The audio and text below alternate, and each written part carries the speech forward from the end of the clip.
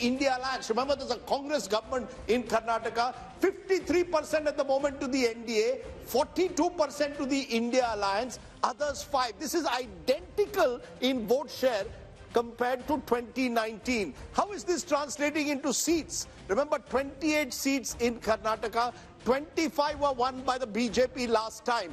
And we are saying the BJP is down just 24 from, remember, 27 now includes the JDS, which has joined hands with the BJP there. So the BJP, JDS 24, that's down 3, but they're still holding its own. India Alliance just 4 in a state where the Congress is in power, and India Alliance means effectively Congress here, others 0. So you've got the first southern state giving bad news to the Congress party. And Rajchandappa, it's your home state, so why don't you kick off? It suggests very different verdict to what we saw 7 months ago when the Congress won pretty decisively. But let's say, Rajdeep, it's not surprising in Karnataka.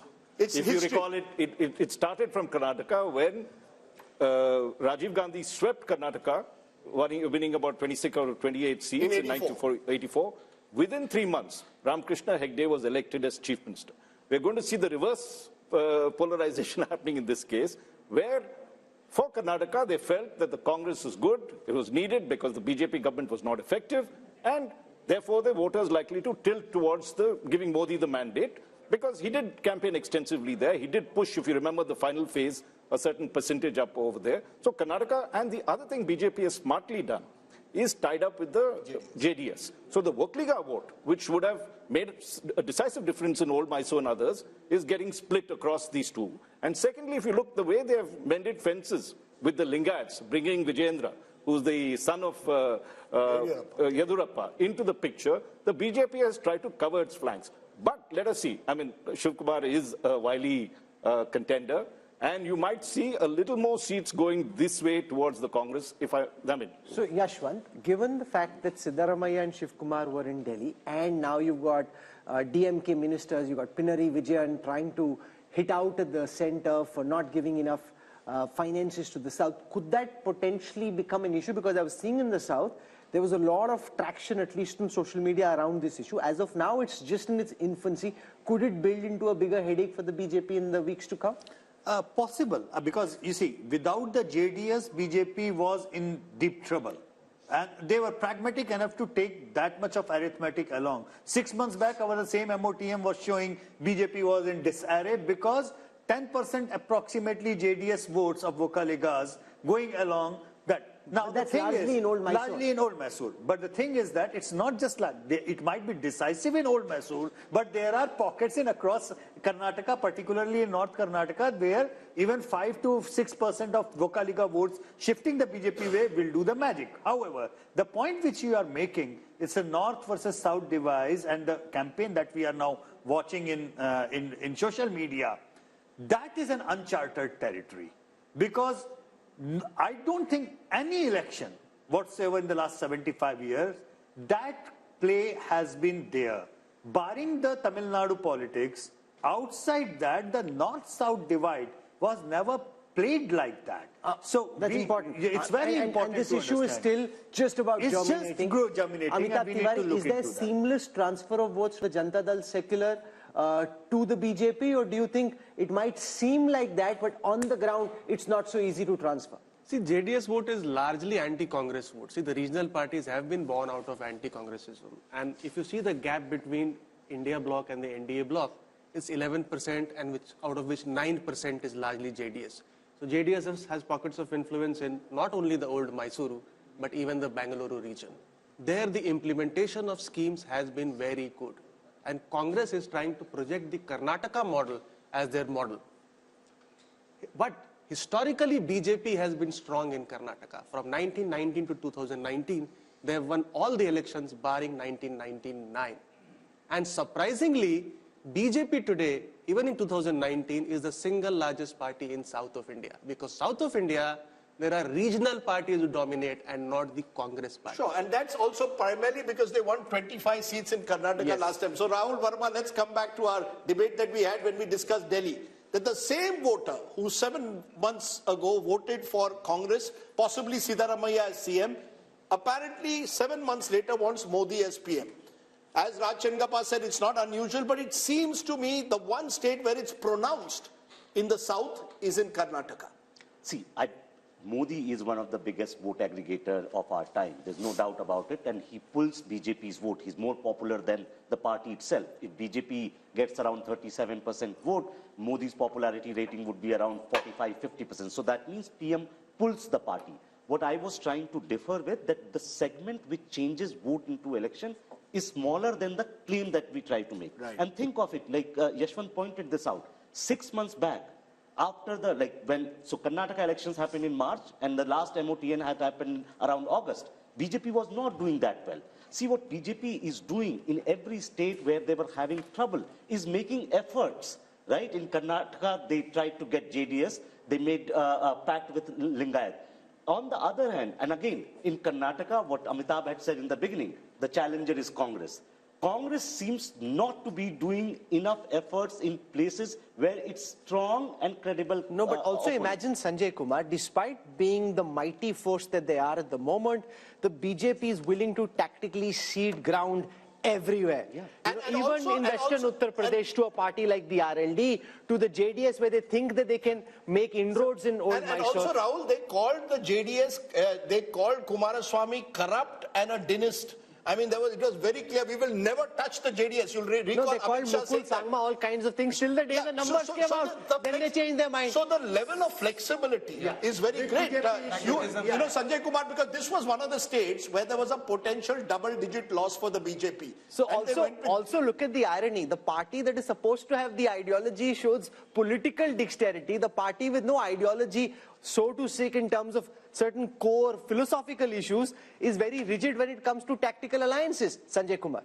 I think the problem with the Congress is that it is slow in taking initiative. I would say even lazy in taking initiative.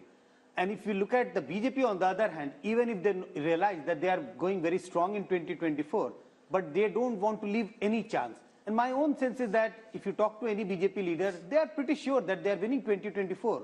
But why they are entering into all these alliances despite ideological differences, despite having, given strong statement against the leader of those parties, is that they want to big win. They don't only want to big 2024. Let's take that just a minute. I'll come to you, Rashid, the moment. Mohan Kumar Mangalam, national spokesperson of the Congress, Ajay Alok of the BJP. To both of you, first to you, Mohan Kumar Mangalam. There's so much of talk of the Karnataka model, that the Congress is saying the guarantees that we have given will win us an election. The numbers at the moment are showing, at least in a Lok Sabha, that's not working. I spoke to Mr. Siddaramaiah only yesterday. He seemed very confident. He also is playing this sort of discrimination against Karnataka card.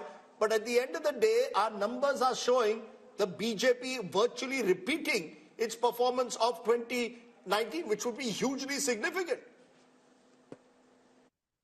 If your numbers do bear out, Rajdeep, it would be hugely significant, no doubt. But I think your survey was conducted between December, May to January end, if I'm not wrong, which is at the height of the Ram Mandir propaganda craze that happened. And everything online, everything on TV, everything you turned on any channel was about the Ram Mandir. So I think definitely that sort of hysteria would have been captured somewhere in your survey. I don't think that they would find it easy to maintain that kind of momentum going forward.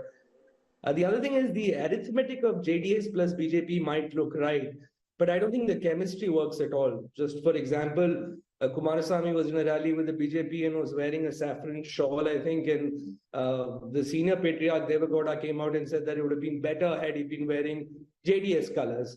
So even something as small as that could be a flashpoint for misunderstanding between the two. The third thing is, you have this national narrative of the BJP that is against nepotism, dynastic rule, etc. So I'm wondering how they're going to reconcile that with pushing Vijayendra to the front as sort of the face of their party in Karnataka. You just can't reconcile the two in a national election. And like I said, alliances, whether that be with the JDS or with someone else, they don't really. Vote transference is going to be one of the major issues to watch out for in there. Ajay Alok, on Karnataka, The transferability of votes from the Janata Dal secular to the BJP and vice versa, the Congress would hope that that might not be easy. We saw in the last elections, but also the JDS's vote is typically an anti-Congress vote. It didn't happen when the Congress and the JDS were together. That's the concern. Will there be transferability of votes, or do you think, especially in Old Mysore, the BJP is now seeping the idea that it's okay to vote for the Kamal, and that helps the BJP in a 15-20 year horizon as well, build in the one region where they are weak in Karnataka?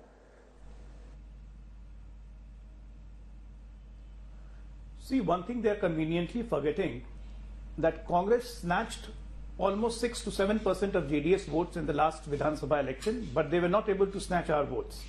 Our votes percentage was quite the same, 36.2, what we got and what we got in the last assembly election. And JDS vote bank significantly reduced from 19-20% to 13%, and this was majority or majority vote completely. It was minority vote which shifted to the Congress. Now there is a feeling of angst and there is a feeling of appeasement everywhere in Karnataka, and how the Karnataka government is performing since they have formed the government. So there is a natural chemistry and a bonhomie between JDS and the BJP, and BJP and JDS combined together, we are crossing 50% mark very easily. Sir, with due regard, and with the dynamism and with the momentum of the election going on. Sir, with due regard, when you say natural chemistry, 7 months ago you were name calling each other. I mean, you were calling him a dentist, you were saying their family is corrupt, the Gowda family is corrupt. This was, all your top leaders were going to Karnataka and saying this. So, is it that you've decided, Chunav ke liye kuch bhi, forget the past, we have to win 2024? See, Chunav ke liye kuch bhi nahi. We are a political party and we have to look at the situation at the ground. And of course, when we are not with JDS, why we shouldn't highlight their problem and what their corruption issue was. The Congress will also do the same. Now since they are with us, we have to look at the ground reality of what kind of appeasement politics is being followed in Karnataka. And that, are they now not corrupt? My direct question to you, is JDS not corrupt now? Is JDS now no longer dynastical?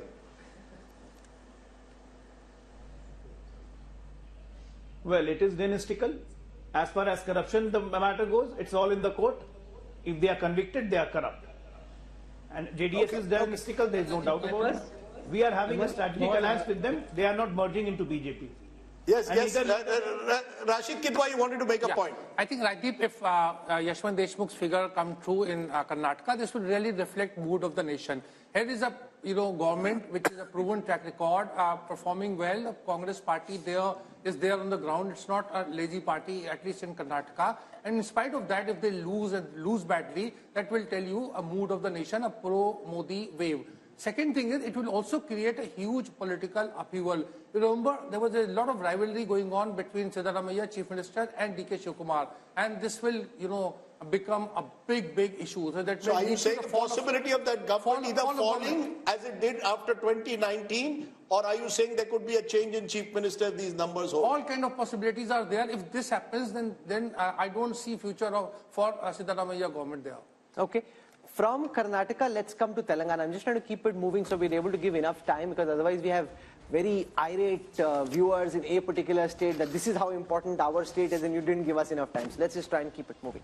Let's come to Telangana. We look at the vote share numbers for Telangana first and then the seat share numbers. So in Telangana, the BJP thinks they will be able to gain ground. They had 4 seats the last time. So when we look at the seat share for the BJP in Telangana, our poll is predicting 21%, just marginally up, 1% up from the last time. The big jump here is for the Congress, which was at 30% last time, this time at 41%. Whereas the BRS and the other parties, which includes OVC, coming down to 38 from 50% the last time. So the big change really is the bump in the fortunes of the Congress and the decline in the fortunes of the BRS. How does this translate into seats? The only sliver of hope that we're seeing of all the numbers that we've put out so far in the Mood of the Nation opinion poll are actually coming from the 17 seats of Telangana, where the Congress's tally is expected to go up from 3 potentially to 10. That's up 7 from the last time. The BJP was at 4, could come down to 3. That's down 1. The BRS was at 9, could come down to 3. That's down 6. The AIMM stays where it was the last time. So Owaisi wins his seat. 3-10.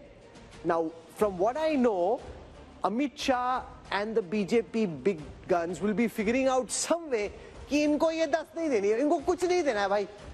You know, Rahul, the fact is honeymoons do exist. You know, I know that we are in a world where even live-in relationships are now looked at with a question mark, but a honeymoon is still fine. In the poll, the honeymoon is on. Whether it will be on in May or not, we don't know. This is the one state where at the moment, Yashwant's poll seems to suggest that the honeymoon is on. They just won an election, 2 months ago?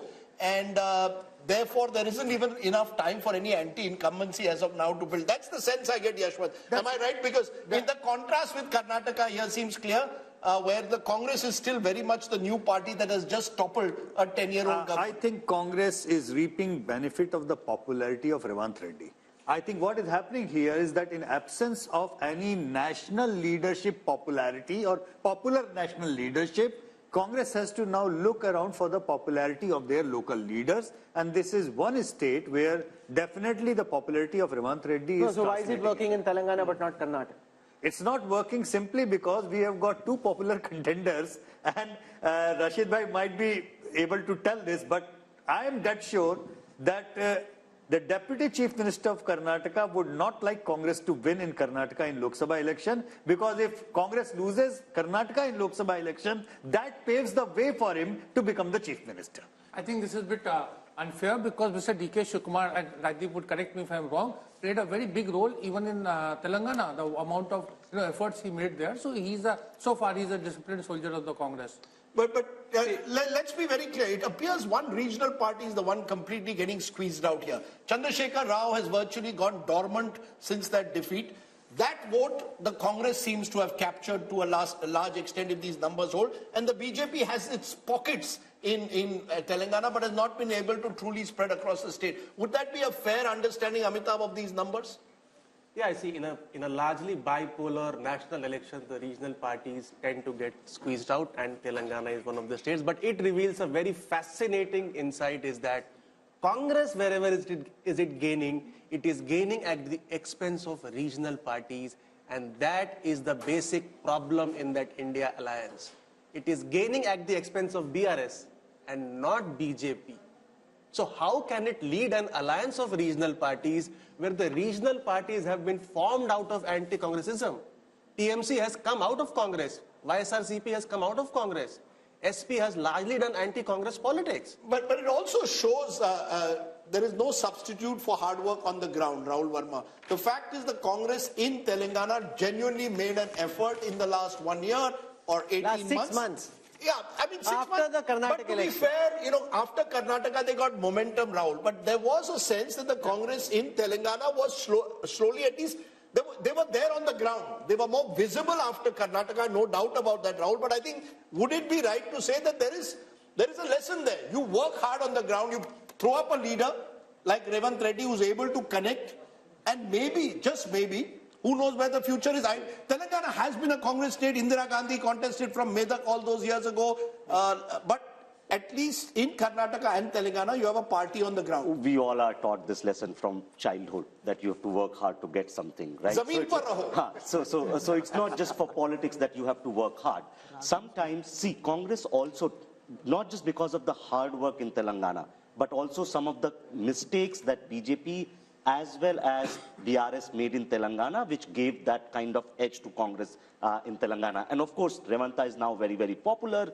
BRS is not picking up from the defeat it faced last time, and that's the advantage they are getting. And BJP has still not been able to figure out what its Telangana strategy is going to be, unlike in other states. So are they going to make efforts as they did in Karnataka or Maharashtra or Bihar in Telangana or not? So that still remains to be seen. That's interesting, Raj Chengappa, because, the BJP has also been caught in Telangana between, do we play OBC politics, do we project an OBC leader, what, do we take strident anti-Muslim politics, will that take us forward? Somehow, for all the gains they made in Telangana 5 years ago, they've remained stagnant. One of the few states where they've not, multiplied overnight. I think the BJP is still shell-shocked by what happened. And the way the Congress came in and snatched what they thought was their territory, because KCR was on the decline, and the Congress smartly moved in and got the prize. But I just want to make a larger point, which we did in passing reference. And we talked about, and Rajdeep, you talked about, I think this, is this whole thing that Siddaramaiah and Shiv Kumar came to Delhi for, and you've seen these full-page advertisements about the South being neglected, not being given the due in terms of its money that was there. I think that is a potent force as it gets along, because it's also tied up with delimitation in some senses. That somehow the South is performing very well. Telangana is one of the states, Karnataka we talked about, and yet, so this kind of thing can begin to erode on the Modi wave factor. No, so it is an idea. There can be no doubt about it.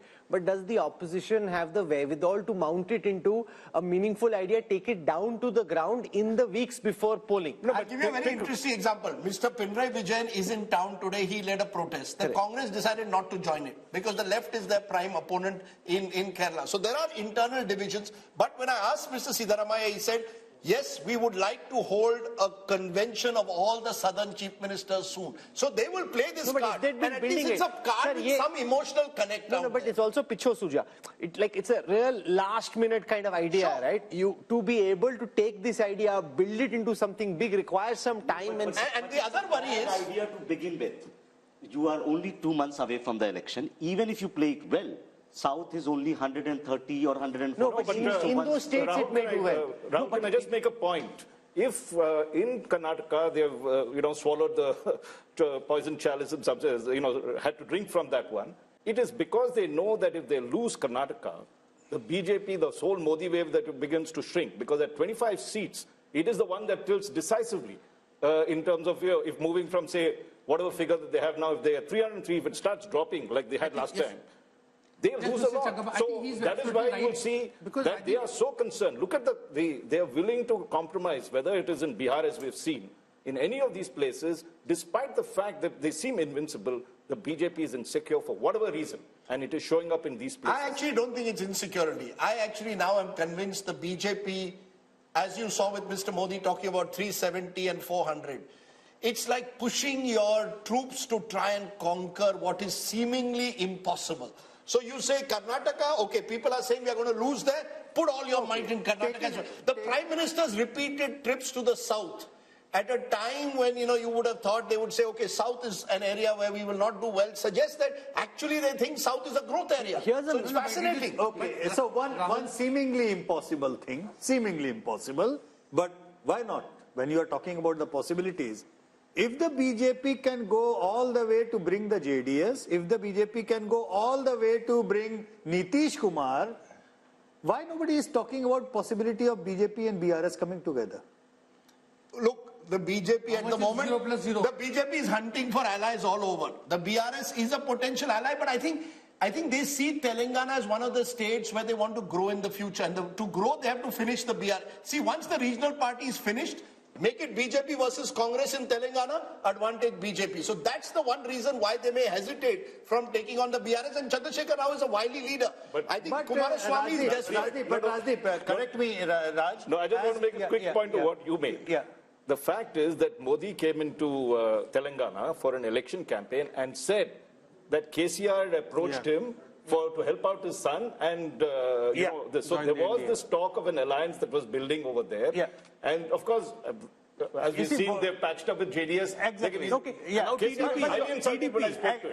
So the point which Telangana is fascinating, but we need to move on, because otherwise we'll get caught in the politics of one state, and then people in Andhra will start feeling bad, and that's never a good idea when you're discussing Telangana and Andhra Pradesh. So Andhra Pradesh on your screen next. 25 seats here. I look at projected vote shares first. The YSRCP of Jagan Reddy had 49% vote share last time. That's projected to come down to 41. That's 8 down from the last time. But the TDP, which was at 40% the last time, is now expected to go up to 45. Remember, we had Chandrababu Naidu meeting the Home Minister recently. Are they picking up signals which before this poll the others hadn't, but BJP obviously had its own polling on the ground? The BJP had very little vote share, it's just marginally expected to go up. The Congress had very little vote share, marginally expected to go up. But the big change there is, for the first time, we are seeing the vote share of the YSRCP since Jagan led his party to power after that famous Padyatra, lesser than the TDP, a 4% gap, converted into seats. fascinating here, very, very fascinating, because remember, Chandrababu Naidu was really given the rough end of the legal stick recently, and there's a lot of talk amongst the TDP supporters that there is sympathy on the ground there.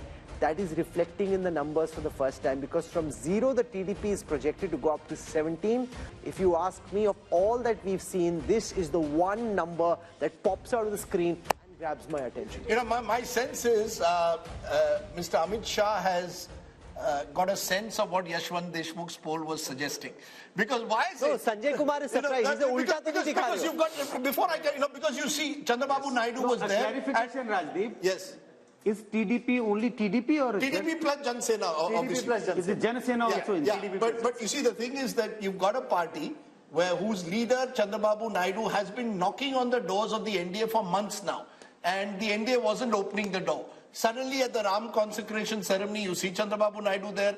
Now Chandrababu Naidu's come back to Delhi, and apparently there are two views within the BJP. How far should you go to completely embrace him? But I think the BJP wants to be clear. They want to be with the winning side in Andhra Pradesh. And the Andhra side also wants to be with the BJP, because you need help from the center. So if these numbers are right, one of the alliances we could see in the next couple of weeks is TDP. No, but remember, Jagan is also meeting Amit Shah. So now we don't know. I'm just saying these numbers. The BJP has both the Andhra balls up in the air. They can decide where they want to go. No, the thing is that BJP cannot decide who forms the government in Andhra, because I think the real battle there remains Chandrababu versus Jagan Rahul. But with these numbers, the BJP will be tempted to go along with Yashwant Deshmukh. This is the most fascinating insight of all that we've seen so far. The Telugu Desam, where many people had started writing the obituary of Chandrababu, political obituary of Chandrababu Naidu and his party, pops out. Jagan Reddy, who so far is busy, and I'm sure he'll be watching this, so we should be just slightly mindful of what we say, busy projecting invincibility, is suddenly seeming on shaky ground. And how does this then impact potentially the assembly election, which will also be held at the same time? I think the problem what Jagan Mohan Reddy is facing, not that his own personal popularity has taken a hit. I think the problem is there is a huge number of non-performing MLAs and MPs. The anti-incumbency at the micro level. In your view, is the assembly mood also the same? Yeah, I mean that's what is happening right now. You're sure about that? Unless he changes, no, big because you don't know for sure, because this is a Lok Sabha poll. Yeah, that's what I'm saying. But do you think it indicates assembly mood also? I'm getting the indication of that same as well. Unless he changes huge number of sitting MLAs, chops the tickets and gives fresh faces, he has a problem even in the assembly. What's gone wrong for him? You met him recently. What could have suddenly gone wrong? Because this was not the situation in the last MOTN. So it's obviously changed just in the last 6 months. Look, the fact is, Andhra polls have always been closely competitive. Even when Jagan lost in 2014, it was a very wafer-thin margin, especially in terms of votes. So both sides have strong vote bases of their own. If the Kapu vote, which comes in through a Jan Sena, gives you an accretion, it helps Chandrababu Naidu. My sense is I would not write off Jagan Mohan Reddy. He's done a lot of welfare schemes. He's banking on welfare schemes, the sort of Modi model taken into the Labharti model at the state level. But there is also a sense that many of his MLAs have been distant from the voters, have either been accused of local level corruption. He's changing 60 MLAs out of 150 that he won. So there's a clear sign that he also recognizes local anti-incumbency. So I have a theory. When if it's as tight as this and the TDP is bouncing back, whichever side aligns with the BJP, potentially Amitabh Tiwari has the advantage in Andhra Pradesh. Would you agree? With one caveat before you go to Amitabh. Remember, there is a solid 8 to 9% minority vote that's Muslim, plus a large Christian vote out there. And in a way, many of Jagan's advisors have been telling him, let Chandrababu go with the BJP, it'll allow you to consolidate that vote. But, so it's a gamble. Counter to that, I mean, there is another set of data which generally, I mean, I keep on mentioning, I mentioned you Punjab, Tamil Nadu and Kerala. I did not mention Andhra Pradesh in that. Even though Congress and BJP both are out of equation in Andhra Pradesh, but Pradhan Mantri Modi's personal popularity in Andhra Pradesh is way more than Rahul Gandhi's. So what I'm simply trying to say, even though BJP has no equity whatsoever over there are certainly emotions attached on the Congress, anti-Congress and the old fault lines that the political fault lines are. And one recent development is Jagan Mohan Reddy's sister going to Congress. Now, if from here onward, Congress gains by virtue of Karnataka and Telangana just even 2-3 points, that entire vote block is going to come from the Jagan Mohan Reddy relative because they share the same vote. So the Congress jump is only going to damage Jagan. See, BJP has a problem of plenty here, so it will choose whichever party is going to win more or higher number of seats. However, as you mentioned, Andhra is one of the few states where simultaneous elections already take place. And generally what happens is that whatever is the result in the Vidhan Sabha election is reflected in the Lok Sabha election. Andhra 2014-19, Telangana 2014, Odisha 14-19 and Sikkim 14-19. So this could be reflective also of the YSRCP facing pressure or anti-incumbency even at the local level. I can tell you one thing very clearly. Chandrababu Naidu is going to be on India television very soon. The TDP already picking up these numbers. They are flying with them. This, frankly, Rahul Verma, is the first piece of good news they've had for a party. And I think this is where legal overreach always is double-edged. You think you're killing your enemy. It can potentially create sympathy and can help your opponents bounce back. Again, something you should know, right? Anyone who's in politics knows this. But then politicians also are humans. They have egos, they have anger, right? And they, in their overreach, try to do something which may backfire. So we don't know whether the TDP's gain are actually coming because of that legal overreach. This might also be happening because Congress might be gaining certain votes, which is coming from Jagan's party. And no, but that's overhyped. From 1, if they're going to 3, that's only 2% up. You can say it's 2%. The Jagan Reddy is losing 8% vote share. Only 2% the Congress has got extra from the last time. So remember, Jagan Reddy's graph at this moment is very clearly coming down. That's what this data represents. There's no running away from it. And Chandrababu Naidu would be doing a bit of a dance right now, Sanjay. But BJP's overtures towards Chandrababu Naidu also reflects, the BJP and Prime Minister Modi. He wants to get a foothold in southern India because, you see, if he's comparing himself with Jawaharlal Nehru, with Indira Gandhi, with Rajiv Gandhi, with this Congress Prime Ministers, you cannot be a Prime Minister of India and, 100 but it also shows, out of his bounds. But it also shows flexibility again. Here is a leader who 5 years ago tried to lead the opposition charge against Prime Minister Modi, spoke angrily against the Prime Minister. Nitish did the same. And you're willing to embrace them all. So I think the Prime Minister is very clear that in politics there are no permanent friends or enemies, something that the Congress could learn. Think about it. Jagan Mohan Reddy comes from a Congress family. What stopped the Congress in all these years from making at least one solid overture to him to try and embrace? What do you do instead? You send his sister to contest against him, which clearly for him is a red rag. You've actually, according to which he said in the interview to us, you've divided my family. So any question of his him, family is already divided. 1 minute. What stops the Congress? It's been 15 years now almost since Jagan left. You could have made an ego. There's a difference. No, my point is the Home Minister often says, BJP is ready to make that extra step of flexibility. Because the Home Minister often says, and the Prime Minister believes this, that power में होंगे तब अपनी ideology को हम implement करेंगे ना power में ही नहीं है तो कैसे implement करेंगे? Whereas Rahul Gandhi says power is poison. I think that is the fundamental difference. Rahul Gandhi says power is poison. Rahul made a very good point. An ideological party. BJP claims to be an ideological party, but is a party of power. The Congress claims to be a party of power, but is now under Rahul Gandhi trying to become a party of ideology. That I want people who are going to fight the RSS, come what may. So you've got a remarkable shift where the BJP wants to be the party of power. But Rajdeep, there's a very big difference. Yeah, everybody knows what the BJP's ideology is. Half the congressmen don't know what the Congress's ideology is. They don't agree on the same ideology. Rahul, so that's the reality. Let's also admit Congress does not have ED. Sorry? Can I Congress does not have ED. Sure, the ED is a factor which we will discuss, of course, but that's a separate factor. One point about TDP. See, even in 1999 and in 2014, TDP only came to power when it aligned with BJP. So TDP never came to power. That's the point I was trying to on its own. So TDP has that's a very remarkable point, Rahul. Thanks for putting it, because in 1998 election, in the undivided Andhra Pradesh, BJP on its poll almost 20% votes, which forced TDP to join hands with BJP, and he swept again in 1999. So he made a very remarkable point. Can I make a distinction between Chandrababu Naidu and NTR?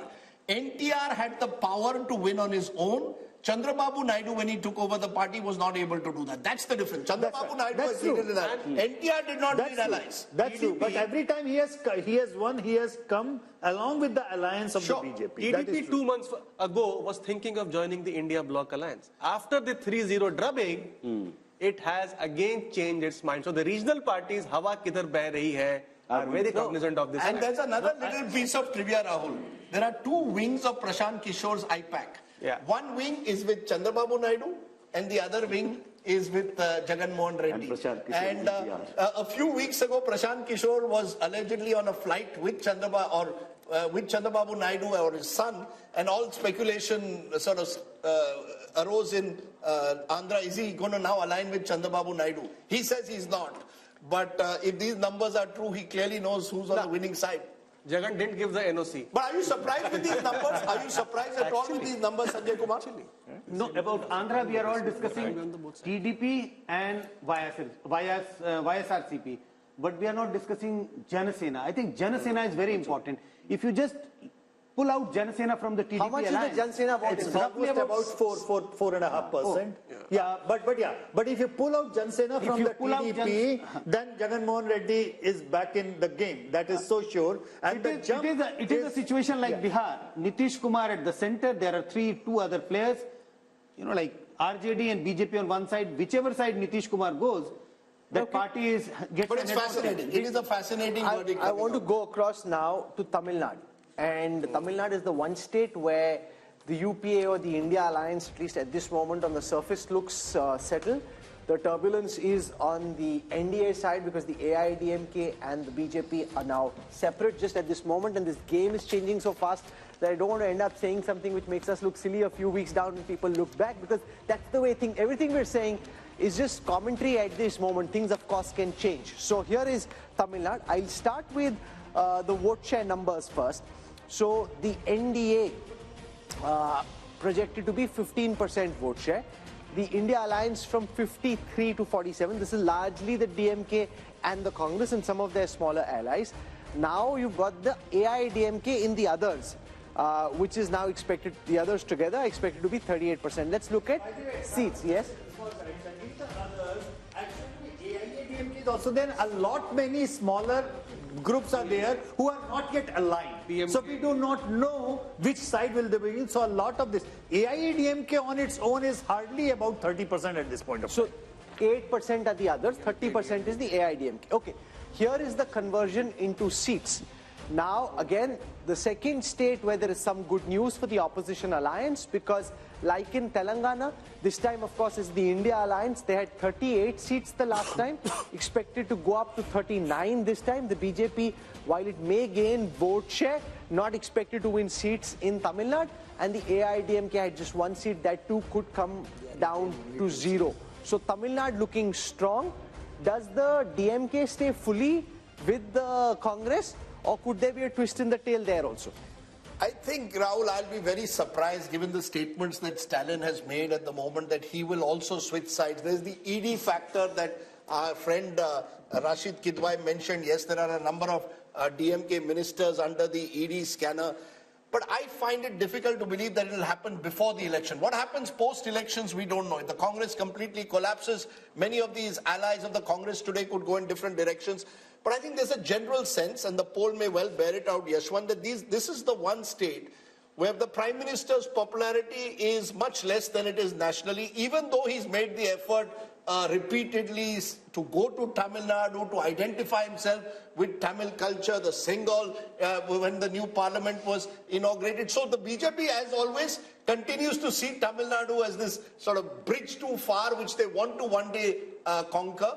But no, look at the effort he makes with the Kashi Tamil Sangam. Yeah, but my sense is the AIDMK's collapse over the years has only consolidated the DMK and has put the BJP in a difficult position. Do we try and occupy the opposition space, or do we tie up with the DMK? In the either ways, you know, the vote share increase is not going to result in the seat conversion. So is there a vote share increase substantially? Yeah, it's a vote share increase substantially. It could be further because, as I said, many of those smaller splinter parties might still go this way, that way, or the ND way. We do not know. No, is the BJP gaining or is the AIDMK gaining this plus 3%? It's the BJP gaining. AIADMK is not is going down and down and down all the way. And by the way, AIADMK is counted in others in this calculation. It's not counted in the NDA vote share for that. Yeah. No, but So you're saying a 15%, just a minute, you're saying a 15% vote share is principally a BJP vote share? BJP and the other perceived alliance partners of the BJP. And that's not a very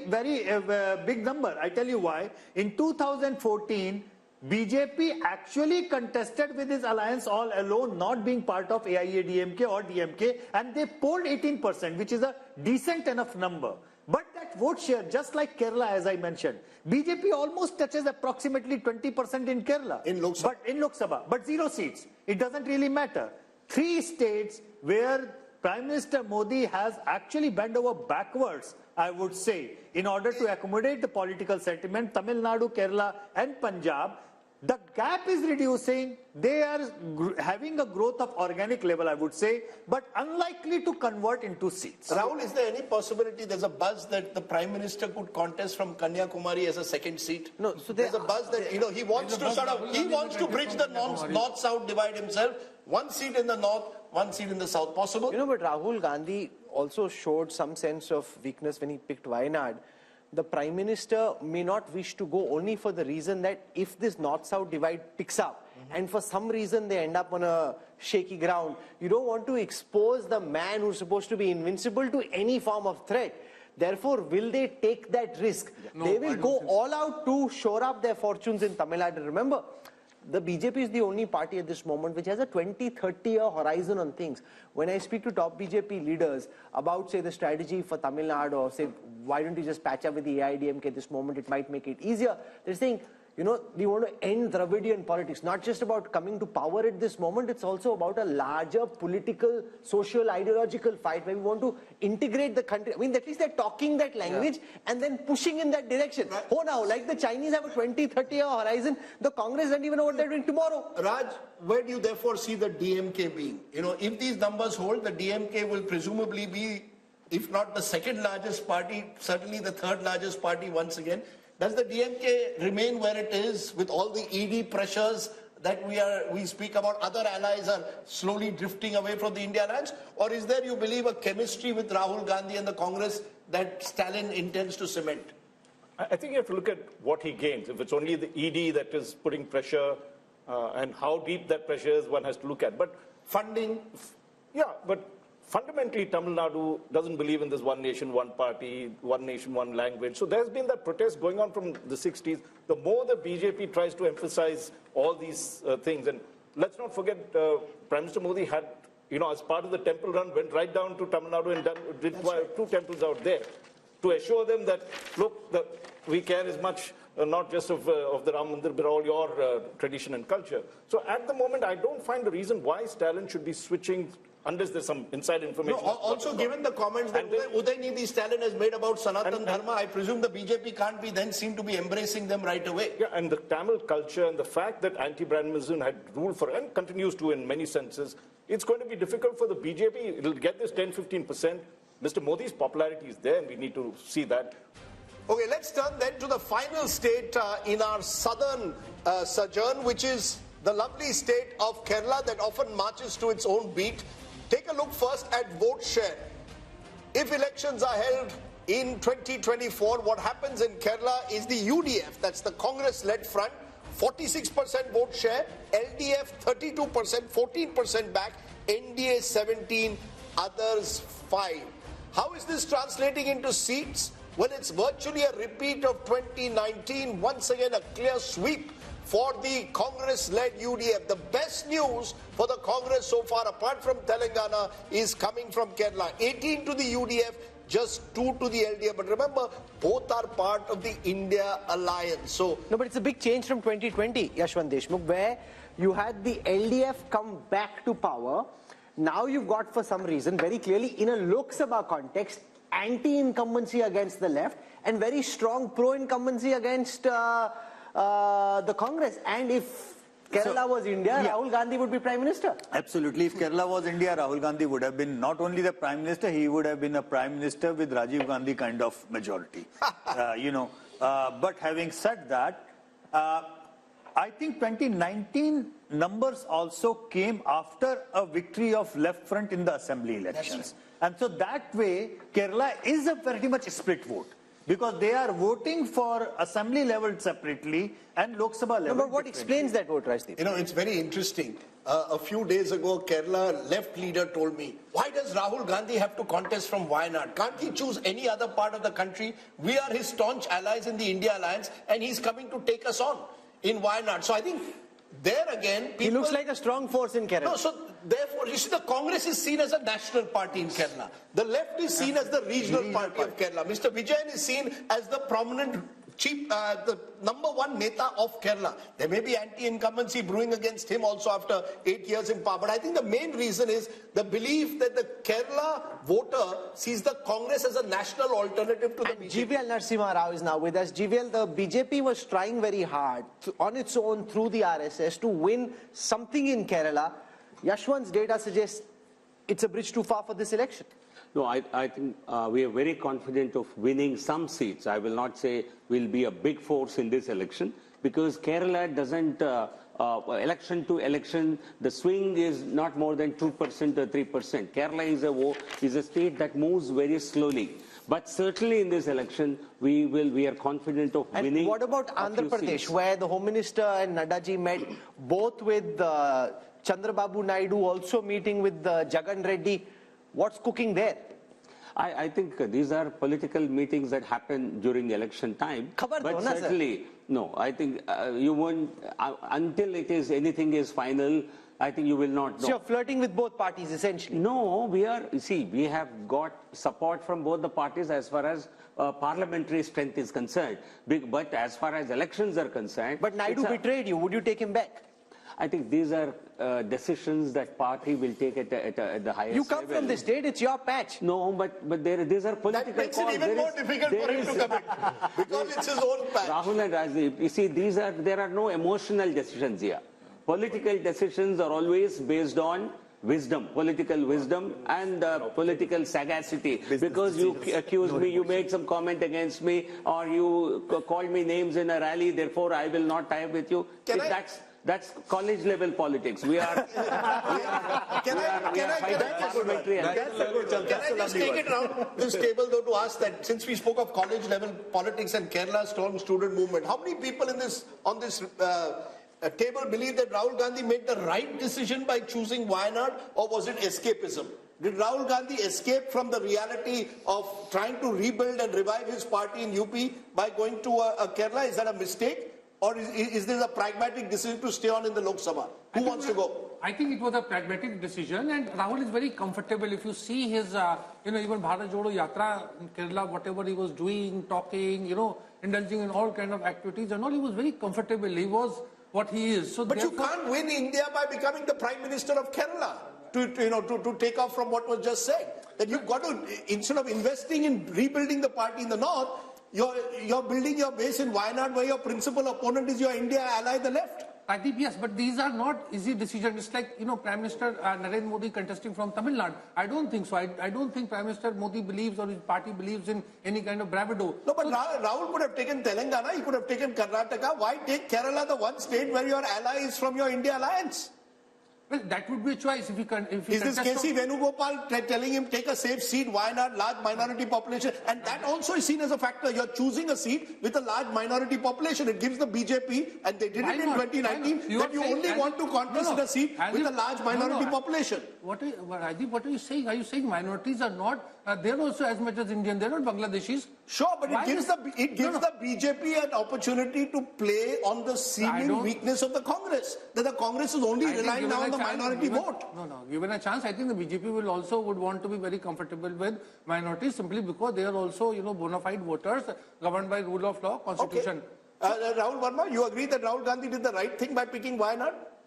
Depends on what the right thing means, right? Like if the right thing is just about getting a Lok Sabha seat, perhaps yes. If he thinks he can revive or make the party very, very strong in South, that's also right, as Rashid is saying, that in southern India, and even this poll is saying that Congress is actually gaining in south. No, not in south, only in Kerala. Where in the south? In Karnataka, BJP is doing well. In Andhra Pradesh, the TDP and the YSRCP. In Telangana, Congress is doing well in alliance with DMK. In Tamil Nadu, they would do well. So in that sense, it's not a bad decision. I think, should he look towards south as well as build the party in north? That's what a leader is supposed to do. Modi campaigns in north and south and east and west, right? If you want to be a national leader, I think one of the key reasons, one-liner I would say, he lost Amethi because he went to Wayanad. Yeah, well, what I was told is that they saw their polls in Amethi suggesting a very tough fight, possibly losing. They looked for a safe seat in the south and picked Wayanad. So it was almost like some kind of security which Rahul Gandhi was offered. That no, but imagine if he's your main batsman and he's looking for a safe position. Which is my point. You see, this is precisely my point, Rahul, that I would have, if you wanted to choose south, choose Karnataka, for example, a state. Where did Indira Gandhi go? Indira Gandhi went to Chikmagalur, went to Beda. What is the safe seat for Karnataka, Congress in Karnataka? No, Mr. Safe seat. I have no doubt that there could be potentially safe seats, including potentially Chikmagalur. But so look at the projected vote share and seat share of the south, because Rahul, I think it shows the exact opposite of the north.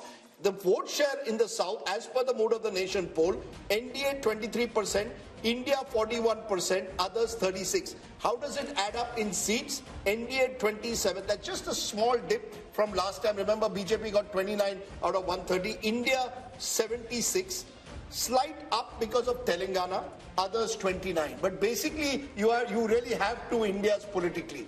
You have the BJP dominant in North India, and you have India Alliance doing very well in South India. So whether we like it or not, there is a South-North political divide in this country.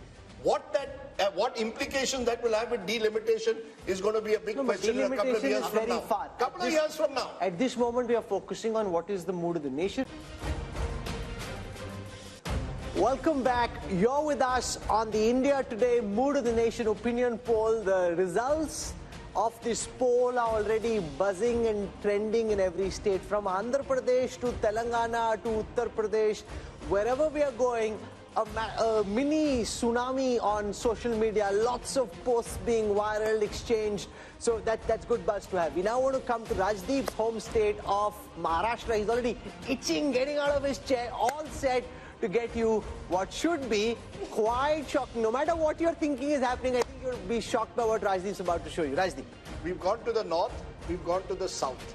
But the best part of the country is when you're a West Indian. So I'm going to go as a West Indian, I've got to go to Maharashtra. And whoever thought Maharashtra would be one of the states which would see so much of chaos and instability in the last 5 years? We've had 3 chief ministers and plenty more in that state.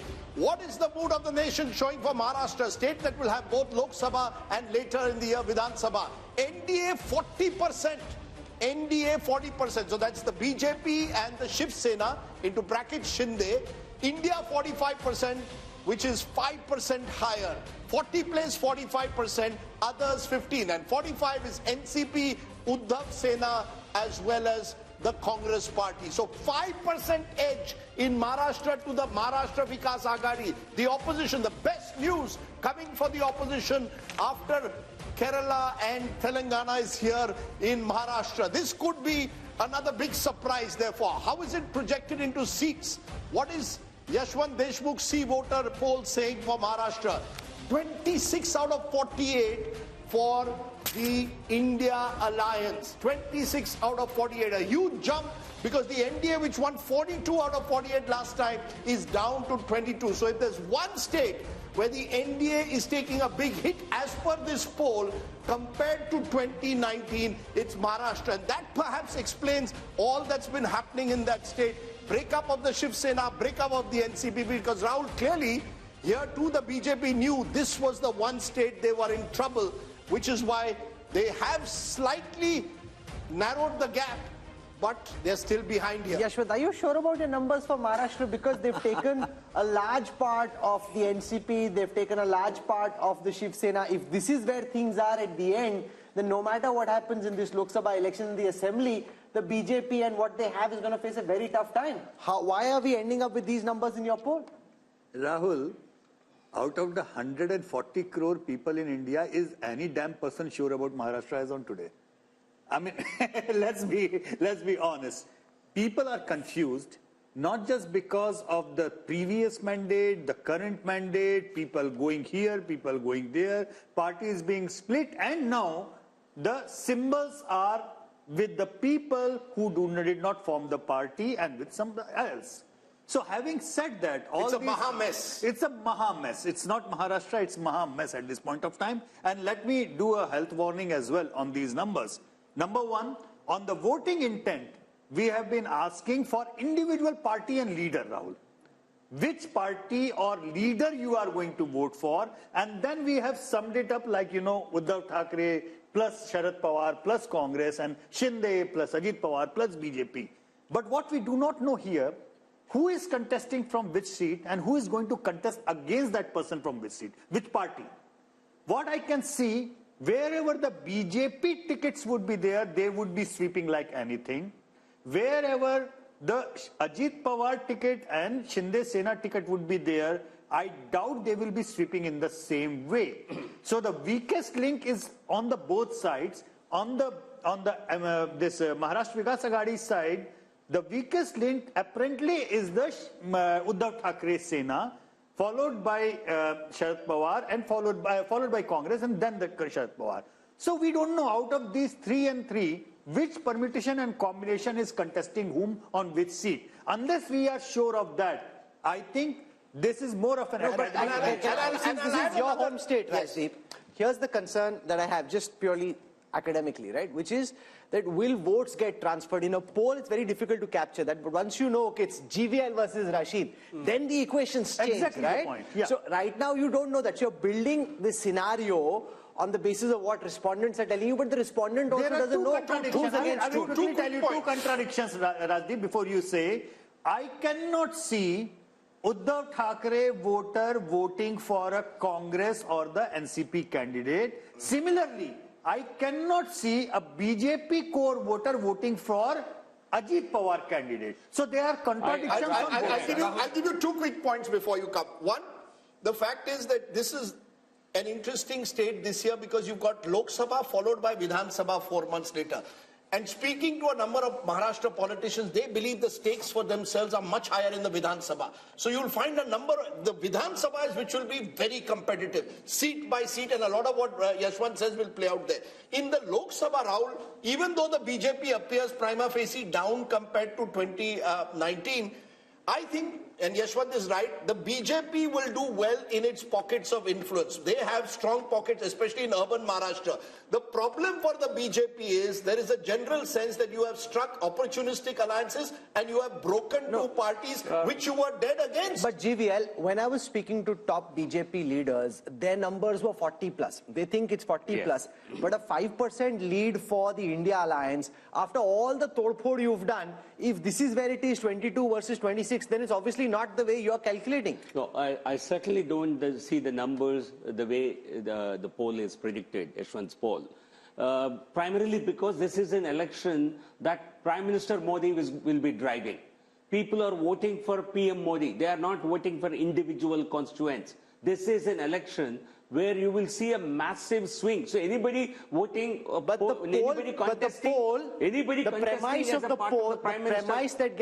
premise which is also the reality of Maharashtra politics gets reflected in this poll is that BJP at this moment is not a pan-Maharashtra party. Modi might be a pan-Maharashtra phenomenon. BJP per se is not a pan-Maharashtra political party. Even in states of Haryana, was Haryana a BJP state until 2014? Did BJP ever win a couple of seats in Haryana? No. But once Modi is on the scene, Prime Minister Modi ji, he is one who will drive the entire vote. Please give me the popularity ratings because that will give me an indication. Can I just explain those numbers? Look, last time the BJP contested 25 seats, the Shiv Sena 23. And the BJP and Shiv Sena did extremely well, winning 42. Now what's going to happen is the BJP is going to put pressure on both the Shinde Sena and the NCP Ajit Pawar group to contest less. And the BJP will look to contest at least 30 and divide it. The Ajit Pawar's party is happy not to contest Lok Sabha. Their energies are on Vidhan Sabha. Similarly with Shinde Sena. So that might actually mean the BJP could contest more in the Lok Sabha. I think the worry is that there is genuine anger against the way governments have been broken, fallen on all sides, towards all politicians. So I think you will find Vidhan Sabha becoming a real battleground. Yes. Lok Sabha, yes. the Modi factor does play out. Sharad Pawar clearly is weaker in a Lok Sabha election at the moment. He may not even be able to sort of, campaign as aggressively there as he would in a Vidhan Sabha, but he will hope for some sympathy. Uddhav Thackeray is hoping for sympathy, which may come in a Vidhan Sabha, may not come in a Lok Sabha. So Rahul, you could see Maharashtra in the space of 5 months having two very different verdicts. But, Madhu Yaksha Gaur, this is your good news. If there is one state where you need to perhaps invest more attention in the next few months is Maharashtra. And the feeling is typically the Congress is not seizing the opportunity. You're missing the opportunity to miss an opportunity. Many of your leaders are leaving, joining Ajit Pawar's faction.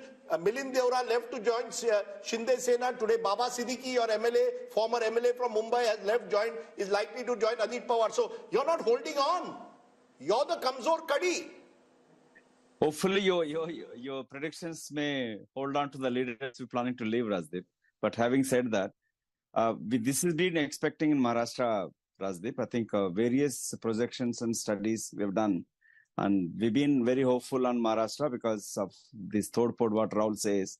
It's not helping with the people's mood. Secondly, I give this credit to Prakash Ambedkar also joining INDA group can help also the Maharashtra Vikas Agdi to win more seats. Rahul, how do you explain these numbers?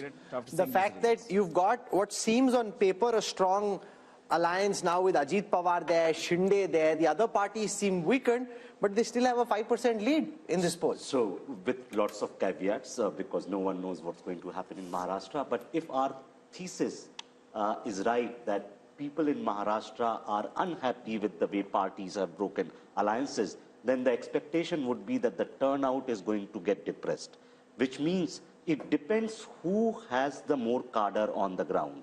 So it doesn't matter where Ajit Pawar has gone or Uddhav Thackeray has gone. Who has which of these groups actually got the cadre on the ground?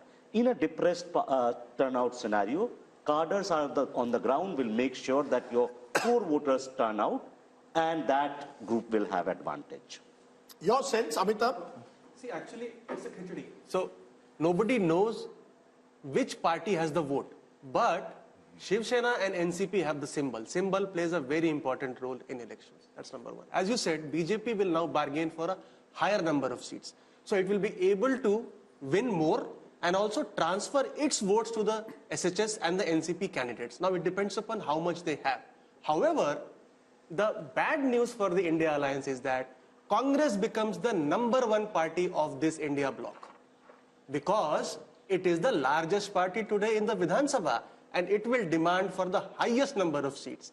And here is where the India bloc does not have a track record of elections because they have not fought together, and the seamless transfer of votes will be between candidates is unlikely to happen. But if they had any political smarts, the Congress and the India Alliance, Rajchingappa, should now be doubling down where they see opportunity.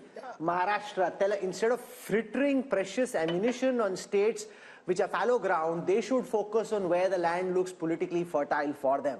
The problem is that's not how they're thinking. BJP is going state by state, seat by seat, candidate by candidate, plucking, and the Congress is trying to do some kind of an ideological revolution. At least Rahul Gandhi is attempting some kind of an ideological revolution here.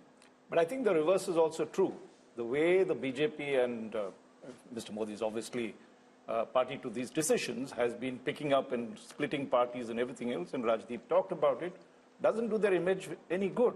And in Maharashtra, but their calculations, image doesn't matter when it comes to voting. That's their brutal calculation. If you are saying I'm taking you to a Viksit Bharat, I have cut corruption down, I am against dynastic politics, you have to then prove that on the ground. Let GVL respond to that. Let me just finish the argument.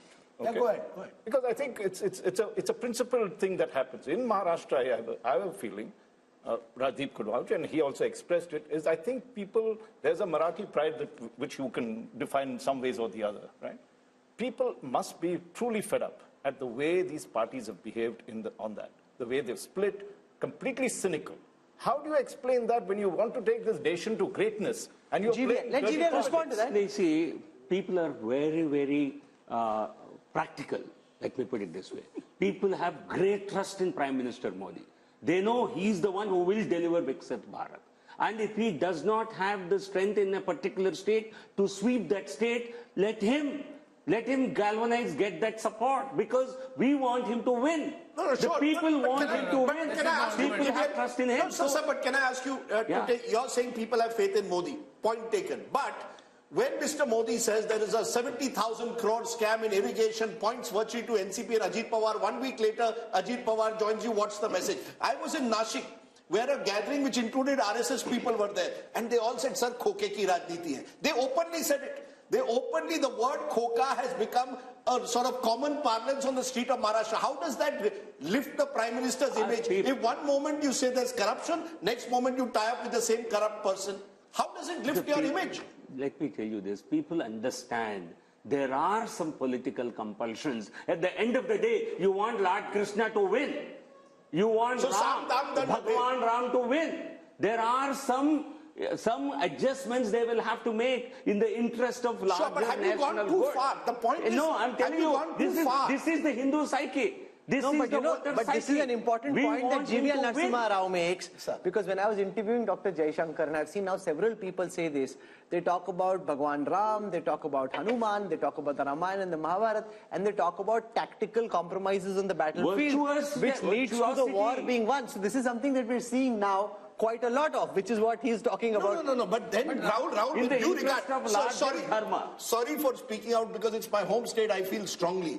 The fact is, where does it fit in with the kind of Ram Rajya that you talk about? You know, what does it leave you with? Is this Ram Rajya that you tie up for Khoke ki Rajniti? There is no politician in this country who represents the true political virtues than Prime Minister Modi. No Prime Minister, no Minister, no Chief Minister in this country can match even an iota of what Prime Minister Modi. So what matters to them is Prime Minister's qualities. I have he's a man of total integrity. No, so you're saying you can do all the wheeling and dealing on the ground, but the Prime Minister's image is not touched by it. No, they know he's not making compromises. Party but Rahul Verma, this is local. Yes, Rashid. Yeah.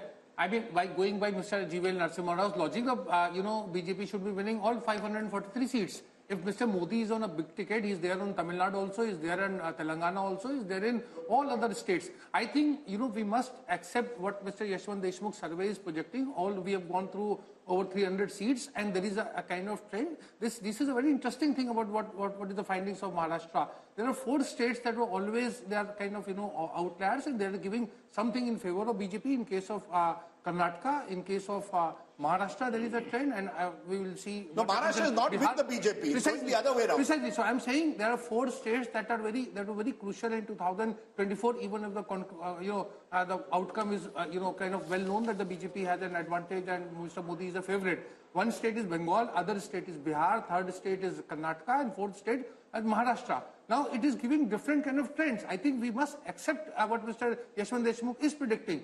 We cannot be finding faults with his methodology or, how it will shape Maharashtra. We can't be having different... Yes, Rahul, very quickly. So, two points. Yes, in politics, all politicians and parties make these tactical calls. But these tactical calls are going to have cost in the long run.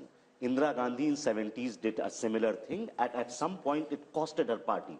Maybe, perhaps, when Prime Minister Modi is around, it won't cost. When he's not around, it may cost the party. So all parties face that cost. Second, throughout the survey, and Yashwant ji has to correct me on this, I have not seen a single state, except the smaller ones perhaps, where BJP is gaining votes from 2019 numbers. They're gaining seats. Even in UP, the votes are not basically... They've got a slight bump, 53%. Yeah, 50, so 51, 52. So in that sense, like in North, there are no big gains coming. In terms of vote share, and even in South and West. So I think where perhaps Mr. Narasimha Rao can explain us that why, despite everything in these 5 years, BJP is not being able to make and the interesting point about Maharashtra... No, but I'm a little shocked by his argument. Listen, remember also that you are dealing with 10 years of being in government. Sure. Look at Biden after 4 years. Look at Macron. Look at Trudeau. Here's a man who's been in power for 10 years. If he can retain his historic numbers, that by itself is a superlative performance. I think, Rahul, the point that you made about the 2 point or less, like somewhere they were leading by 60 points, now they are 58, 2 points. I understand your point. But what I learned from the experiment and result of Madhya Pradesh is that eventually it will be relative turnout, which will be playing 3-4% of jump just out of nowhere for the BJP, just by virtue of their supporters being more excited about going to the polls and Congress not being in a position as organizationally and resource-wise to pull their supporters. What happened in Madhya Pradesh? But you know, I just want to make a small point which I think is important. Between 2014 and 2019, Rahul, Mr. Modi's popularity was so high that he was even able to pull his party in state elections where they were otherwise not the #1 party. BJP was not the #1 party of Maharashtra. It's after 2014, Mr. Modi pulls it up. 10-12%, they even do very well in state assemblies. After 2019, looks what starts happening. But what happened in December in the assembly elections? Sir, just a minute. December, we can come back to December, but 2019 to 2024, 1 minute. Rajdeep. The BJP in Himachal Pradesh, in Haryana, in Jharkhand, even in Bihar, in state after state, Mr. Modi alone cannot pull up the state unit. Mr. Modi is still very popular in Maharashtra, but Maharashtra's own leaders, BJP own leaders, are not happy with the kind of compromises they've made to stay in power. Some stage, it may cost them in a Vidhan Sabha. I agree with you, Lok Sabha, it won't cost them because that becomes Modi versus who. But what happens in your state units? Therefore, Rahul Verma makes an important point. Will the BJP go the way the Congress did?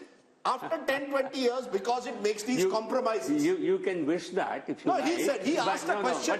But you see, politics, what happens today doesn't influence voting patterns 20 years down the line. I think that makes no sense at all to me. Now, coming back to your question, Modi ji, he was able to pull several assembly elections initially, but you are saying subsequently he did not do so. Because, you see, once you have pulled an assembly election, the local performance and local leadership has to hold there. People will hold every government accountable. You accept that? Why not? Okay. I think. So I want to press the pedal and go to Gujarat and Goa, and then we have to go to the east, and then we have the big national picture. So Gujarat comes up on your state next.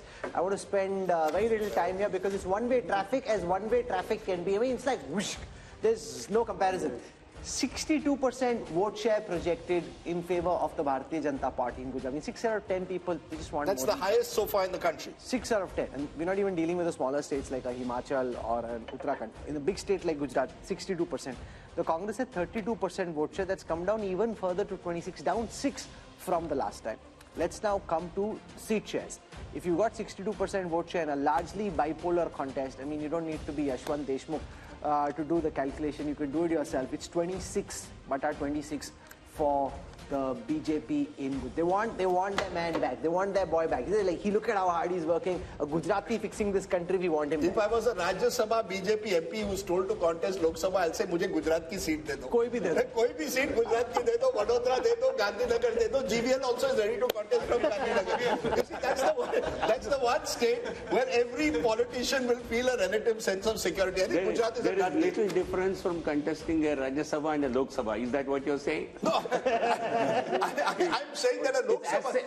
As safe as better. Yeah, it appears the safest state for the BJP, Rahul, and I don't think there's much to discuss about that. Prime Minister Modi in Gujarat is, really, his popularity is at an all-time high in a way. It's the true, like you were discussing parallels with American elections, like you've got along the coast and in mid-America, this very clear divide between Republican Democrat states. This is as Republican in Indian context as Republican. And GVL made a point that don't look at what happens 20 years from now. But I just for a moment want to pause because one of the first elections I covered was 1990 Gujarat.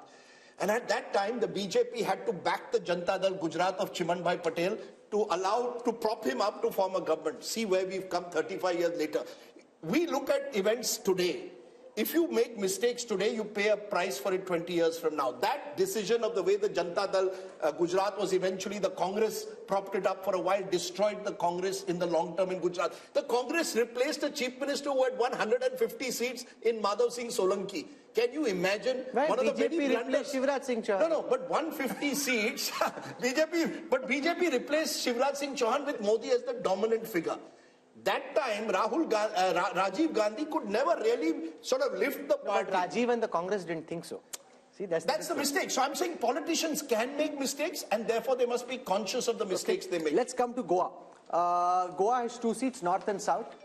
This is where all of us hope to retire, at least Rajdeep and I hope to retire in Goa for sure. Okay, so here's Goa, lovely state.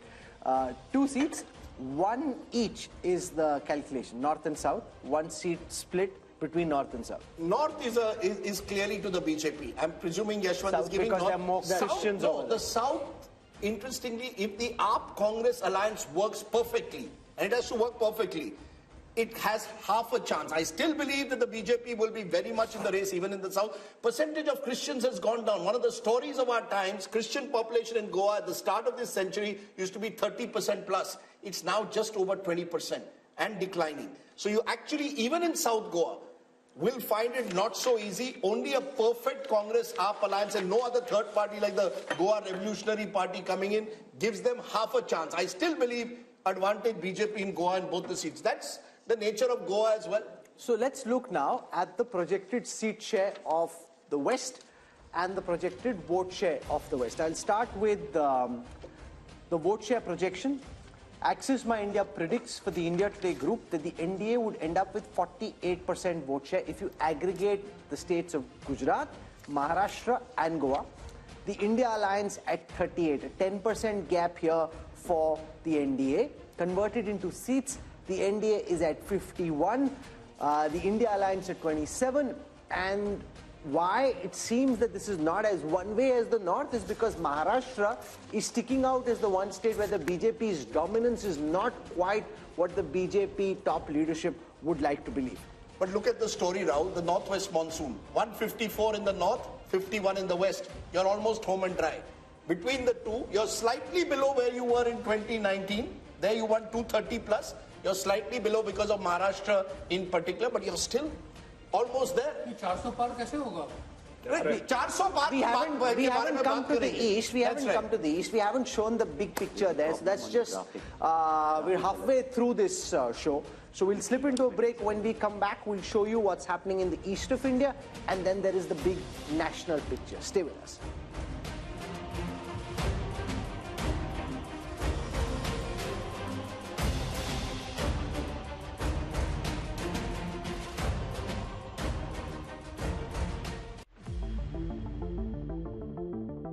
Hello and welcome, I'm Sahil Joshi. Now I'm at the Mumbai seafront. You can see here the Mahim Fort and also the Bandra Worli ceiling, the most iconic locations in Mumbai. Because the people have reposed confidence in Bharatiya Janata Party and NDA.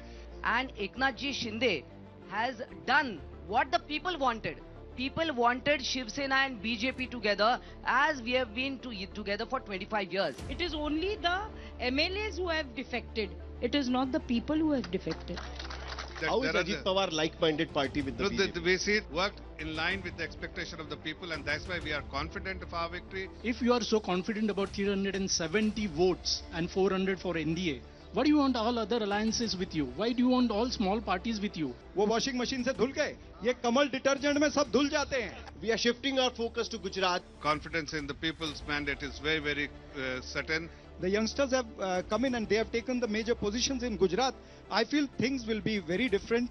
In Gujarat, if you ask any Congress leader, but they are all demotivated in Gujarat purely because they know they are going to lose. Election of 2024 will be an election of Modi versus Mudda.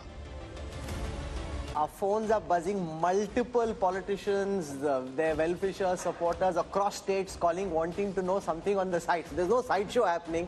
If you want to know what the numbers are, stay tuned to our coverage on India Today as we take you through state by state, region by region, and then finally the national big picture. We want to come to the fascinating state of Bihar, where Nitish Kumar's U-turn has made things very topsy-turvy and very exciting, which is also why the Mood of the Nation poll had to do extra polling to be able to capture what's happening in Bihar. On your screen right now are the vote share numbers for Bihar first.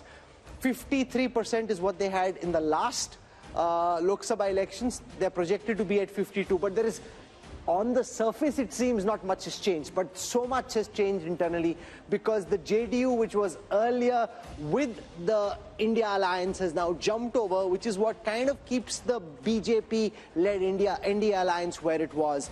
The India alliance was at 31%. That's expected to go up to 38%. Let's see how this converts into seats.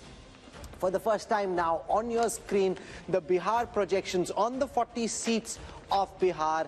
Yashwant Deshmukh and his team at C-Vota are predicting that the NDA could end up at 32. Remember, apart from Kishanganj, they had 39 out of 40 seats the last time. They expected to come down 7 this time around. The India alliance, which had only 1, expected to go up to 8. So just imagine, Rajdeep, if Janata Dal United was actually here, BJP was staring at bigger losses in the orange column, and the India alliance was looking at bigger gains, which is what explains that somersault. You know, the fascinating aspect is that when you went to Uttar Pradesh, the BJP is holding its own. The moment you've gone into neighboring Bihar, even though the BJP has now struck an alliance with Nitish Kumar, gone back to its own party, it's down compared to 2019. In fact, if you look at the BJP overall, except for Uttar Pradesh, none of the major states are seeing a major jump for the BJP. In Bihar, so that's what makes Bihar very interesting. No, but because this happened so close to your poll, does your polling account for the full impact of Nitish coming back to the BJP? Not really. I mean, because we had to do a snap poll and see what kind of impact it was.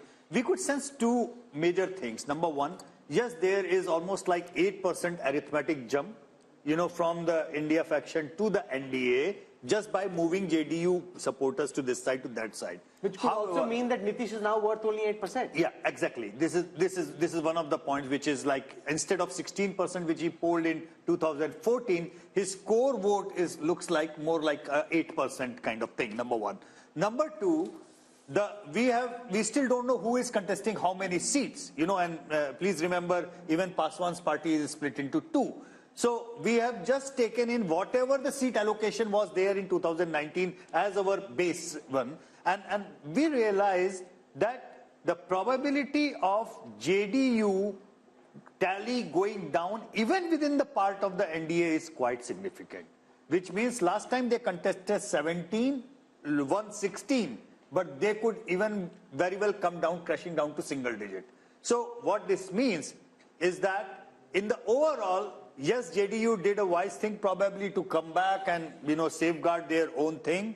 But if the NDA needs to pick up its tally, probably BJP needs to contest more seats, because there is a significant anger against the JDU, not just among the RJD supporters, but even in the BJP Tiwari, supporters. you come from Bihar. Does this poll account for the potential winning bandwagon effect? The fact that if voters in Bihar think that this is a Modi election, a BJP election, then they may more likely than just at the time of separation choose to go along with the NDA. That is most likely to be the case, because as Yashwantji is saying, BJP is likely to contest on a higher number of seats, give lesser number of seats to JDU, which is facing a decline in its support base. But if you see, both the parties were at 37% vote share. 15% is the Modi premium, because JDU was with BJP in Vidhan Sabha elections. So the Vidhan Sabha elections, when it factors into account the Modi impact, is 15% straight away. So, but with this swing of 8% from Mahagathbandhan to NDA, what would have been the result? It would have been 46-42% in favor of... The result would have been just bang opposite. So again, BJP, being a practical or a pragmatic party, clearly saw that there would have been significant losses in Bihar. The guy who won't like this U-turn was not is being done. Nitish Kumar. If he thinks he's worth Rahul Verma only 8%, you know, that just shows how, like the BSP in Uttar Pradesh, like the JDS in Karnataka, the JDU seems to be a very diminished force. Yes, absolutely. And I hope Nitish Kumar realizes it. And Nitish Kumar perhaps understands that he's diminishing, and he's still trying to make most of it. But with this 8%, he's still chief minister. No, the most valuable 8% you can have. So think of it. Since 2013, he knows that he's declining. But what he knows that without him, no government can be formed till at least till 2025. And he's making most of it. He's basically, he goes with, so he's he's one of those politicians where he's being opportunistic and ideological at the same time. He joins RJD, gets his caste census done. Comes to BJP, does certain other things. So he's trying to make most of it in a very, very small... But you know, look at, maybe the BJP looked at Yashwant's last Mood of the Nation poll. And there were 3 states where the BJP was in clear trouble. There was Bihar, there was Karnataka, and there was Maharashtra. What did they do in Maharashtra? They broke the 2 major parties, Shiv Sena earlier, then the NCP. In Karnataka, you went and tied up with JDS, brought back Yediyurappa into the fold through his son. And in Bihar, you've got Nitish Kumar back into the fold. I saw this photograph in the morning papers today, Prime Minister shaking hands with Nitish Kumar. And I just wonder, you know, what makes politicians tick? Here are 2 people who've attacked each other personally at various stages. Nitish Kumar refusing more than a decade ago to even share a stage with the Prime Minister. But all is fair in love and politics. And I come back to it, Rahul. The BJP has shown itself to be a party of power while claiming to be an ideological party, and the Congress has done just the reverse. No, but I don't agree. Once they're in power, they're ideological. In the their logic is, they've scrapped Article 370, they've brought India the Ram Mandir. What other proof do you need of ideology? No, I'm not saying the ideology is diluted. Yeah, UCC has come about in Uttarakhand. So once their formula is you win and then you get ideological. To win, you don't worry about ideology. All I was saying is that there were states where the Congress had seen these ones, they were going to get, the BJP had seen they could be down by double digits. Bihar was one of those states. Let's find out a way to tackle Bihar. The point, Rashid Kidwai, is this is the difference. You see, I got a call just now from a UPA leader. Please show me which are the states where the BJP is growing. I said it's not about the BJP growing but holding its own. And they've held their own by strategic politics. Does the opposition recognize that, Rashid? Yeah, or will they only blame the enforcement director? I think Nitish Kumar's story is not complete without the opposition politics. Nitish Kumar seems to have gone on a rebound. He worked very hard for this India alliance, and when Mamata Banerjee, propped up Mallikarjun Kharge, and when Rahul Gandhi said that, he will talk to Mamata before appointing Nitish Kumar as India alliance convener, all these things look like... You're saying if he was appointed convener, he would have stayed on? Precisely, because Nitish Kumar was not doing 8%. He knew his days are numbered. He wanted to be a prime ministerial face. He may not have said it. And this is... If he was made convener, think of it. After 2023 December results, he's also making calculations. Being convener is only worth if you have a shot at something. So he thought he was on the losing. Shama Mohammed joining us of the Congress party. Shama Mohammed, do you believe that in Bihar, the BJP in this last stretch has trumped you by taking someone who was not too long ago seen as the architect of the India alliance? So perception-wise, and now in reality, as per our numbers, the Congress-led India alliance has lost a big opportunity. I don't agree with you on that, Rajdeep. Everybody knows what Nitish Kumar is. Like I said before, if he had to go, he had to go. He keeps jumping from here and there. But you said a very important thing is, what is the ideology of the Bharatiya Janata Party?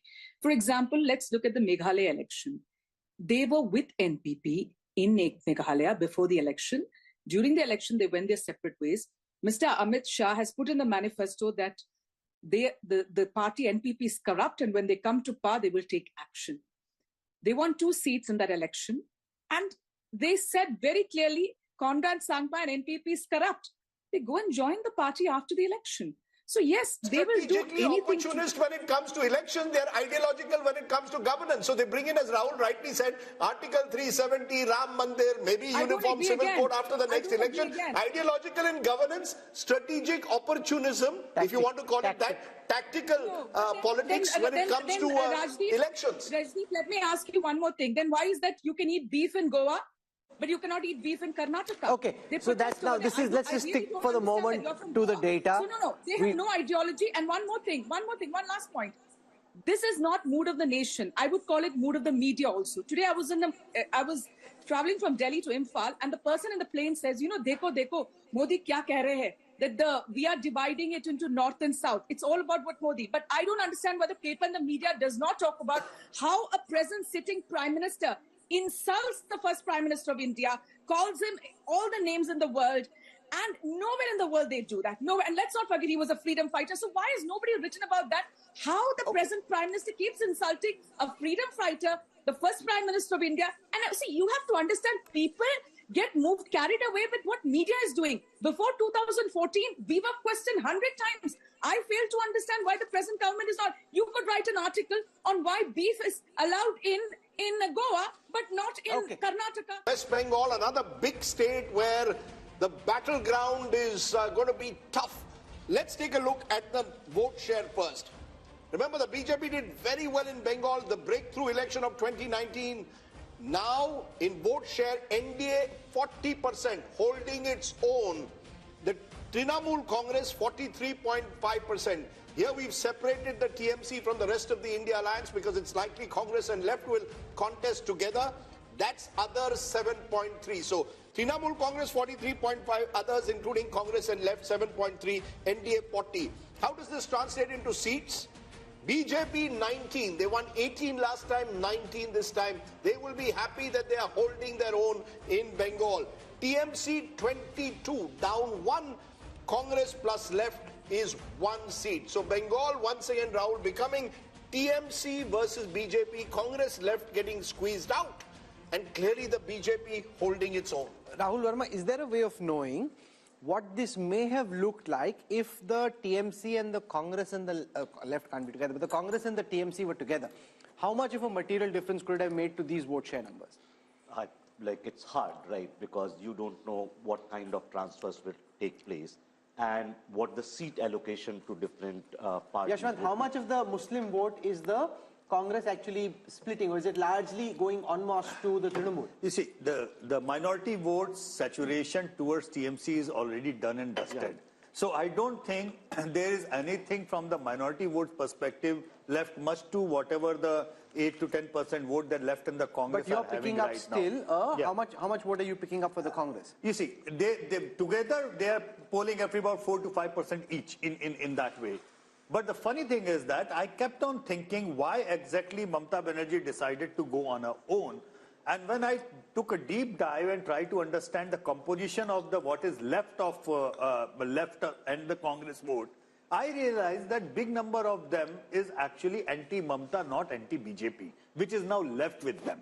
So there was a clear and present danger if the Congress and the left would have been in Mamata's alliance, then this vote, 8 to 10%, a huge chunk shifting them to BJP rather than coming Mamata's way. So with one caveat, you know, the left definitely had to be on the other side. Mamata was very clear. She needed a three-cornered race. Left voter needed to split the anti-Mamata vote. The Congress voter is more interesting, especially in areas like Malda, which the BJP, you know, did very well last time. There, the Muslim consolidation.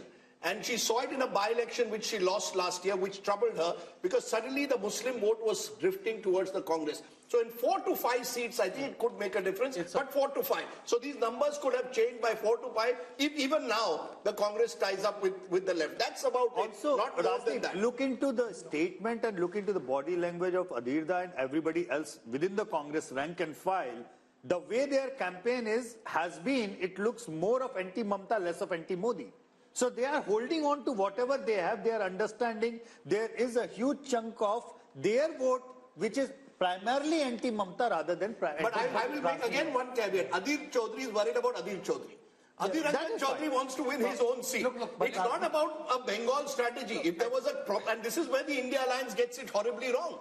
Do you have a strategy for Bengal, or do individual leaders dictate terms to you as to how you do it? We must remember, Mamata Banerjee has not left India Alliance. So this is the part of tacit understanding also. The left Congress alliance just to prevent the extra BJP getting extra. Oh, come on, there is no tacit alliance when Adhir Ranjan Chaudhary comes every week to Kolkata and attacks you in personal terms. There's no tacit alliance between Adhir and Mamata. Let's be very clear. So is he a Trojan horse? No, it's not about Trojan horse. I keep Mamata is also doing a lot of poaching. By the way, sure. She is, but the point is, one-way street. No, the India Alliance should have decided, this is Mamata's point, who's going to drive your alliance in Bengal? Is Adhir Ranjan Chaudhary going to decide it, or am I going to decide it? Congress got 0 seats in a Vidhan Sabha election just a couple of years ago. Can Adhir Ranjan Chaudhary, simply to protect his own seat, sort of dictate terms to Mamata? It won't happen. I think the India Alliance has singularly failed to have any chemistry on the ground, which is why Mohammed respond to that. It's a notional loss of, I agree with Rajdeep ji. Congress should have formed an alliance with TMC. There would have been a vote transfer because Congress vote is also anti-BJP vote. it would have transferred to TMC, and they could have won 5 to 6 seats extra. So it's a notional loss, and it's an optical loss also, because it sends a wrong message to the entire Absolutely. Shama Mohammed, you want to respond? Yeah, see, I agree that we should be with Mamata Banerjee in West Bengal, because we are supposed to be gaining there with her. There's a different story in Kerala, because here in Kerala, we are the principal opposition. Let's understand that. We have, the UDF has 19 out of the 20 Lok Sabha seats, and we've got more than 30 seats in the assembly also. So we are the principal opposition, whereas in West Bengal, from 44 to 0, we have come out, you know. So I, being from Kerala, believe that it is more important to be with TMC than to be with the left. Okay. Sanju Verma now joins us. Sanju, it's been a good showing in the north, not so good showing in the south, strong showing in the west, and in West Bengal, which we're talking about right now, it seems that the BJP is roughly where it was. My understanding, on the basis of multiple conversations, are the BJP's own polls are showing them 25 plus. This poll seems to suggest that they're not quite there. Our data seems to suggest that the BJP could end up at 19, which is just one more than what they had last time. You know, Rahul and Rajdeep, first and foremost, I just have this to say. I think survey after survey, and especially Mood of the Nation, which is so hugely watched, thanks to Rajdeep, who's trending every second day, and Rahul Kanwal, who never misses an opportunity to show Rajdeep the mirror. Be that as it may, I just have this to say. We are not the India Alliance where you are going to create divisions. On a lighter note, Sanju ji, no divisions. On a lighter note, ये BJP की अच्छी strategy है, divide and rule. You are trending every day. थोड़ा शांत हो जाओ. Learn to be gracious when I'm giving you a compliment, albeit a left-handed one. Anyway, now coming to the more serious point. You know, I remember I've been on a zillion debates on these surveys that have been carried out in the last 12 or 24 odd months. And everybody, after the West Bengal Assembly elections of 2021, don't forget, in Lok Sabha 2019, from West Bengal, we got 18 seats, 1/8 with a 41% vote share. But come West Bengal Assembly elections 2021, while we improved our tally from 3 seats to 77, which was a 2400% plus jump, our vote share fell from 41% in Lok Sabha 2019 from West Bengal to 38%. And what did political pundits say? अरे भाई 3% का vote share की गिरावट हो गई है बंगाल में. The magic that happened in Lok Sabha 2019 of getting 18 seats, that is not going to happen in Lok Sabha 2024 if assembly elections 2021 are an indication to go by. Okay. My limited point is, if we are actually improving on our last tally of 18 seats and increasing that to 19 seats, I think the actual result may surprise you on the positive. I won't be surprised if we are able to mentioned even trends. 25. I actually just went to social media to check the trends, and the first trend, the top trend nationally at this moment, is Mood of the Nation. So Mood of the Nation is the top trend. So well done, everyone. You guys are clearly doing a good job, and at least the audiences are plugged in and watching, which is fantastic. So thank you. That means a lot.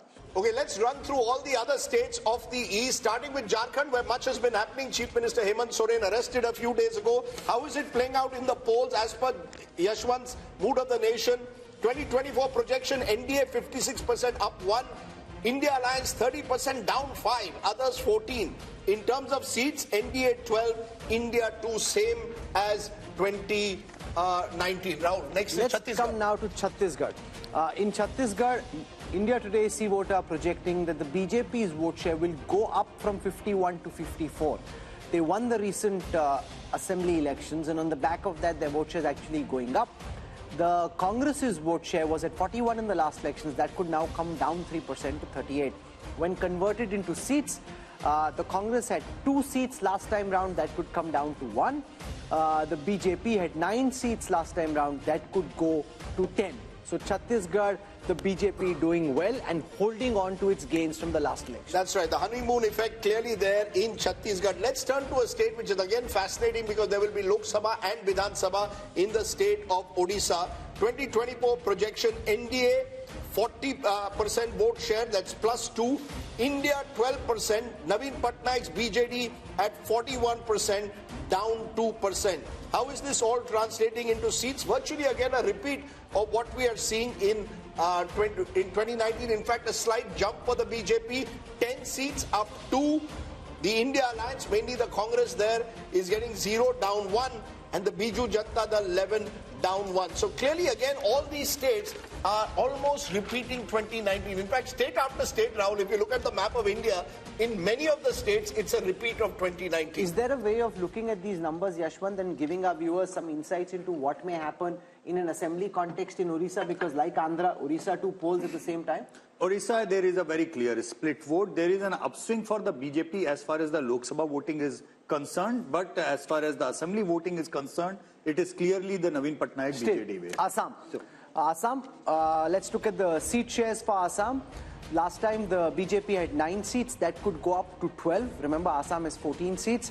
The Congress and the AIUDF was at 3. That could now come down to 2. That's down 1. So Assam, BJP consolidating its leads and gains. Let's now look at the overall East seat share. If you look at the 153 seats, and if I look at the vote shares, 47% of the vote for the NDA, 37% for the India Alliance. When converted into seats, in the east of India, 103 seats for the NDA, 38 for the India Alliance, 12 for the others. And I think this is a story. You know, while we focused a lot on the BJP's dominance in North India, its dominance in Western India, it is in the east that the sun is rising, the lotus is beginning to bloom, particularly when you include a Bihar and the northeast. I'm presuming Yashwant's included all the states of the northeast, the Manipurs, the Nagaland. No, so we will spend time on each of the northeastern states, just so that people know. We're going to go into a break, show you the national big picture, but we're going to spend time on each of the northeastern states as well. Hello and welcome once again to India Today's Mood of the Nation poll. All the findings in India Today magazine brought to you by C Voter. We've gone state by state over the last 3 hours. We've gone from the north, south, west and east. It's time now to give you the big picture. What would happen if general elections, which are not too far away, were held today? Rahul, take it away. Give us the big numbers. Can Narendra Modi do his hat-trick after all? Will it be 400 par? Rahul. This is the moment all of you have been waiting for. No Indian Prime Minister since Pandit Jawaharlal Nehru has won thrice over in 3 successive elections. If elections were held today, does the NDA reach 400 par as they'd like to believe? Is the BJP achieving its mission 370? We've seen the talk. Let's see the numbers. The NDA Alliance projected to bag 45% of the vote share, which is what the NDA Alliance had in the last election as well. The India Alliance expected to bag 38% of the national vote share, which is 11% more than the last time, but that's also because last time it was UPA, this time it is the India Alliance. So parties like the Trinamool, at this moment, this could change soon after our broadcast, but at this moment officially they are part of the India Alliance, which is why as a national aggregate their vote share is up 11%. The others from 28% are now coming down to 17%, down 11. That's as far as the alliance-wise vote share is concerned, where there is a very clear gap of 7 percentage points between the NDA and the India Alliance. Let's take a look at how this converts into seats. 400 par is Prime Minister Modi's war cry. They're heading there, but not there yet. 335 is the current projection by C Voter for the India Today group for this Mood of the Nation opinion poll, the last MOTN before the Lok Sabha elections. 335, way short of 400 at this moment. This is 18 down from the last election. So if you take all the allies together, they had 18 more last time. They're down at 335 at this moment. The India Alliance is at 166. That's 75 seats more than the last time. The others are at 42, 57 down, but that's an apples and oranges comparison because some of the parties which were in the others have now moved to the India Alliance. The big story though is that the NDA is set to come back to power quite comfortably. See, you want to hit a You want to hit 4 centuries in one match, you're hitting 3.5 centuries just yet. And remember, Rajdeep, there's also the fact that once this message goes out that Prime Minister Modi is comfortably placed, then a lot of people may decide, "Arey, vote kya waste karna, isi ko do," because if he's coming back. So that ultimately could also come into play. You know, there seems to be, Rahul, an inevitability about the outcome. I think this is one of those strange or rare elections where it almost seems, at least when you speak to political observers and politicians, that the outcome is known. It's a question of where does the NDA, BJP-led NDA end up? Where does the BJP end up? These numbers are showing the BJP is roughly just around where it was in 2019. The NDA is marginally down, but as you said, there could be a bump it could get in the next 2 months because if it campaigns hard, and the BJP is known to do that. Plus, could it get more allies? Remember, all of this is before the possibility of a Chandrababu Naidu or an Akali Dal joining in. All of that could take the BJP above 350. I know that there is all this buzz about 400 par. That perhaps will require the perfect storm. But the BJP has set the base. I think what this Mood of the Nation poll shows, people want Mr. Modi back. The majority seem to want Mr. Modi back for a 3rd term in the first past the post system. And unless there's some kind of a miracle in the next 6 to 8 weeks, the India alliance will have to simply accept next time, or good luck to you, 2029. 2024 appears as close to a done deal, Rahul, with these numbers. And the Prime Minister's popularity remains pretty high again. It will be interesting to see whether he just wants to equal Nehru's record or actually be around the next time to beat Nehru's record, or at least attempt to beat Pandit Nehru's record. Let's take you through how the party-wise vote share and seat share would stack up. We looked at the alliance-wise numbers. Let's now look at the party-wise numbers. The Bharatiya Janata Party had 37% of the vote in the last election. That is expected to go up by a massive 3%. I'm saying massive because in a national context, for one party to be able to increase its vote share by 3%, that is a very significant achievement. The Congress had 20% of the vote share last time. See voters predicting at this moment that that could come down to 19, just a dip of 1. Others were at 43, they could be at 41. The big story there, though, is that the Bharatiya Janata Party, which in the last elections was standing at 37% vote share, could go up a massive 3% to 40. You know, Rahul, there are 2 big stories. One is the BJP story, the possibility, as you said, that Prime Minister Modi will emulate what Nehru did, win 3 consecutive elections. The other story is the Congress Party, losing 3 consecutive elections and its vote share not changing. I keep repeating, there's one figure that stands out for me, Rahul. The BJP got around 7.5 crore votes in 2009. It went up by a whopping 200% to over nearly 22 crores by 2019 in a decade. The Congress vote has remained relatively static at 11 crores. So while we are looking at the BJP and the big picture of Mr. Modi winning his hat-trick, we've got to also look at the Congress Party. And I think somewhere there are 2 stories. But it's not static. If the pie is growing up and your portion, say you're actually declining very badly. So you're not static. See, you're declining. Your vote share is remaining static. For a moment, and before we kickstart our discussion, let's take you through how this stacks up in terms of seats. We've looked at the vote share numbers. Let's take a look at how many seats each of these parties is projected to bag. The BJP, remember, had a 303 rifle that they were firing last time.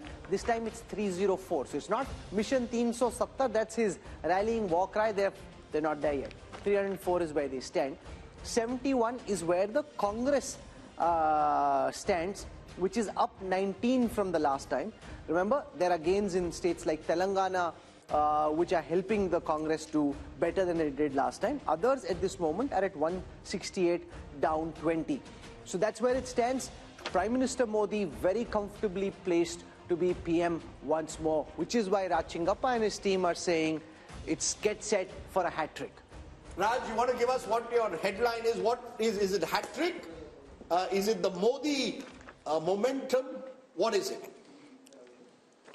It is set for a hat-trick. So is it about Modi? Is it about the BJP? How do you see it? I see your cover has Mr. Modi imperiously walking down. So we're calling it heading for a hat-trick. But let's, just for a moment look at the figures that are there. Yes. I mean, it's commendable that Mr. Modi, in his 10th year, is able to deliver the kind of numbers to the BJP and the NDA. And look at the term that he does it. In the second term, I mean, every world leader was under pressure, put on the mat. There was a once-in-a-century pandemic that was there. You had a complete collapse of the economy. You had China, the Chinese intrusion coming in. You had two wars, the Gaza and Ukraine war that pushed up inflation. Everything that could go wrong goes wrong. And yet, when we see at the end of 10 years, Mr. Modi is not only shining, but is up there in the league of greatness, possibly statesmanship that is happening. So I think we have to give him credit for what is it. Now, whether he's going to beat the record of Nehru, that has to be seen, but the polls indicate that. Whether he will beat the record of Rajiv Gandhi in 1984, that is to be seen, because 400 at the moment from what we took in these last 3 years, 3 or 4 bellwether states, the NDA seems to be holding, but not really catching up to the 370 that Mr. Modi wanted. I think what we will see in the next 2 months, there will be, I believe, because the way it is trending, and I studied what we did in 2014, when Dr. Manmohan Singh was aspiring and the Congress party was aspiring for a third term. If you looked at our Mood of the Nation poll at that time, in January 2014, the Congress was down to 100, and the UPA was down to 122 seats. And the BJP, the trend line was that the NDA and the BJP was going to win it. Here it's just the opposite. The ruling dispensation is doing it. So I would think that we are going to see a Modi wave, because they can only get better from here. They seem to have equaled what they've done, and we're going to see this huge movement. There are caveats, which... We will come to the caveats in a moment, but is that how you see it? The big takeaway is the BJP has consolidated, holding its own. If anything, Yashwant Deshmukh, it could go up, possibly in the next 2 months, depending on the nature of the campaign, the kind of momentum that you tend to get, that the winner gets a kind of bandwagon effect. Well, bandwagon or not, I've explained the relative turnout thing, which I think will be a very decisive factor, because I believe within the same vote share and sphere, just the higher relative turnout will give BJP extra 2-3 point jump, just by virtue of being able organizationally and resourcefully taking the supporter from their home to the polling booth. Out of that, having said that, you all know that from the seat projection perspective, I am a very, very conservative pollster. For what Raj is indicating, what Amitabh is indicating, probably is, they are poking me that, Yashwant, this is the starting block. And I agree to that, because when I look into the gap of 20% vote share for the BJP, Rajdeep, it's like it is likely to end up a complete sweep in many of the states where marginally I have probability-wise given 2 or 3 seats to the others. So if you look into the 335, it can easily be 350 just by taking into the other sweeping stakes of the BJP. So is there any caveat at all, Rahul Verma? Is there an inevitability of the outcome, as I said, where the question now remains whether the BJP is where Yashwant has pegged them at 303, NDA at 335, or does the BJP go up to 340, 350, NDA 370, 380? Are these the only 2 scenarios you see, or is there a possibility of a 2004 miracle that the opposition is holding on to? In Indian politics, there is always possibility, but the other term I'll use is probability. The probability of this now turning in a reverse direction is very, very low. And see what is happening in some ways, just to sort of like add to what Rahul was saying. PM Nehru in his successive elections, 52, 57, 62, Congress vote share did not improve.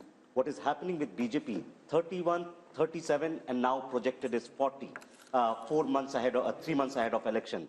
And given if it's a conservative estimate, BJP being an organizational party can actually pick up more votes. With that kind of vote difference, the seat translation is going to be heavy. And second point, Congress is holding on to its 18% vote share and 70 seats because of its perhaps performance in Telangana and states like that. And we don't know what would conspire in some of these states. If BJP ties up with, say, BRS, Telangana seat tally might change. What happens to the Congress party, Rashid Kidwai? 3 consecutive defeats, 15 years out of power, And while they may get 70 seats as per our poll, that could even come down to 40, 50 if the BJP goes up by 2030. Where does that leave the Congress party? Can it hold together with a third debacle? Yeah. I think, Rajdeep, it may sound a bit odd and bizarre, but the Congress would be very happy to know Yashwant Deshmukh's, finding and mood of the nation that Congress is getting 71 Lok Sabha seats. It will give them a formal position of leader of opposition in the Lok Sabha. Remember, Congress is very easily satisfied party, and that's the one reason why it is going down. On the other side, when Bharat Jodo Yatra, and this is a very big lesson for Rahul Gandhi, when Bharat Jodo Yatra was started in first phase, it was thought that with that yatra, Rahul Gandhi Congress would be able to increase, its vote percentage by 3 to 4%. They were actually hoping for 25%. So it's a very bad news that Congress is not getting vote percentage, no increase in vote percentage. I think individually in states there will be breakaway Congress factions because nobody wants to be in opposition forever. Amitabh, your big takeaway from these numbers, clearly it shows 2 months before the election, perhaps, as I said, more than any other election, a dead certainty as to who the winner is. I can only compare it with January 2019. January 2019, which is the best comparison to make, the Congress had just won 3 states in North India, and the poll suggested a tightening of the contest. The India Today mood of the nation actually suggested a tightening of the contest. A coalition government for the NDA. A potential coalition government for the NDA. Now we are seeing a clear majority for the BJP. What's your big takeaway? Is Indian politics heading towards some kind of a dominant party system, or is it about Prime Minister Modi being this domineering leader? So BJP is, of course, attaining the pole position which Congress used to acquire during the 1950s to 1990s. At that point of time, Congress was competing mostly against regional parties. Here we have BJP competing mostly against regional parties because regional parties tally is 168 seats. BJP is increasing its vote share. Congress is holding on to its vote share, and all its gains are coming at the cost of regional parties. In fact, the story, Rahul, for me is once again that remember 186 seats, roughly 186 seats, direct contest in 2019, Congress versus BJP. Congress won just 12. BJP won most of those seats by double digits. Nothing has changed. It's almost as if the Congress is where it is, comatose in a way electorally, and the BJP is growing. And because they're not listening. And the other factor, which is also in a way worrying, is the North-South divide. The BJP dominating North India, dominating West India, doing even very well in the East. It's only the South which seems to be marching to its own beat. And I wonder what the implications of that will be long term. If the Congress had any good sense, and I'm not at this moment certain that the people who do are looking so obsessively at this election in the way that the BJP is, they should sit into a room, Messrs.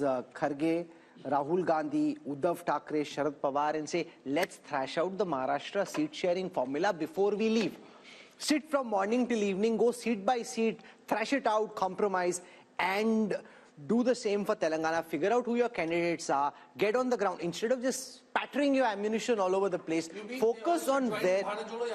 No, but they're not even invited, Rashid. That's the problem. Each of those leaders are saying... Because Rahul Gandhi is there, so they need to... But what is more important? Sitting and fighting and trying to win the few seats you have an opportunity of winning, or this yatra which only seems to be causing trouble? Can I make an even more controversial point? Which is what? If I was the opposition today and I saw your numbers and the mood of the nation and all of us predicting the inevitability or the probability of the outcome, I would actually see one opportunity.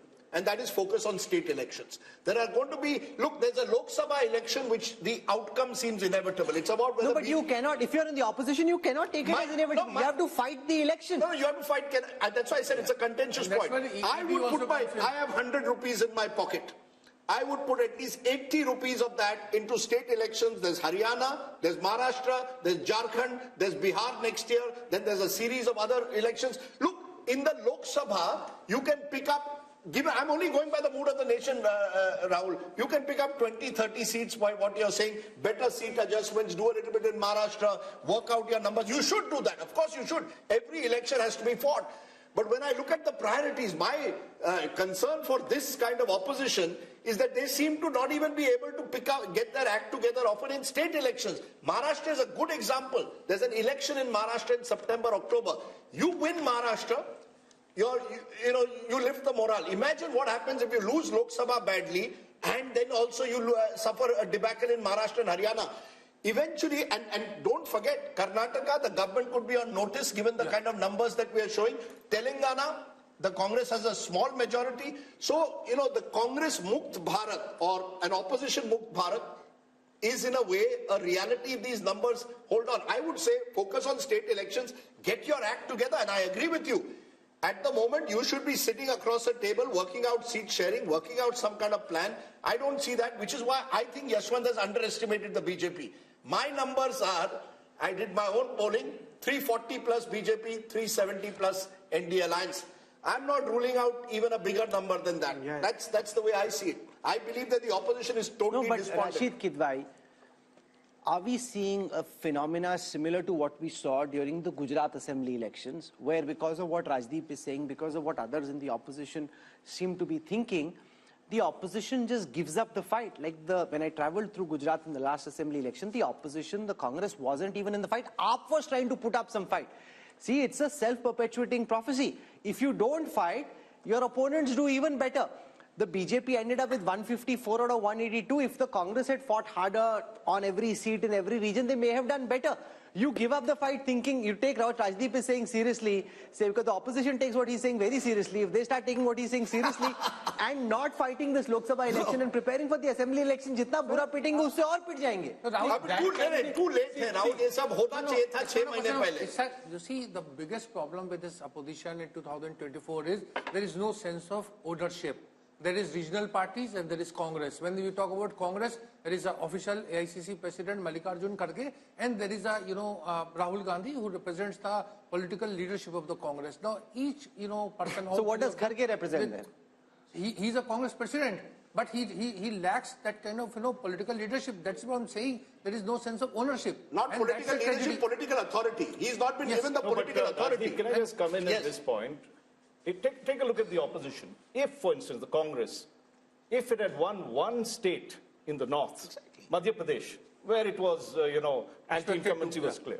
So it was so close to actually turning the election. Because if you go back in the year that's there, firstly you win Himachal in December, then you come back and win Karnataka, I'm talking last year. You have the India alliance being formed at that particular point of view. You knew where your battles were. Okay. This is the difference between what the BJP does, which knows that these 3 seats were critical for them to get the momentum to win the Lok Sabha. Easily the story could have turned, and the mistakes the Congress started making. Sanju Verma is with us and Radhika Khera is with us. Sanju Verma, to you first. I hope you've got some laddus and some mithai for Yashwant Deshmukh, Raj Chingappa and everybody else over here, because it seems that the Prime Minister... She won't give me. She won't give you? She won't give me mithai. No, she just said you were doing a great job when you were trending. She should give you mithai also. Now, 304, after 10 years of being in power for the BJP, 335 for the NDA, it seems no matter whether you get to 400 and 370 or not, the outcome of the next election seems to be heavily skewed in your favor. Yeah, Rahul and Rajdeep, there's this famous saying by Norman Vincent, if you shoot for the moon, you will at least land among the stars. So whether it's 370 or 400 or 335, what have you.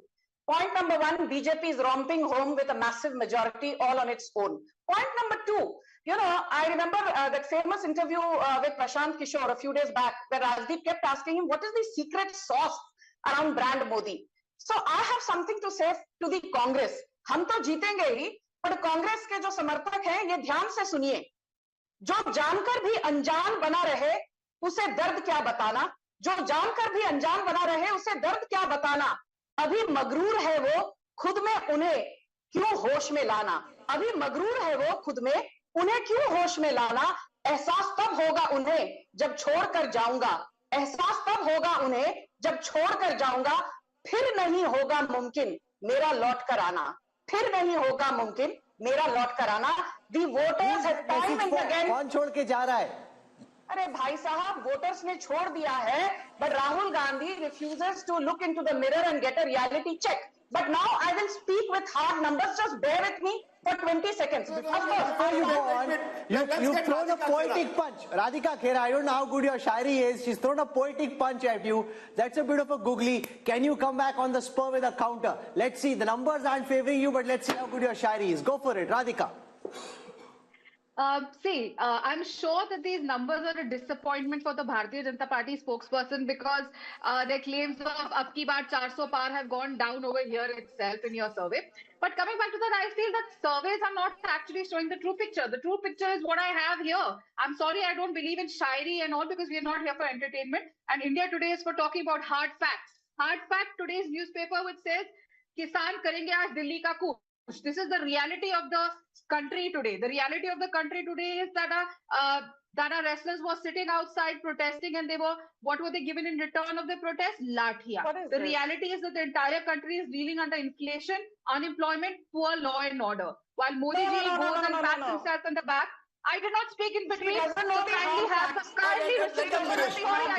Sanju Verma, you must allow her to speak. No, please put down Sanju Verma's voice. You must allow her to speak. We are a democratic country and India Today is a democratic channel where you cannot mute my mic and you will let me speak. You cannot control the opposition over here.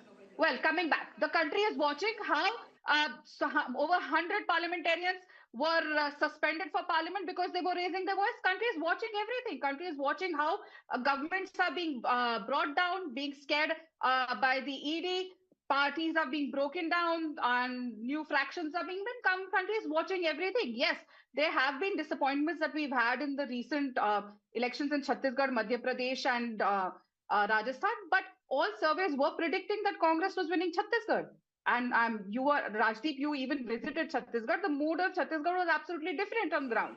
But something else happened. So I don't think that So I want to go back to Sanju Verma. Sanju, while the overall picture is very rosy, or should I say there are lots of lotuses in the overall national picture, and they're blooming, Maharashtra is a concern, Telangana is a concern, having an alliance in Andhra Pradesh, potentially even Punjab is a concern. And the way that the BJP has been operating, my sense is that they may be looking at these states where they're not doing well and trying to double down and figure out how to make the tactical arrangements to do well here. I will answer your question and now I hope the courtesy will be extended to me. Ruling party ke pravakta ka mic mute nahi kiya jayega. Radhika Kera, I agree with her on one thing. She said this is a serious channel. We are not here for entertainment. I completely agree. Entertainment to Rahul Gandhi de rahe hain, bharpoor entertainment as part of his Bharat Jodo Nyay Yatra. There he says, stuff mein koyla dalo aur stuff jal jata. I thought that the stuff runs on kerosene or fuel. For the first time I learned that the stuff runs on coal. So please, don't sit here and give me your half-baked knowledge. Now I will come to the hard facts.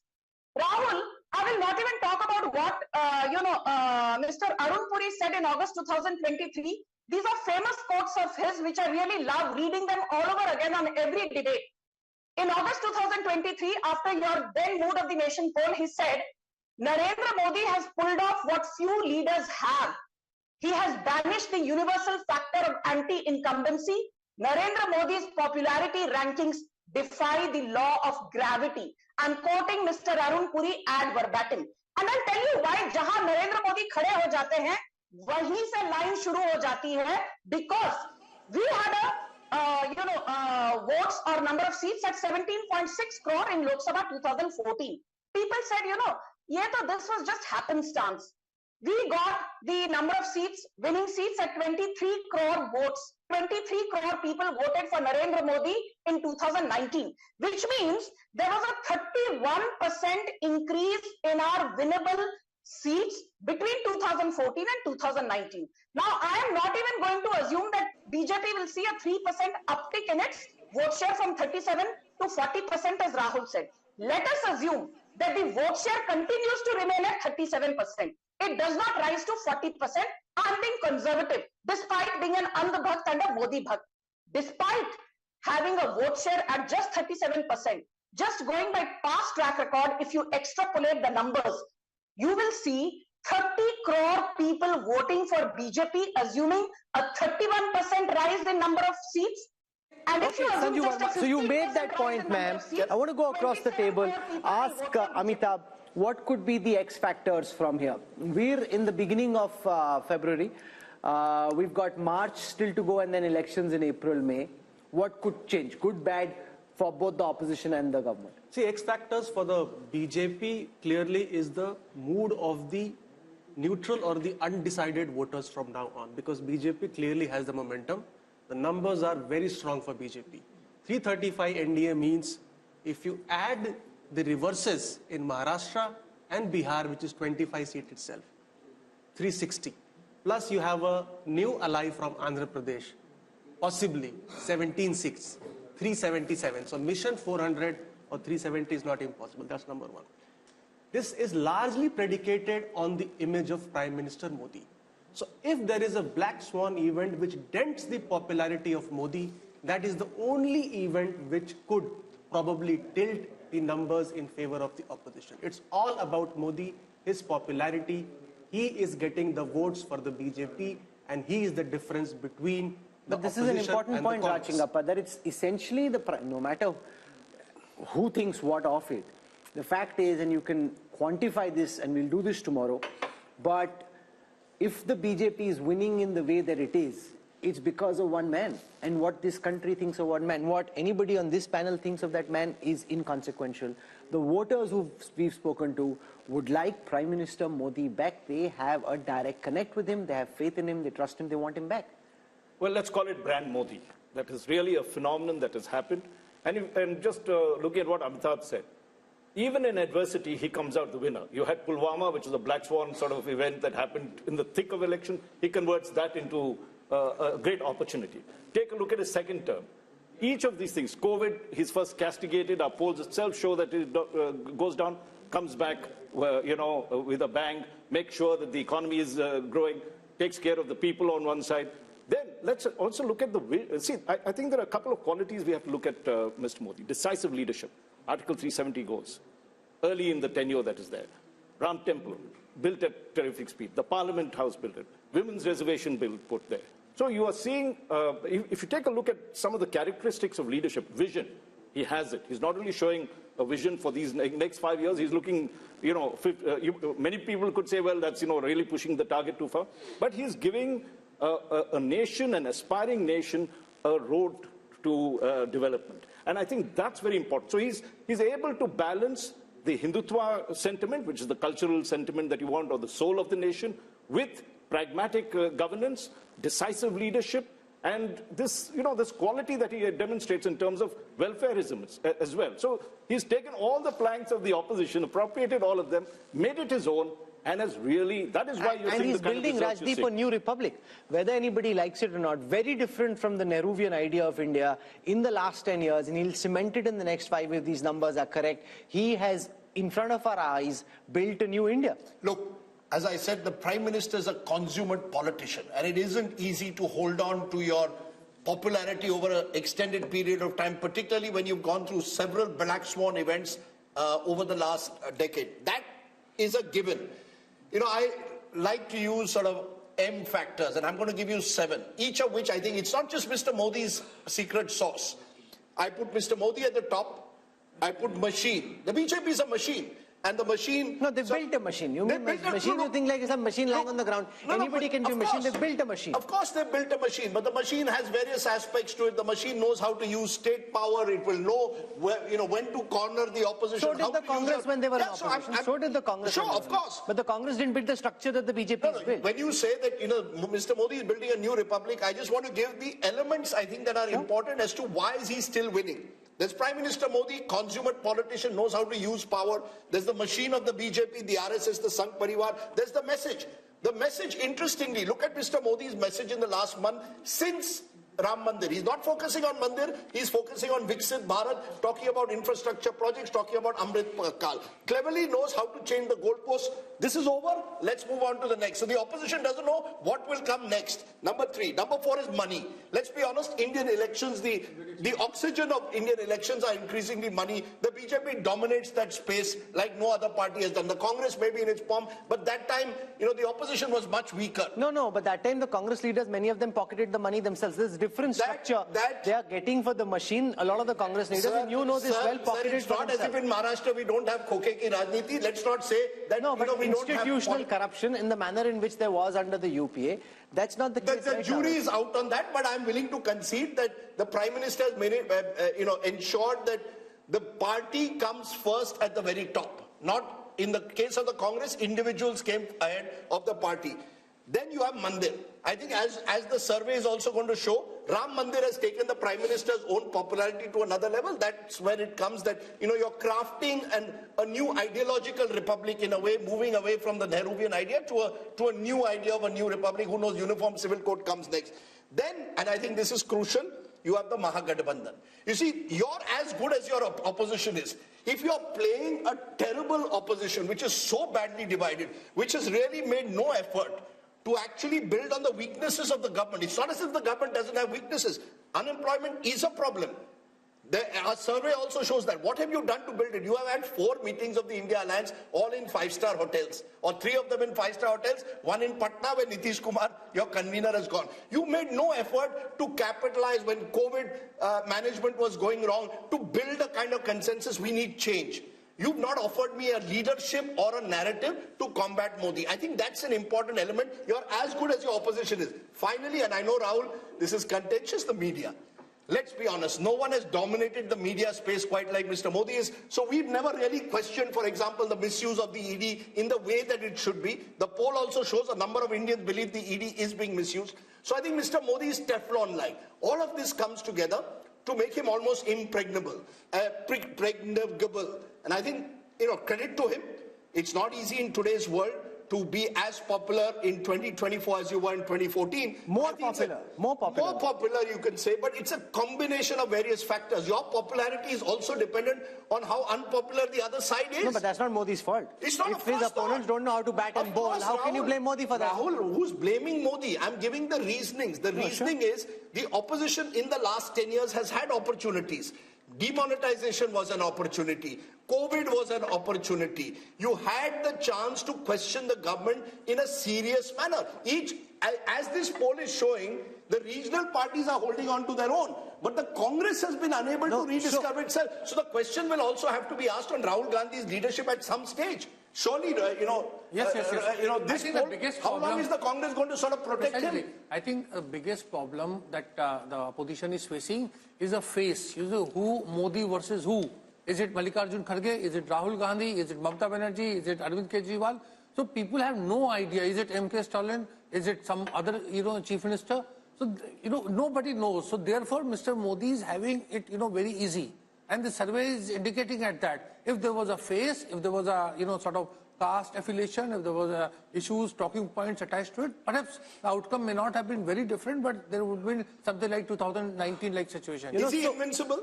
I mean, at this point of time, can we say that Mr. Modi is invincible? Could the opposition have done anything better to change the mood of the nation? Maybe a better word is unstoppable. Yes. What could it have done? There is always a possibility, but I think of politics structurally. And the nature of politics is such that opposition does not have many chances. To use a cricket analogy, if, say, Tendulkar or Virat Kohli is in full form, no matter you ball a Yorker or you ball a sort of like, a googly and spin, they will hit you. But Tendulkar has got gold, Modi has never got gold. This is why leaders are important. But think of 50s and 60s politics. Was there no leaders in opposition? There was Lohia and other things. Could they challenge Nehru and Congress party? No, because in political time, now you counted 7 things. Everything is in favor of BJP, right? So at the moment, I don't think there is any X factor. The only X factor could be that we have no sense of what's happening on the ground. People have made up different mind and they are telling something else. So at the moment, everything is aligned in favor of Here's what I wish to say. Let's just zoom out for a moment and think of the larger picture in a more historical perspective. I was at the Pran Pratishtha of the Ram Mandir at Ayodhya, where while Prime Minister Modi was being introduced, he was linked to Chhatrapati Shivaji Maharaj, the ideal Hindu king, who at that time, really demonstrated all the virtues that good Indian kings should have. So he's kind of being projected in a historical arc in that same kind of weight category. Rahul Verma, is there any contemporary political figure who comes to your mind who 10 years on, not just in India because there's no comparison here, but even internationally, 10 years after being in power, manages to increase his party's vote share by 3%. Go back in time. Who comes to your mind? Can I make someone who can? Yeah, who? We often tend to, since Nehru is still in the news. Remember, Nehru in the early 60s was a weakened prime minister, the war with China. Despite that, won. Please understand. No, but his vote share kept coming down. But his the vote Congress... share in the years that he was in power, the Congress kept losing ground, But the BJP is gaining ground. And there was no opposition. No opposition. But where is the opposition today? That's what I'm saying. Where is the opposition today? There was no opposition. I would only like to since you asked, I think only Nehru can be compared. Rahul Verma, okay, so you've got Nehru, Modi punching in the...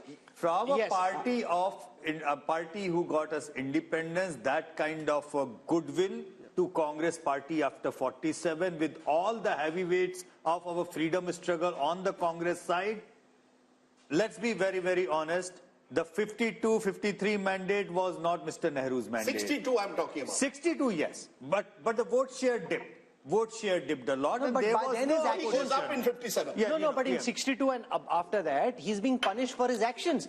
The people in India at this moment are rewarding Modi and the BJP for what they are seeing, far from punishing. Let's spend some time on this. Historically, who comes to your mind? Yashwant Deshmukh? No, nobody. I mean, nearest that from the... and one point which I wanted to make, where I can probably answer your question, is the hunger to win and willingness to work 24/7 to let that happen. And that thing, only person which comes to my mind is Mrs. Indira Gandhi. Yes. Besides that, no other Prime Minister in India had a hunger to win. I'm not restricting this conversation, Raj Chingappa, to India. Raj Chingappa, in a historical context, who comes to your mind? Somebody democratically elected. Only an authoritarian leader who knows how to fix, who knows how to fix the mandate across the world. How is he fixing the mandate? No, I'm not talking about Modi. I'm talking the only, when you say, give me an example parallelly. There are democratic countries where you will have the likes of a Putin in Russia and Erdogan in Turkey, who will know how to, in a way, manage the mandate. Erdogan had a very tough fight. He won with 6 percentage points. In a relatively free and fair system like ours, to do it over 3 elections with your popularity increasing, I think makes Prime Minister Modi sui generis. You look at Algeria, where there was, this thing that Burj Khalifa, when Nehru was there, then I went with Hamid Ansari, he was still Prime Minister. Yeah, but let's not compare Algeria with India. I think, Rahul, you make a very good point. In a democratic society like ours, with all the pulls and pressures, as we are seeing in our poll, South India having a very different politics, states like Maharashtra, Bihar, Bengal, Karnataka looking tough for a while. I think Mr. Modi has done the remarkable job of holding his popularity. I will only say this, and I think this is an important point that we need to make. While we talk of the invincibility of the Prime Minister, and I think CSDS's post-poll in 2019 showed 1 out of every 3 voters voted for the BJP because of Prime Minister Modi. The BJP itself is not invincible. That's why I made the slightly controversial point that if I was the opposition, I would focus on states where Mr. Modi is not on the ticket. The BJP is weakened. You want a strategy for the future? Start from the states. The problem is you're going to make this, the India Alliance has come into this 2024 election with no clue of how they want to face up to Mr. Just Modi. to remind the viewers, Rahul, once and again, we are so damn focused on 14, 19 and probability of 24 that we are forgetting the fact that BJP as a party has lost 50% of the elections in this country in the last 10 years. 50%. Yeah. So invincibility of Mr. Modi as an individual, which the BJP is benefiting from, is not exactly the invincibility of the BJP. Number one. Number two, yes, I concede and I understand, being a conservative pollster, this is probably the starting block of BJP and the NDA. And majority of our polling was happened before the Ayodhya Pran Pratishtha. That impact has to come in, and with the way they are looking out for alliance partners and the way they are going about it, this can only go up. Having said that, if you will ask me if there is any, I don't see a black swan because nobody can predict a black swan, but one red flag, that is the complacency factor. Complacency factor was the factor which caused them. Are they looking complacent to you? No, they are not. But 2004, urban areas, the turnout dropped by 18%, and that caused the BJP. Modi is no Vajpayee. That's precisely what I was trying to say. They have learned their lessons pretty hard, and neither also there is a very, can I give you a very interesting anecdote? Is Mr. Sudarshan. Sure. Both the factors are remaining. Can I give you a very interesting anecdote? Just this morning, I was told by an MP, Parliament has been extended by a day. The BJP is going to put out a white paper on what the Congress did over 10 years. क्या जरूरत है अगर 300 seat मिल रहे हैं? What to put white paper? लगता है desperate है. मैंने कहा desperate नहीं है. They want to take that 320, 330 that the mood of the nation is good because he wanted to know the numbers. 320, 330 to 370, 375. एक दिन भी नहीं छोड़ना है Parliament का. If we can get an extra Saturday in, where all the TV channels for 7-8 hours will talk about this white paper, keep the mahal going. So there is no complacency. On the other hand, it's like a team which has scored 350 runs is sure to win. But things, yeah, last 10 overs, all 100 run करके 450 जाते हैं. Amitabh Tiwari, look at how this 400 par is seeping into the psyche of the opposition. The Congress guests we had today, even Kharge ji in Parliament, they are referring to 400 par. They should be dissing the idea of It's like you have the most, forget ideology for a moment, you have the most competent practitioner of the political craft up against the most inept practitioners of politics in the Congress. You are right. That is why when you Rahul, have them go head to head. What Modi did, sorry, Raj, just a quick point. I think one, when you look at what he's done in terms of 370 and 400 for the NDA, he's addressing what the concerns Yashwant was talking about. He has pushed the bar even further, higher and better. So, and today you feel he's getting 303 and we, he shouldn't be getting 400. No, but you heard what Rashid said. The second Congress will be happy with this. The second point I would like to make. It's a point. Yes. Rashid. See, the Congress thinks that if India today and Yashwant Deshmukh are saying 71, it means Congress is well past 100 seats. That's how they're thinking. Yeah. No, I just have a quick addition to this one. You were asking about who else would you... I think Mr. Modi is in a league of his own. And internationally.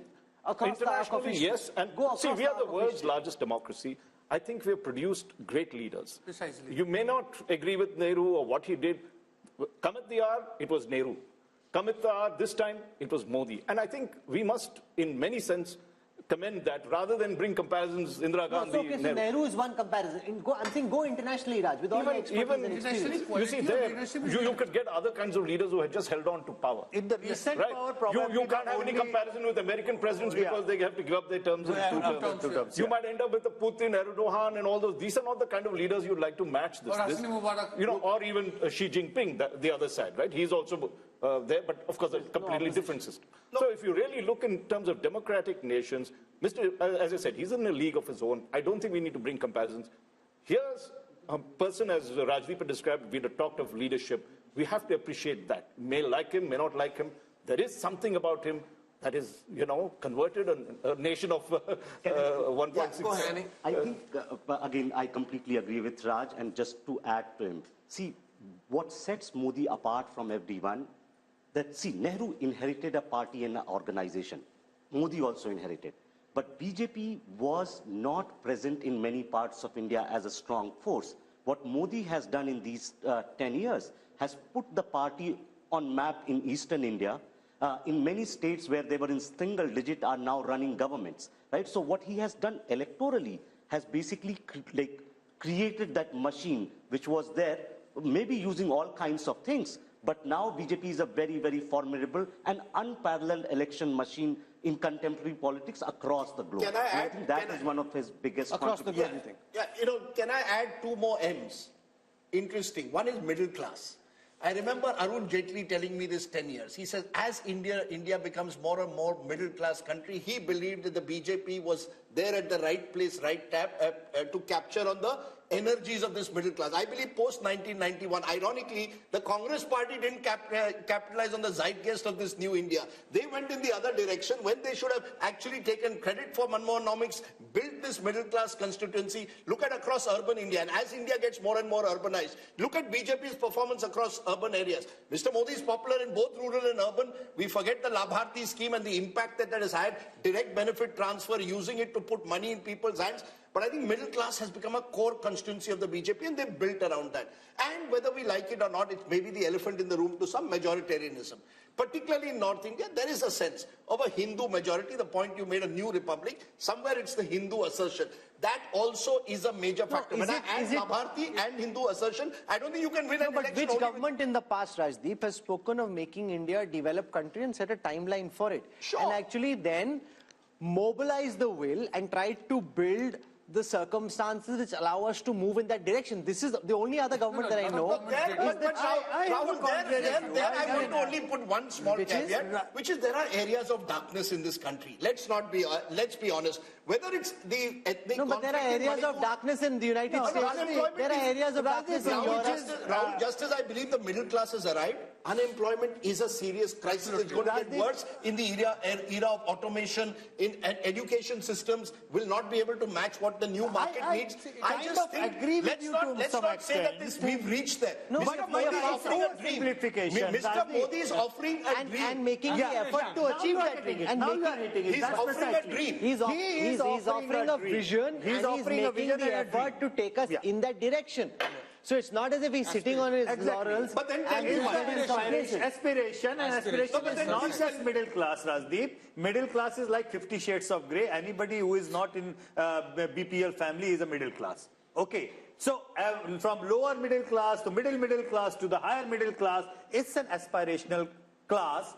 And he is a person who is showing a vision and a dream that, okay, you are maybe suffering, but what the India which I'm trying to make will be a great India for your kids, your grandchildren. And he is working towards that. But then tell me, if this was also perfect, the double engine, as we saw in certain states, doesn't work. I think India is too complicated to reduce it to, Modi's captured the attention of all of India in every election. That's why he's captured it in a presidential style. In elections, increasingly are presidential at the national level. Mera leader kaun hoga? Mera prime minister kaun hoga? Mr. Modi, with his consummate ability as a communicator, and the point I keep making, Rahul, which Prashant Kishore also now makes, Mr. Modi's been around 50 years in politics. He's seen various, these black swan events, you're able to conquer sometimes through your past experience. It's like a journalist. If you've been 40 years, we can do live program. Pehle saal, it was a struggle. Mr. Modi's been there. He's done the hard yards. Let's give him credit. He's been in power since 2002. He's been in power for 22 years, and that gives him experience of hand. On the other side, he's become elite. You've got regional leaders who've been stuck in their states. I think one of Mr. Modi's major achievements is from Gujarat Chief Minister. When he became Gujarat Chief Minister, we thought, ye kaise banega, RSS ka aadmi hai, has no experience in governance. When he becomes Prime Minister, we said, yeah, Prime Minister kaise banega? You said.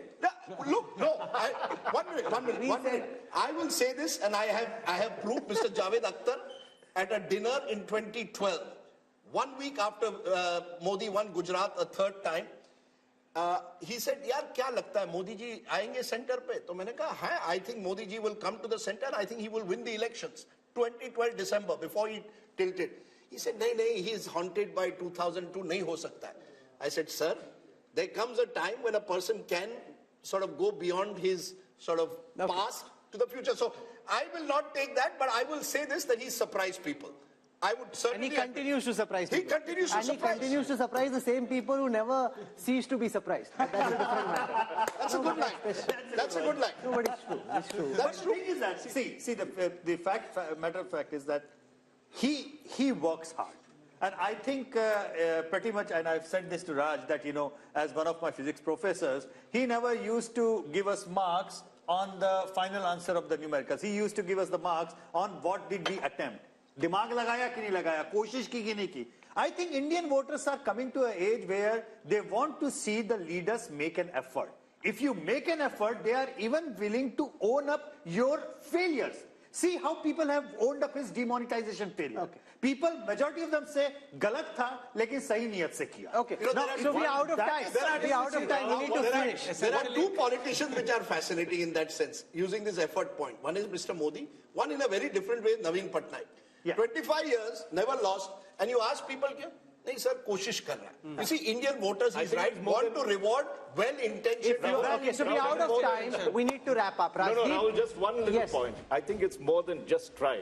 Modi delivers. He has demonstrated that on time also. Whether it is building a parliament building, getting things done, he made sure. That is the culture change. And also remember that at the end of 10 years, Dr. Manmohan Singh, with no disrespect to him, was completely tired. The government was just coming apart. Even Vajpayee ji, at the end of his 6 years, was very tired. He had to say, "Na tired, na retired." But the government wasn't energetic. Prime Minister Modi continues to stay as energetic, as pumped up. Where people around, and I've seen younger officers, much younger than him, and at New York at the yoga day, I asked one young officer in his team, "Arey tum kyun nahi kar rahe?" "Arey nahi, unme zyada energy, hum mein kam." So that's like people half his age. Okay, so Rajdeep, before we wrap up, if you were Modi, what song would you be singing tonight? What's that song that Shah Rukh Khan had? Number one. I don't expect me to know. What Does is the anybody song? else know? I'm the best. I'm the best. I'm the best. I'm the best. Koi hero yahan, koi zero yahan. I'm the best. Look, If you're Rahul Gandhi, what song are you singing tonight? You're putting me in trouble because you want... Ye kya hua, kab hua, kaise hua. Look, there are lots of songs. But look, seriously, I hope for the Rashid has another song. Can I though say something? For the sake of Indian... Okay, Amitabh Tiwari, 1 second. अपना time आएगा अरे भाई advisers बता रहे हैं उसको यही अपना टाइम आएगा Rahul, he sounded like Devendra Yadav. Look, let's not rule out anything. Like Devendra Yadav. Who? He's saying Rahul Gandhi thinks अपना टाइम आएगा. नहीं, Rahul Gandhi is being advised कि अपना टाइम आएगा. Look, I hope for our sake of our democratic process and indeed for our television coverage, we have an exciting election. I hope that this mood of the nation doesn't result in most people believing up kyun dekhna hai. No. Jeetna to hai. But I hope we have a contest. is that the reason he has given the shagufa of 360, 370 and 400? Because he might be feeling, Rajdeep bore ho raha hoga. Kuch naya do. We're out of time. If you look at the numbers across social media, across digital, across television over the past 4 hours of programming, I can see that there is interest. So Rajdeep may be feeling slightly, there's no fun over here. There's a lot of excitement, buzz around the India story, a lot of excitement about the Bharat of the future and around these poll numbers as well. I think that will continue through. So I think Rajdeep's earned his dinner. Sung for his supper? Sung for my supper. India has been modified, it appears, as per the mood of the nation. We'll wait and see what the voter really wants. This was simply a teaser to what might be lying ahead. So day 2 tomorrow. A lot of detail on impact of Ayodhya, the impact of Nitish Kumar switching in Bihar, the performance report card of the Prime Minister, his government, the opposition, all that and more coming up in part 2 of the India Today Mood of the Nation all through the day tomorrow. So we'll see you again.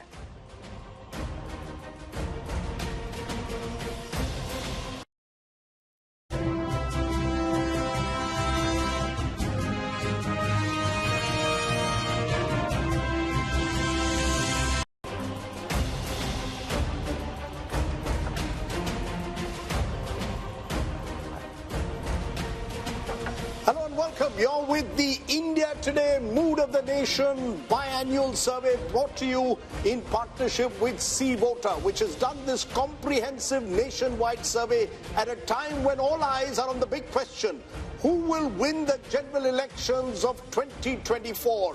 That's the question that we're going to answer in a detailed manner this time, but not just the big picture. We'll be going state by state to bring you all the results you've been waiting for. This is the last Mood of the Nation opinion poll before the general elections of 2024, which is what makes this that much more important, and so much rides on the results of this Mood of the Nation opinion poll. Let's introduce you to our guests who are going to join us over the next several hours as we bring you the results of the Mood of the Nation poll. I want to start by introducing Yashwant Deshmukh, lead cephalogist at C Voter.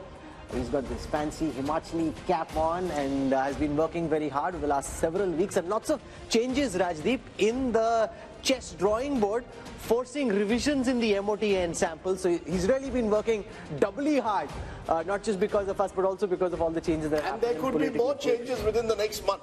Change is the only constant. Next month or tonight, tomorrow, there could be changes galore, and therefore we'll have to keep looking at these numbers very carefully. Flanking him is Raj Chingappa, editorial director at India Today magazine. He and his team have worked on compiling and dissecting the results of this poll, and you can read the analysis in the new issue of the magazine, which is out in stands now. We've got Amitabh Tiwari, who's joining us, political analyst, and to our left we've got Rahul Verma.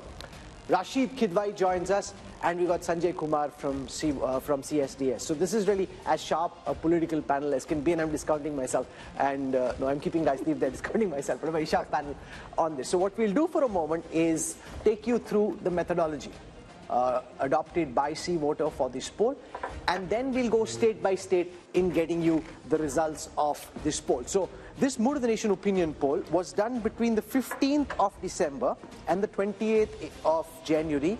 Largely, some polling happened later when there were specific changes like there were in Bihar, but largely between the 15th of December and the 28th of January. For this poll, the sample size was 35,801. But C-Voter, as our viewers know by now, has a continuing tracker sample.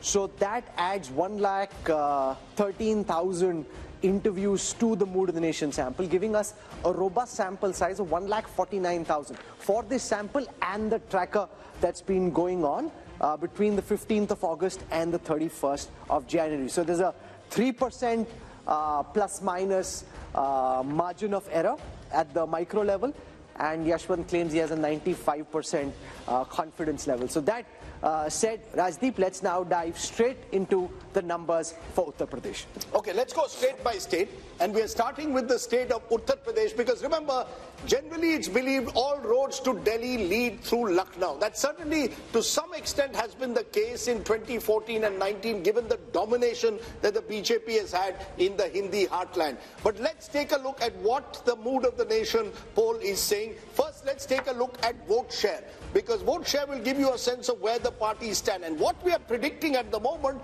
is a 52% vote share for the NDA, which means that the NDA is actually up from last time. They're even higher than they were in 2019 when they did remarkably well in that election. The India Alliance, and presumably this India Alliance includes the Congress, the SP and the RLD as of now. The RLD could well switch sides. Therefore, at the moment, they're at 36%, up 10% last time, but they have lost the BSP, which was in 2019 with the Samajwadi Party, and others 12%, primarily the Bahujan Samaj Party. But the key thing is, how does this translate into seats? That's the difficult task that Yashwant has undertaken. The seats, what would the seats be in the 80-member UP Assembly? And just take a look at that. The NDA goes up from 64 to 72 out of 80. It's a gain of 8. So NDA, BJP holding rock solid in the saffron heartland in a way. The India Alliance 6 to 8, so only a marginal increase, and that's divided between 1 for the Congress and 7 for the Samajwadi Party. Others are completely wiped out. The 10 last time were the BSP. So Rahul, the first big numbers clearly show the BJP holding its own in what's become its bastion. And if the BJP is already at 72 in the way the state plays right now, Yashwant, the most important question is, now that RLD is very clearly in talks with the BJP, if Jayant Chaudhary was to join the NDA, where could that 72 reach? Well, I mean, of course, it will impact minimum number of 2 seats for sure. But it's not just about how many seats that RLD is contesting and they are likely to win. It's also about the overall impact of the Jat voter consolidation in the entire Western UP, and not just Western UP, but across in other states which have a significant number of Jat voters. So that, having said that, Rahul, let me be upfront about this one. And me and Raj discussed this so many times about the numbers of the seats and everything. You know, I am a conservative pollster. And I find it very difficult to tell people that, you know, why are these others or other NDA numbers or non-NDA numbers coming up, even when you have NDA or BJP crossing 50% of vote? That is simply because of the probability. When you say any party is there in that particular region, even if you cross 0 to 1, in UP with 6 regions, you end up with 0 to 6 kind of range. So it's also a question of probability. Otherwise, this number with this kind of a vote share could end up anywhere. So you're saying it could be 80 also? I will not say it cannot happen. No, because he's sitting on 72 and he says, I'm conservative. No, it is a possibility. You know, it can't be ruled out. But let's, you know, we are T20 style today. So I'm going to ask all our panelists quick responses, because we are going through the entire country. Raj and Gappa, Uttar Pradesh, as I said, the road to Delhi leads to Lucknow. If this is the result of Lucknow, clearly the keys to Delhi are in the hands of Prime Minister Modi. No doubt Uttar Pradesh is the bellwether state, and if it is showing the kind of results that the India Today C-Voter poll is showing, the BJP is on its way. I would only like to point out a little bit of history because Prime Minister Modi had said he'd want to win 405 seats and for the BJP 370 seats. So if you look back, the only person who did that was Rajiv Gandhi, who won 405 and of course subsequently it became 414 when Assam and Punjab were added on. And at that time in UP, that was the undivided UP, I think the Congress won 82 out of 85 seats. It was a sweep. Now, if we are going by these figures, and as they've touched 50%, I'm sure the other pollsters would say that the BJP would require to max in Uttar Pradesh if it has to get its target of 370 that it wants. Remember, those two elections are very different, Amitabh Tiwari, because the 84 election was held in the aftermath of the assassination of then Prime Minister Indira Gandhi. It was an election won largely on the back of sympathy. Here is Prime Minister Modi, who's been in power for 10 times. This is not a empathy, sympathy vote. This is a performance vote. If you end up 72, or if Yashwant says could be even higher, that would be the most incredible performance imaginable. Yeah, so if these numbers hold true, if you see whatever is BSP's loss of 10 seats is largely accruing into the tally of the BJP. BJP is gaining 10 seats at the expense of BSP. So if these numbers hold true, then what is clearly being shown is that it is largely a pro-incumbency vote. It is a pro-Modi vote, it's a pro-development vote, it's a pro-vote for his policies and the way he has handled the economy. But are you surprised because Rahul Verma, Uttar Pradesh was for a long time, for about 30 years, completely fragmented. Now suddenly, since 2014, the BJP has come to dominate the state, 2 general elections, 2 assembly elections, and now you could have a 3rd general election. Is the BJP therefore entering into UP much like it was in Gujarat, a completely dominant party, 50% more, 50% vote and more, suggests a dominant state? Absolutely, Rajdeep. One reason for fragmentation in the 90s and early 2000s was that there were at least 4 credible players that were present. BJP, Congress, SP and BSP, the regional parties were very, very strong. Over a period of time, Congress declined and also BSP declined. So why Yashwant is saying that the numbers are conservative? Because this time BSP is moving out and they are still holding on to 10% or some vote share there, which means that actually the numbers could be much more than 75, even touching 70. No, but 70. here's the thing. It reflects the continuing trend of elections becoming bipolar. Remember, the BSP, according to Yashwant's analysis, is projected to come down from 19% vote share last time to 8% this time. That's 11% down. And this is a party which in 2007 had won 200 plus seats. So that just shows how the BSP has ceded ground to now become a rump. 8% Sanjay Kumar for the once mighty BSP just shows that for time to come, elections in UP will be BJP on the one side and Samajwadi Party on the other, with a much weaker Samajwadi Party against a much stronger BJP. Rahul, we need to understand why elections are becoming bipolar not only in UP but in Bihar and many other states. Because I get a sense that the entire election now is being contested in the name of Prime Minister Narendra Modi. I don't see this election as a contest between Rahul Gandhi and Narendra Modi or Narendra Modi versus any other leader. It is a referendum on how do you rate the performance of Prime Minister Narendra Modi. So people are divided on 2 axes, pro-Modi, anti-Modi.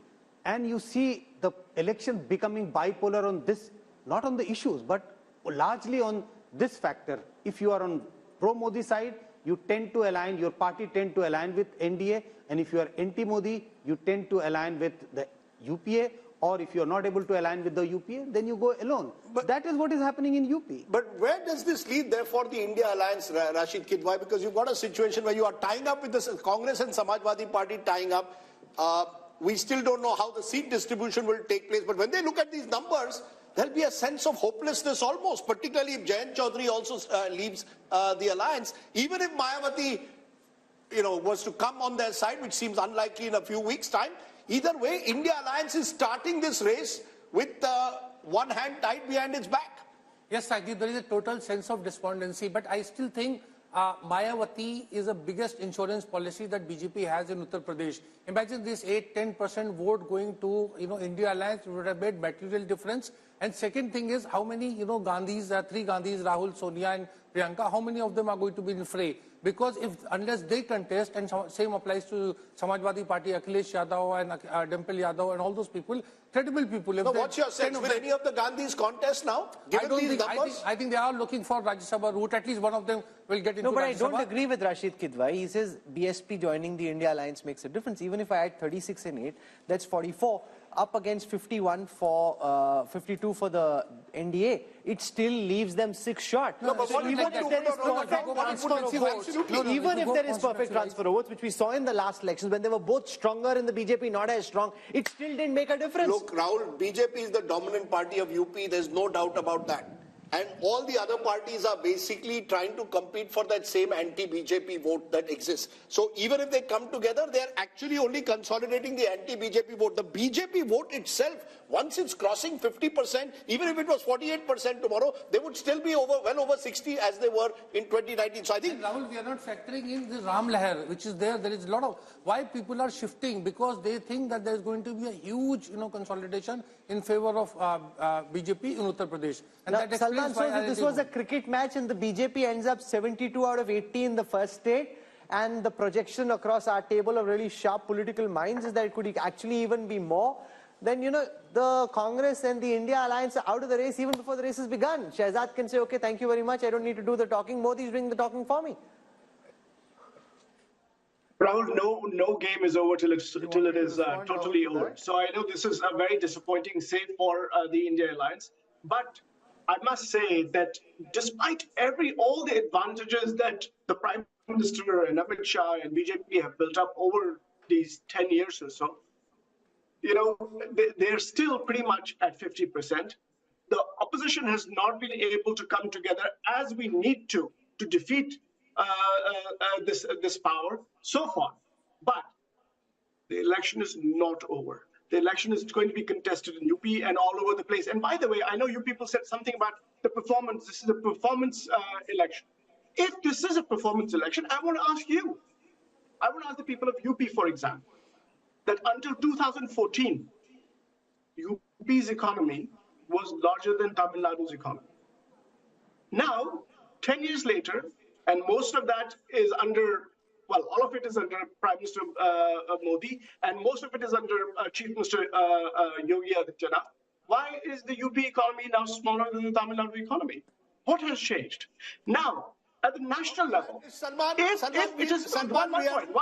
we are doing a T20 style analysis, so we want 1 point at a time. You made your point. Let Shehzad Poonawala now respond. Shehzad, the fact is that UP is seen now as a dominant party state. Do you give credit to the Modi factor, the Upyogi factor, a combination of both, the fact that the double engine there seems to be really working at the moment? Rajdeep, I give credit to 3 factors, and let me complete my answer. 1 is Ram Lala, 2 is Geeta, and 3 is PD, and let me complete. Ram Lala means Rashtriya Suraksha, Mahila, Labharti, Leadership, and Arthvyavastha. Geeta means growth, information, innovation, infrastructure, technology, and Atmanirbhar Bharat. And PDA means performance, delivery, and aspiration. Today, Rajdeep, Modi ji and Yogi ji have converted the vocabulary of people like you from anti-incumbency to pro-incumbency, where even the most critical cynics like Yogendra Yadav and Rajdeep Sardesai in the democratic newsroom also have to say that BJP ko सबसे ज्यादा number मिलेंगे ही. This kind of conversion happens when time after time the people see the leadership and the performance of the party on the ground and overall, because we have a mission and a vision. We are not people of commission, corruption, ambition and family profession, and therefore I give credit to Ram Lala, Geeta and PDA.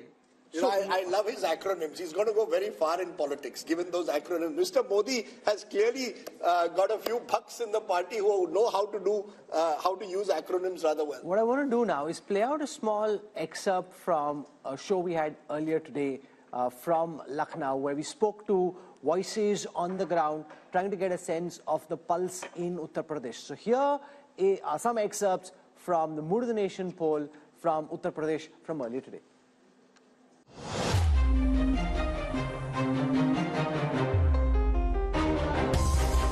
जो from the city of Lucknow, and once again, if political cliches could hold true, nothing. विपक्ष की जल गई है एकता की रस्सी, इसलिए Bhajpa UP में जीतेगी 80 में 80।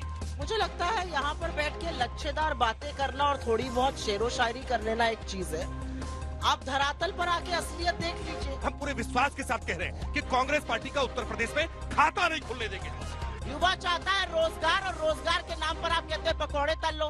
केवल भारतीय जनता पार्टी है जो बढ़ती हुई दिखाई दे रही है, बाकी सारे राजनीतिक दल आपको गिरते हुए दिखाई दे रहे हैं। आप सबके अकाउंट में 15 लाख आ गए, 2 करोड़ बेरोजगार मिल गया, नहीं मिला। और जब अलायंस करना था ना, तब राहुल जी के प्रोजेक्शन के लिए उनकी एक यात्रा प्लान कर दी गई, और जहाँ जहाँ चरण पड़े राहुल के ताता बंटाधार हुआ। जैसे जैसे यात्रा प्रारंभ हुई, एक एक करके अलायंस लगातार छूटते जा रहे हैं। Shouldn't the India Alliance actually look at bringing in Mayawati, because the 8% vote share could also, she might not win a single seat. As far as Behan Mayawati is concerned, I think it's really up to her what she would want to do. 370 हम कह रहे हैं क्योंकि 370 हमने हटाई है। I want to come now to the state of Punjab, and just keep in mind that the numbers that you're about to see assume that the Aam Aadmi Party and the Congress will find a way of fighting together. But this is a state where AAP and Congress are 1 and 2, and whenever two parties are 1 and 2, they typically find it very difficult to be able to distribute seats amongst themselves. Between 2 and 3, it's much easier than it is between parties that are 1 and 2. But since that's the way it is seeming on the surface, that's the calculation that we're about to show you. So here are the numbers for Punjab. I'm going to start by taking a look at the vote share numbers first. The BJP had 10% vote share in the previous Lok Sabha elections. That's now projected to go up to 17. That's 7% up. The Aam Aadmi Party had 7% vote share in the last Lok Sabha elections. That's now projected to go up to 27. That's 20% up from the last time. The Congress had 40% vote share in the last elections. That's now projected to come down to 38. That's 2% down from the last time. The Akalis had 28% vote share. That's now projected to come down to 14, a loss of 14% for the once formidable Akalis. Let's take a look at how this converts into seats. So on your screen right now, for the 13 seats of Punjab, here are the C-Voter India Today Mood of the Nation projections. C-Voters projecting that the BJP is likely to stay at 2 seats. They're likely to stay at 2. What's gone out from the NDA kitty there are the Akali seats. The AAP is expected to be at 5 seats. That's up 4 from the last time if we see the party-wise breakup of these seats. The Akalis were at 2. That's likely to come down to 1. So the BJP holds on to its 2 seats.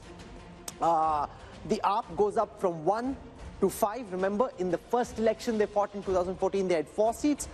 So they go up to 5 this time. The Congress at 5. They were 8 last time, so they're down 3.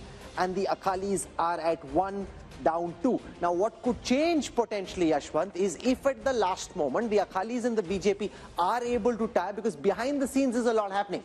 It's not firm, finalized, both sides haven't decided. The Akalis we know are keen, the BJP is 50-50, wishy-washy, but that can change anytime. And if that changes, how does that potentially change these numbers? Of course, I mean that would be having some impact for sure, because I guess that between the Akalis and the BJP, even though there has been quite a lot of bad blood in the recent years, as far as the core voting is concerned, they are pretty much supplementary in nature.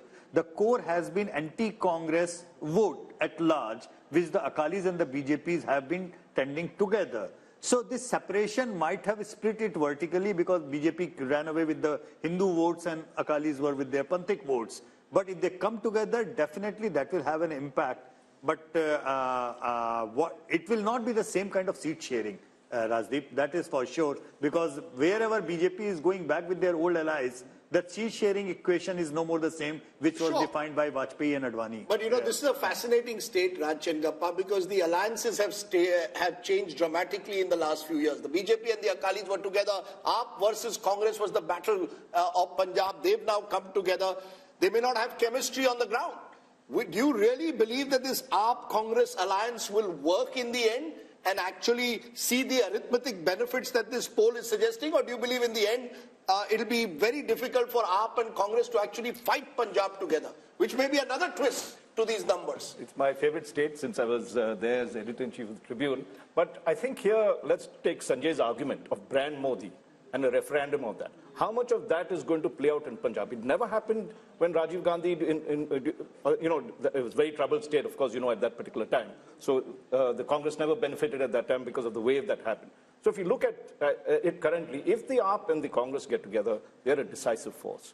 Have they got together? Have they agreed on anything? That is not to be seen as yet. No, but can I counter what you're saying to say that it's almost impossible? How will you decide if you're 1 and 2 in that state? On a drawing board, you can say whatever you want. Given the problems in Uttar Pradesh, given the problems in Bihar, it is very difficult. In Delhi, they may still have some kind of an arrangement. In Punjab, they'll ultimately come to the conclusion that it's better for us to fight separately. No, they may well do that, Rahul. They actually seem to believe that that might even work to their favor. That, you have a multi-corner. No, so I'm saying then the premise of the poll for Punjab is flawed because it hypothetically assumes that they're fighting together. Yeah, sure. But the one thing about Punjab, to take from what Raj Chengappa said, and that's the fascinating part of Punjab, Sanjay Kumar, it's the one state in North India where the Modi wave has not worked both in 2014 and 19. Look at both these elections. The Congress, if there's one state in northern India, held its own in the last 10 years, it's Punjab. You think the politics of Punjab, therefore, is very distinct and different from the rest of the country in a way? Two factors. Even though the political clout of Shiromani Akali Dal has come down, but look at the states where regional parties are strong. BJP has not found it easy to make inroads. That's one case why in Punjab BJP has not been able to make inroads. Second, BJP has been contesting in Punjab in alliance with Akalis. So Akalis have been a dominant player. That was a difficulty in the Bihar also for the first couple of decades. Also, look at the social composition of Punjab. In Punjab, we have a very large majority of Sikh voters. So if you look at BJP's popularity, Narendra Modi's popularity, there is some difference if you look at among the Hindus and people belonging to different other religions. That is another factor why BJP has not been able to penetrate in Punjab the way they have been able to expand in other parts of India. No, but the calculation in the BJP and Shehzad can build on this. I'll also show you the projection for Chandigarh, which is expected to go to the BJP. It's an urban pocket, and we saw the mess in the mayoral elections recently, but the poll is predicting that Chandigarh goes to the BJP. The problem is both the Home Minister and the Prime Minister have often say that they're very emotionally invested in the Punjab story. And yet on the ground we see, especially amongst the Sikhs, this pushback. So how does this square? The fact that the Prime Minister himself feels so emotionally close to the Punjabi community, to the Sikh religion, and yet there is a lot of antipathy and a very strong pushback.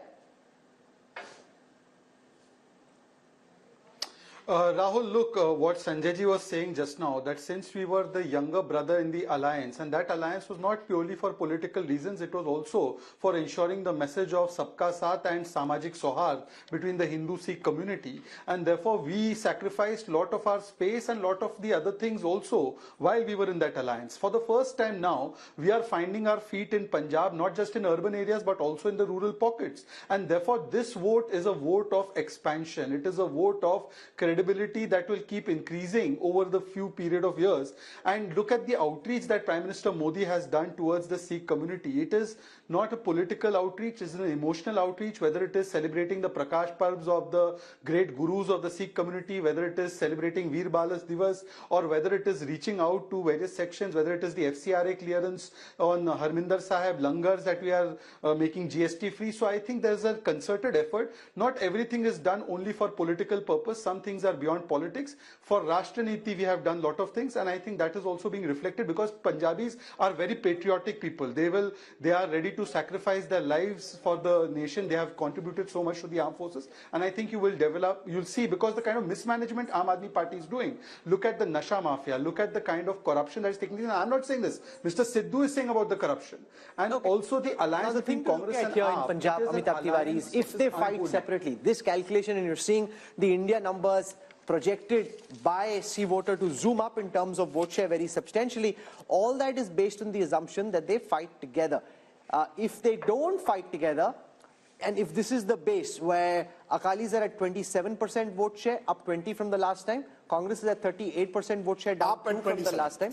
AAP at 27, up 20. Congress at 38, down 2. Akali is at 14, down 14. How could Punjab read in the absence of this alliance?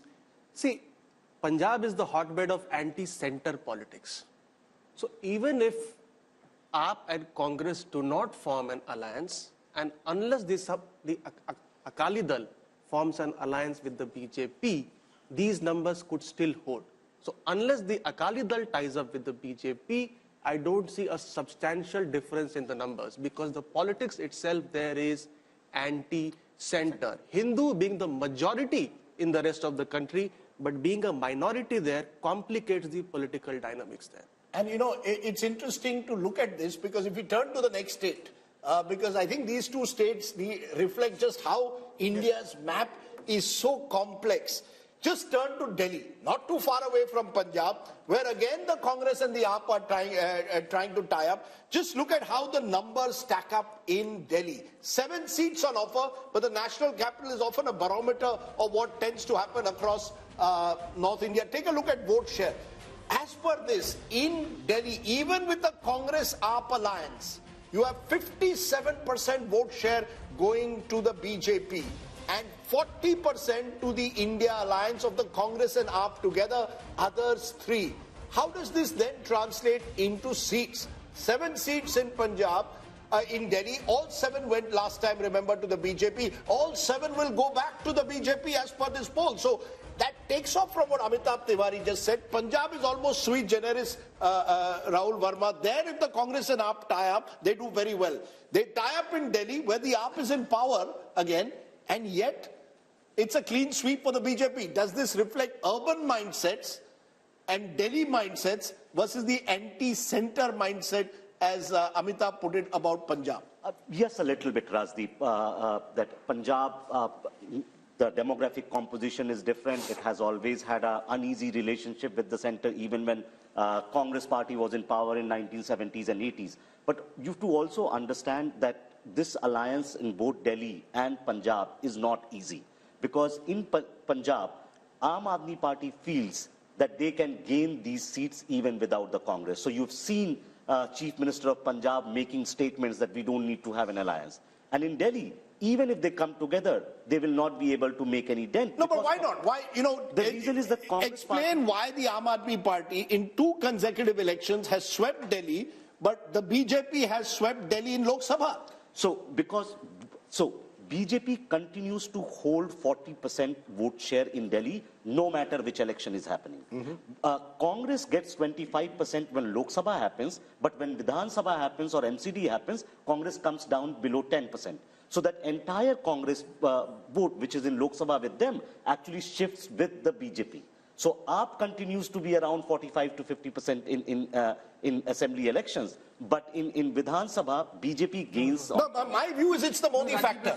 You know, what seems to be is that the Lok Sabha elections, you look at Narendra Modi. When you're fighting a state election, you look at Arvind Kejriwal. That's happened 2 elections in a row. And it seems, as per your numbers, it's going to happen again. It's a split vote, Rajdeep, and it's happening across India, across all the states, honestly speaking. Each and every state, if you look into the vote share of the last assembly and the last Lok Sabha in together, you will see somewhere between 10 to 25% of jump in favor of the BJP whenever the Lok Sabha elections are there. However, in case of Punjab, I must mention this because it's an important and critical point to add. In the last 10 years, in our daily tracker, there are only 3 states where Rahul Gandhi as an individual leader has scored over in popularity over Narendra Modi. 3 states all across India. One is Punjab, one is Tamil Nadu, and one is Kerala.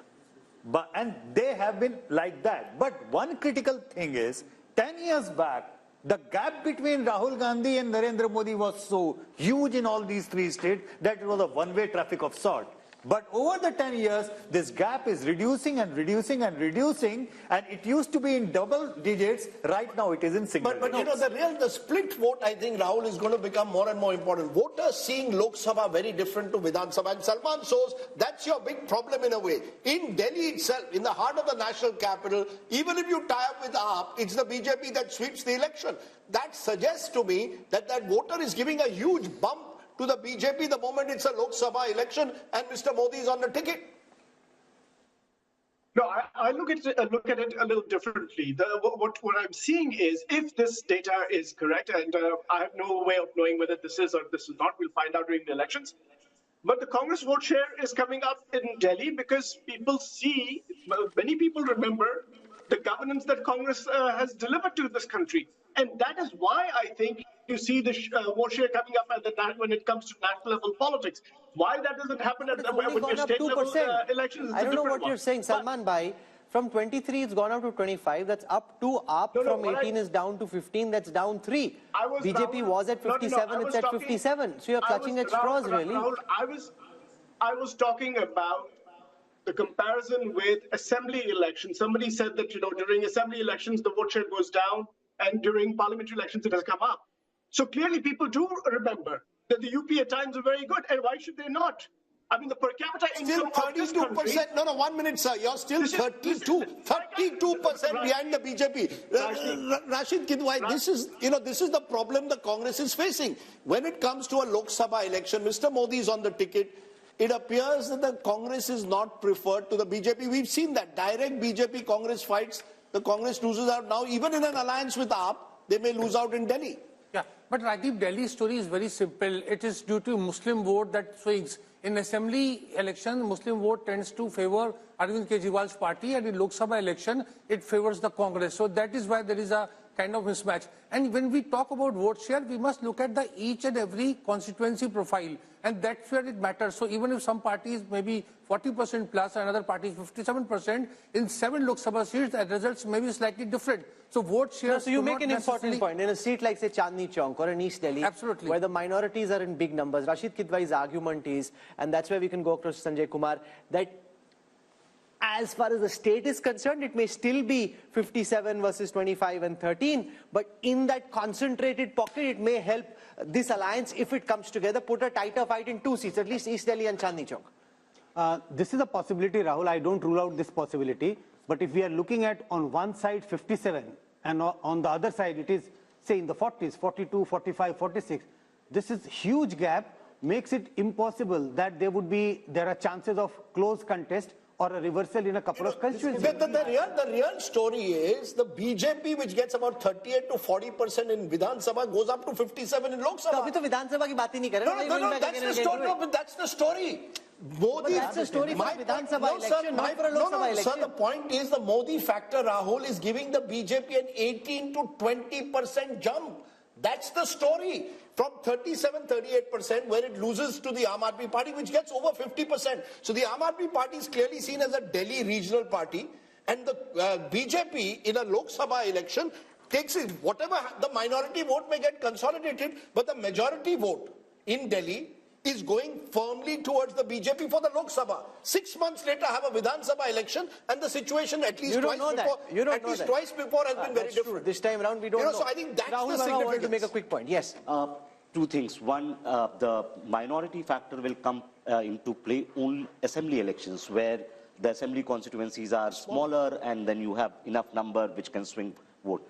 Even in Chandni Chowk, you don't have 50% Muslim population, which can suddenly turn the seat. And besides, after delimitation in 2008, the entire composition of these seats have changed. Actually, in Delhi, there is not even a single Lok Sabha seat now which can say that, okay, minority votes are the decisive vote here. Yeah. Earlier, the Chandni Chowk, before till 2009 elections probably, that was the probability, but after 2008, delimitation. No, but in Delhi, if AAP and Congress are on the same ticket, it does make things more exciting. It does certainly, absolutely. It makes sense. Still be 7, but having said that, it's also the fact, Rajdeep, Sheila Dikshit ji was very clear, very, very clear that if Congress has to revive, they have to make sure they do not go with Aam Aadmi Party. That's how. Hakan is also clear. She has been very clear. So I really think, Rahul, the story which we must stress is this Modi factor.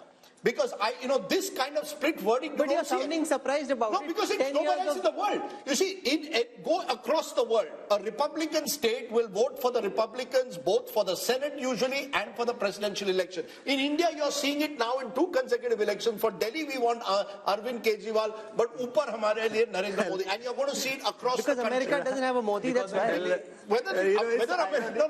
don't think it's as simplified as that. I think the Indian voter has very consciously decided who I want for chief minister and who I want for prime minister. And I think it is fascinating because I don't think, as I said, I don't know any other country in the world where it happens. No, we make too much out of this, and this is my personal opinion. There is only 15 to 20% of vote which swings here and there. That's a lot. No, but in only couple of states, except Odisha, except Delhi, do you see a split verdict of this kind? Yes, Karnataka. You see Karnataka in election after election, you vote for one party in the Vidhan Sabha, you vote for another party in Lok Sabha. I'm willing to have a small wager that there'll be another half a dozen states where this will happen. Can you bet like now, after Congress winning Karnataka in 2023, Congress is going to do same way as it done in 2019? But I met a Maharashtra leader yesterday. He said, we have put all our eggs, a Maharashtra Congress leader, we have put all our eggs in Vidhan Sabha. I said, what about Lok Sabha? He said, Lok Sabha madhe Modi aahe. Please understand. That's how they are seeing it. Here's the reality on the ground. 2019. Madhya Pradesh, Rajasthan, Chhattisgarh. Let's come to Madhya Pradesh and Rajasthan because this is a fascinating political adda, and if we go on, we can be here all evening. So I want to come now to Madhya Pradesh and take you through the numbers. We need to just step on the pedal a bit so we can go, otherwise we'll be here all evening. So in Madhya Pradesh, the BJP had 28 seats. Apart from Chhindwara, they won 28 out of 29 seats. This time, they're expected to come down to 27. The India Alliance had 1, expected to go up to 2. This is as far as votes are concerned. 58% last time for the BJP, same this time. And the Congress's vote share, 35 last time, expected to be 38 this time. So basically, you're predicting that one other seat could possibly go away from the BJP and one extra seat could get added to the Congress. I want to quickly go across to Rajasthan as well. From Madhya Pradesh, we'll take vote share first. The NDA had 61% vote share, the BJP had 61% vote share, this time 59. The Congress had 34, this time 35. Let's quickly see how that converts into seats. No surprises here. If that's how big your lead is, 59 plays 35 in a bipolar election, it's a clean sweep. So they're holding on, Yashwant Deshmukh, 2 areas where they shouldn't lose. You know, all these complicated, really detailed, finesse, nuance graphics that we have on the election intelligence dashboard, they're not going to be of any use. If this is how one-way the traffic is, then what's the point of all the finessing? Well, you know, I was just trying to give what Rajdeep was saying. I will just give a term to it. I call it Modi dividend. There is a clear cut, on an average, 15 points Modi dividend as far as the Lok Sabha election is concerned. And the split vote, ironically, you know, I coined that term in 2004 while explaining why Vajpayee's popularity did not translate into votes for the NDA in 2004, because there was a lack of a split vote. And since then, we have seen slowly and steady, the number has been increasing. While Rahul is correct that, you know, in many of the states, it is not very clear cut in that way, because in many states where BJP has been absent, their split vote also to take them across a threshold of 30% wouldn't come. Like say for example, Kerala Vidhan Sabha election, BJP goes into single digits. In Lok Sabha election, they almost touch 20%. But can I just make a point, and Raj, I want you to come in on this. When BJP swept states like Rajasthan and Madhya Pradesh in 2019, we called it the Balakot bump. That post-Balakot, Mr. Modi had taken over the entire space. Now, even without Balakot, the fact is in both these states, the BJP is holding its own, sweeping Rajasthan as per this poll. 27 out of 29 in Madhya Pradesh. In Rajasthan, there was a close contest just a month ago. And yet now, Lok Sabha, it appears it's the BJP all the way. What explains it? So we can even throw Balakot probably out of the equation. Just say there is the Moditwa factor. You know, if you look at it, and if you ask somebody, even in Delhi or in Madhya Pradesh, who would you really want in the center? I mean, that's the question. And that answer is a very logical answer that voters would give. I would gather in Madhya Pradesh as well, who is the Congress projecting for them to vote for? You mean as Prime Minister? As Prime Minister. Whereas you have Modi, and he has performed well. The state has rewarded him well. And I think here, if you look at it, just to make a larger point, there has to be a saffron wash, what I call a saffron wash, in about 6-7 states for the BJP to get to its 303 or 370. Madhya Pradesh is one of those states. It lost 1 seat last time. And there's a whole cluster of states where their vote percentage is 50% or more. I think, let's take the seats, 223 seats or so, where their margin is so big, over 5 lakhs or something, that they will win. Madhya Pradesh is one of those states that's there. So there are 2 points I'd like to make. One is what you were saying earlier, that the Modi factor will work very, very strongly to dispel any state kind of resistance that is building or any Congress support that could move towards Rahul or anything that's there. And 2, these are the kind of states where when we have 50%, the opposition has no chance. Sure, but Amitabh Tiwari, this comes back to the point which many people have been making, that the real battle for the opposition was to try and take on the BJP, where there's a direct BJP-Congress fight. 186 seats last time where there was a fight, the Congress won just 12. If these numbers are to be replicated, it once again shows where the Congress is the main opposition, i.e. Madhya Pradesh, Rajasthan, the BJP is the front runner, and you're seeing the Prime Minister in all his recent speeches not focusing on regional parties, targeting the Congress, the Kamzor Kadi, as the BJP sees it. Yes, so one of the main reasons why BJP is against sweeping both these states is because it is facing Congress as the opposition, number one. Number two, the India alliance partners do not have a single vote in these 2 states. So there is no advantage to Congress of any India bloc formation because it does not get the reciprocity. And number 3 is that, as you said, the Modi factor, let's say. So 33% people, or around 37% people voted on the name of the PM face. So if you don't have a PM face, you are excluding 37% of the voters from the target segment. But when will these numbers leave the Congress party? They've lost Madhya Pradesh, they've lost Rajasthan Assembly election, they've lost Chhattisgarh. Now you've got a possible sweep as per this Mood of the Nation poll. Will it only further demoralize the Congress in the heartland? Rajdeep, actually that's the real trouble with the Congress party, because Congress is strategist, and that includes Mr. Yogendra Yadav, a new addition in Team Rahul Gandhi. And I heard, once he told you also in an interview, he seems to think that the, Congress will get 7, 8, 9 seats in Rajasthan, 5, 6 seats in Madhya Pradesh and in Chhattisgarh. So there is, he's converting that vote percentage, that 40% plus vote percentage of the Vidhan Sabha into Lok Sabha. And that is where I think there is a tactical error, but Rahul Gandhi is buying that. And India Alliance is buying that. So Salman shows this is the real problem in a way for the Congress party to revive itself. These are the states where you needed to focus upon in the last 6 months. You've lost assembly, and now you could be wiped out in Lok Sabha. Rajdeep, you are thinking that the only people who are fighting this election are basically Khargeji and Rahul Gandhi. We have leaders in our states. They're fighting elections. They're getting ready. So what will become evident later on is, in your own poll, we're seeing, say, for example, a bump of 3 percentage points for India Alliance, which is Congress in Madhya Pradesh, for example. What that tells me is that there is a solid base for the Congress party to build on. And from now until the elections, anything is possible. So, yes, the perception that is being built is that the Modi ji has won, everything is done. And by the way, yes, exactly, the PDA. Let me get to the PDA that my friend Shahzad talked about. The PDA is, what is it? It is propaganda.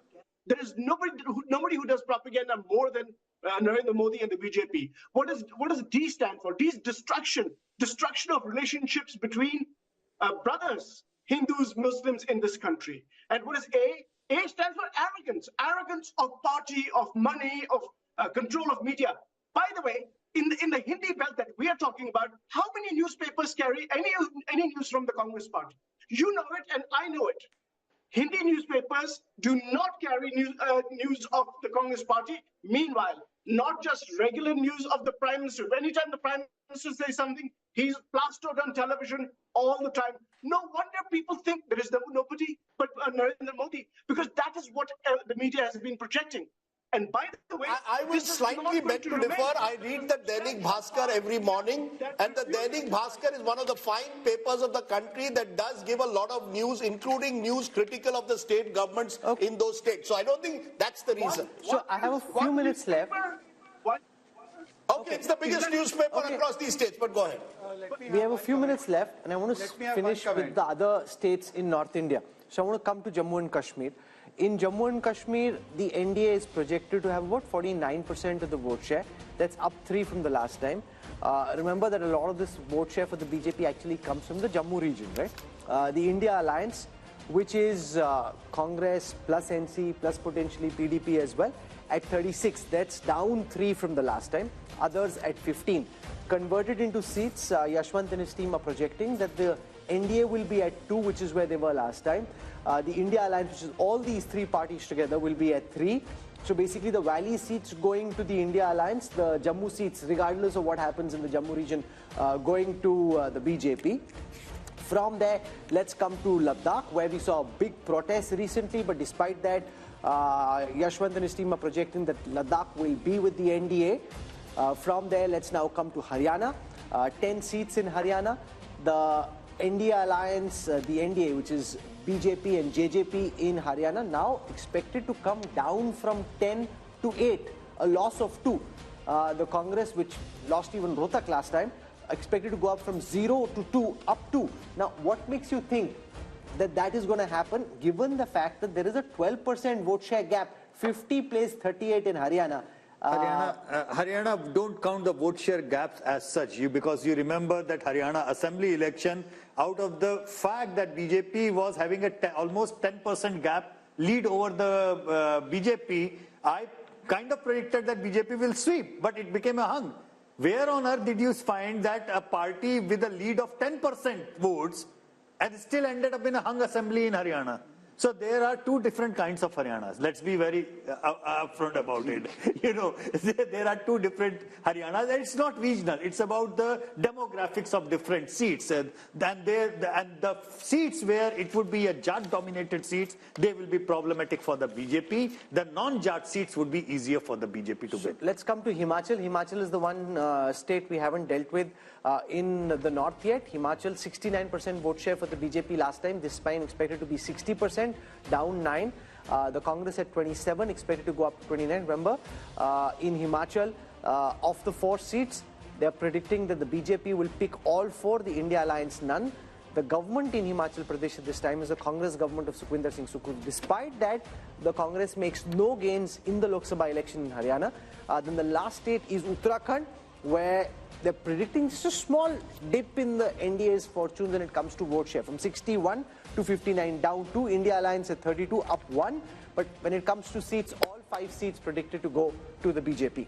Therefore, when you look at the big picture, from the first region that we've looked at, and this is, if you're a T20 match and it's power play and you've just finished 6 overs of the 20, think of North India like this. The projected seat share across North India. First, the vote share across North India. NDA 52%, India Alliance 38%, others 10. That's a 14% double-digit gap, and that includes, remember, Punjab, where the BJP is relatively smaller in terms of its vote share. How does this translate into seats, Rahul? And I think this is the story, and this has been the story not just now, but also 2014 and 2019. 154 of the 180 seats, as per the mood of the nation, done by C-Voter, go to the NDA, 25 to India Alliance. And remember, of these 25, majority again coming in from Punjab. Effectively, Rahul, that means it's almost game, set, if not match, just when you look at the North Indian numbers.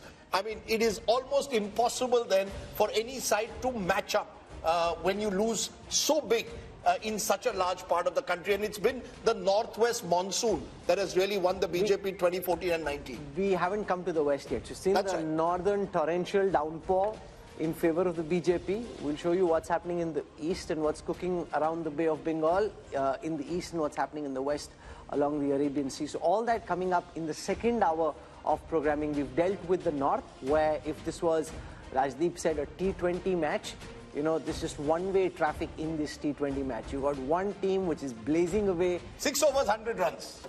6 overs, 100 runs. 14 runs and over, or 15 runs and over. Which, really makes it almost impossible to come back. And the thought that's coming to my mind, there you see my election intelligence dashboard working.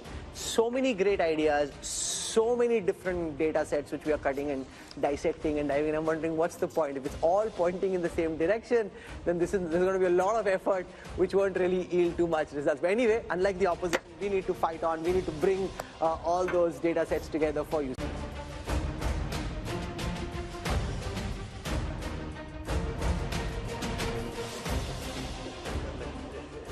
Welcome back to the Mood of the Nation. India Today's biannual survey with C Voter, which is telling you just ahead of the general elections what will happen in state by state to give you the big picture. Who's winning the battle for 2024? We spent the first hour dealing with the North Indian states. We'll now switch to the South. And remember, Rajdeep, there's been this big North versus South effort that the opposition is making to try and build a narrative around how North Indian states are different from South Indian states. Do South Indian states truly feel and vote differently? We'll find out in this hour. Remember, we've given you the North India numbers in the first hour. 154 of the 180 seats going to the BJP-led NDA.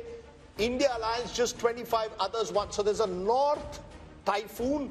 What's happening in the South? Is there a hurricane the other way around? Let's start. India mein cyclone aata hai, sir. Cyclone, okay. The southern cyclone. Sorry, the southern cyclone and there are cyclones that take place in south of the country. We're starting with Karnataka, a state which, remember, went to the polls 7 months ago in Vidhan Sabha. And interestingly, this is what it's showing. In terms of vote share, the NDA is way ahead of the India Alliance. Remember, there's a Congress government in Karnataka. 53% at the moment to the NDA, 42% to the India Alliance, others 5. This is identical in vote share compared to 2019. How is this translating into seats? Remember, 28 seats in Karnataka, 25 were won by the BJP last time. And we are saying the BJP is down just 1. 24 from, remember, 27 now includes the JDS, which has joined hands with the BJP there. So the BJP, JDS 24, that's down 3, but they're still holding its own. India Alliance just 4 in a state where the Congress is in power, and India Alliance means effectively Congress here, others 0. So you've got the first southern state giving bad news to the Congress party. And Raj Chengappa, it's your home state, so why don't you kick off? It suggests very different verdict to what we saw 7 months ago when the Congress won pretty decisively. But let's say, Rajdeep, it's not surprising in Karnataka. It's if history. You recall it started from Karnataka when Rajiv Gandhi swept Karnataka, winning about 26 or 28 seats in 1984. Within 3 months, Ramakrishna Hegde was elected as chief minister. We're going to see the reverse polarization happening in this case, where for Karnataka they felt that the Congress was good, it was needed because the BJP government was not effective, and therefore the voters likely to tilt towards giving Modi the mandate, because he did campaign extensively there. He did push, if you remember the final phase, a certain percentage up over there. So Karnataka, and the other thing BJP has smartly done is tied up with the JDS. So the Vokliga vote, which would have made a decisive difference in Old Mysore and others, is getting split across these two. And secondly, if you look the way they have mended fences with the Lingayats, bringing Vijayendra, who's the son of Yedurappa, into the picture, the BJP has tried to cover its flanks. But let us see. I mean, Shiv Kumar is a wily contender.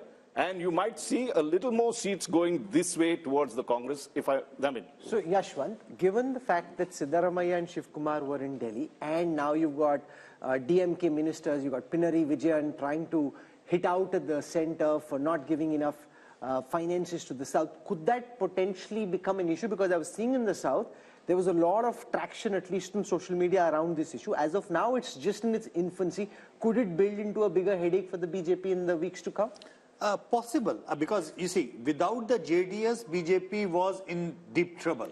And they were pragmatic enough to take that much of arithmetic along. 6 months back, the same MOTM was showing BJP was in disarray because 10% approximately JDS votes of Vokaligas going along that. Now, that's largely in Old Mysore. Largely in Old Mysore. But the thing is that it's not just like, it might be decisive in Old Mysore, but there are pockets in across Karnataka, particularly in North Karnataka, where even 5 to 6% of Vokaliga votes shifting the BJP way will do the magic. However, the point which you are making is a North versus South divide, and the campaign that we are now watching in social media. that is an uncharted territory. Because I don't think any election whatsoever in the last 75 years, that play has been there. Barring the Tamil Nadu politics, outside that, the North-South divide was never played like that.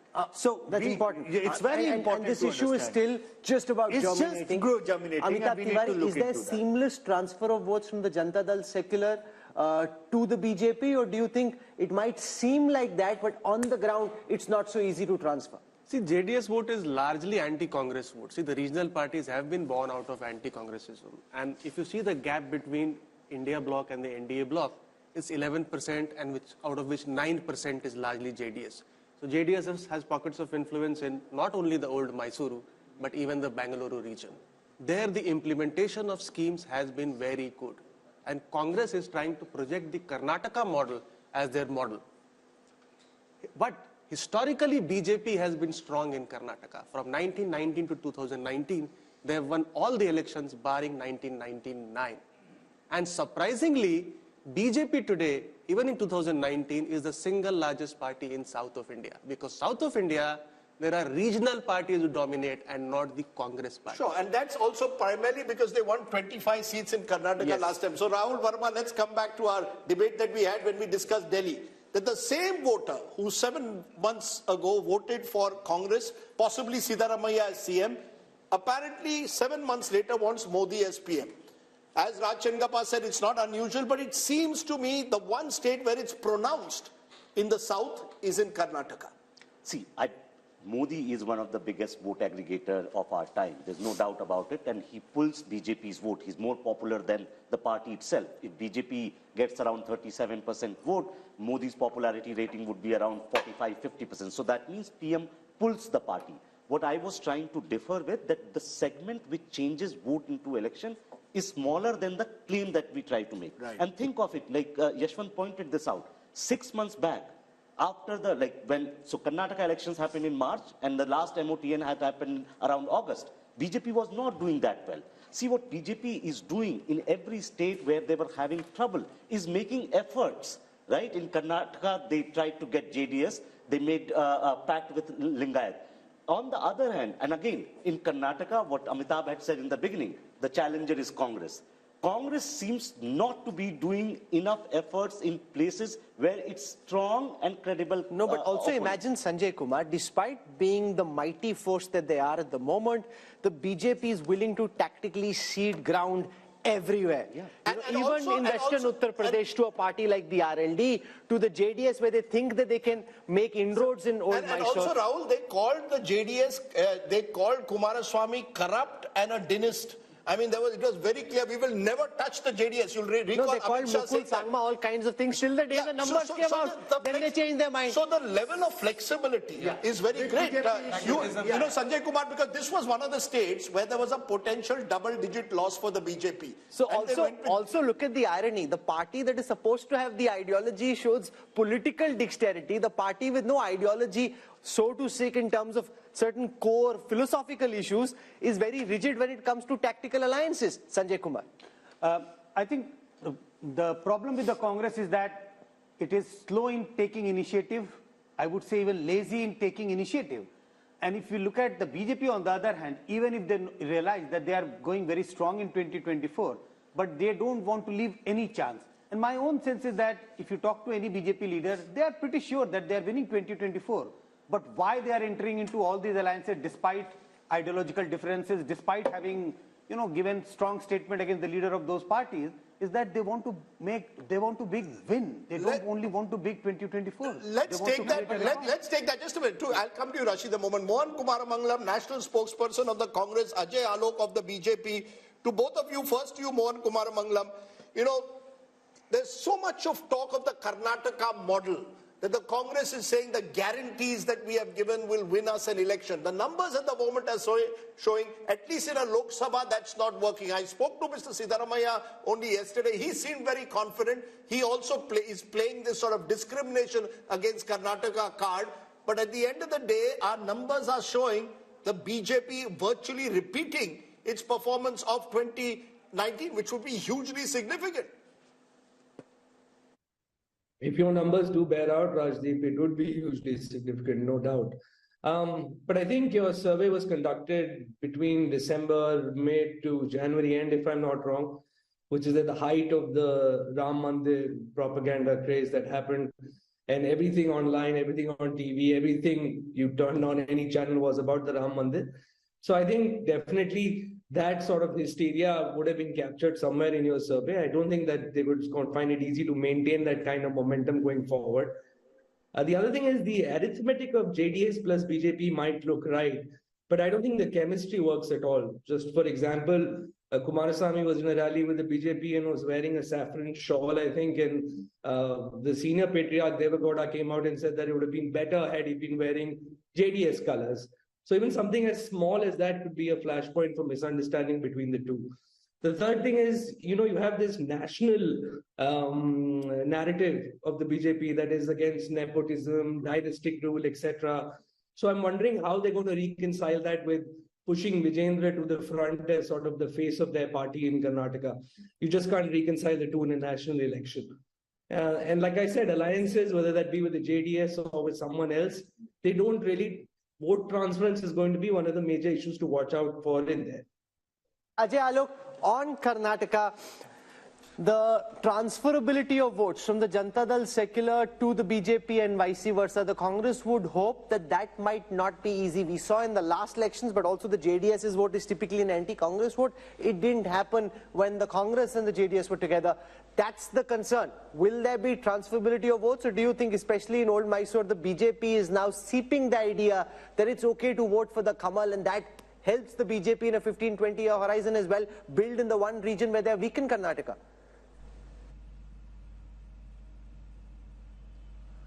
See, one thing they're conveniently forgetting, that Congress snatched almost 6 to 7% of JDS votes in the last Vidhan Sabha election, but they were not able to snatch our votes.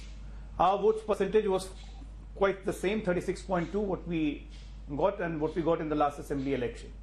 And JDS vote bank significantly reduced from 19-20% to 13%, and this was majority or majority vote completely. It was minority vote which shifted to the Congress. Now there is a feeling of angst and there is a feeling of appeasement everywhere in Karnataka, and how the Karnataka government is performing since they have formed the government. So there is a natural chemistry and a bonhomie between JDS and the BJP, and BJP and JDS combined together, we are crossing 50% mark very easily. Sir, with due regard, and with the dynamism and with the momentum of the election going on. Sir, with due regard, when you say natural chemistry, 7 months ago you were name-calling each other. I mean, you were calling him a dynast, you were saying their family is corrupt, the Gowda family is corrupt. This was, all your top leaders were going to Karnataka and saying this. So, is it that you've decided, chunav ke liye kuch bhi, forget the past, we have to win 2024? See, chunav ke liye kuch bhi nahi. We are a political party and we have to look at the situation at the ground. And of course, when we are not with JDS, why we shouldn't highlight their problem and what their corruption issue was. The Congress will also do the same. Now since they are with us, we have to look at the ground reality of what kind of appeasement politics is being followed in Karnataka. And that are they now not corrupt? My direct question to you is, JDS not corrupt now? Is JDS now no longer dynastical?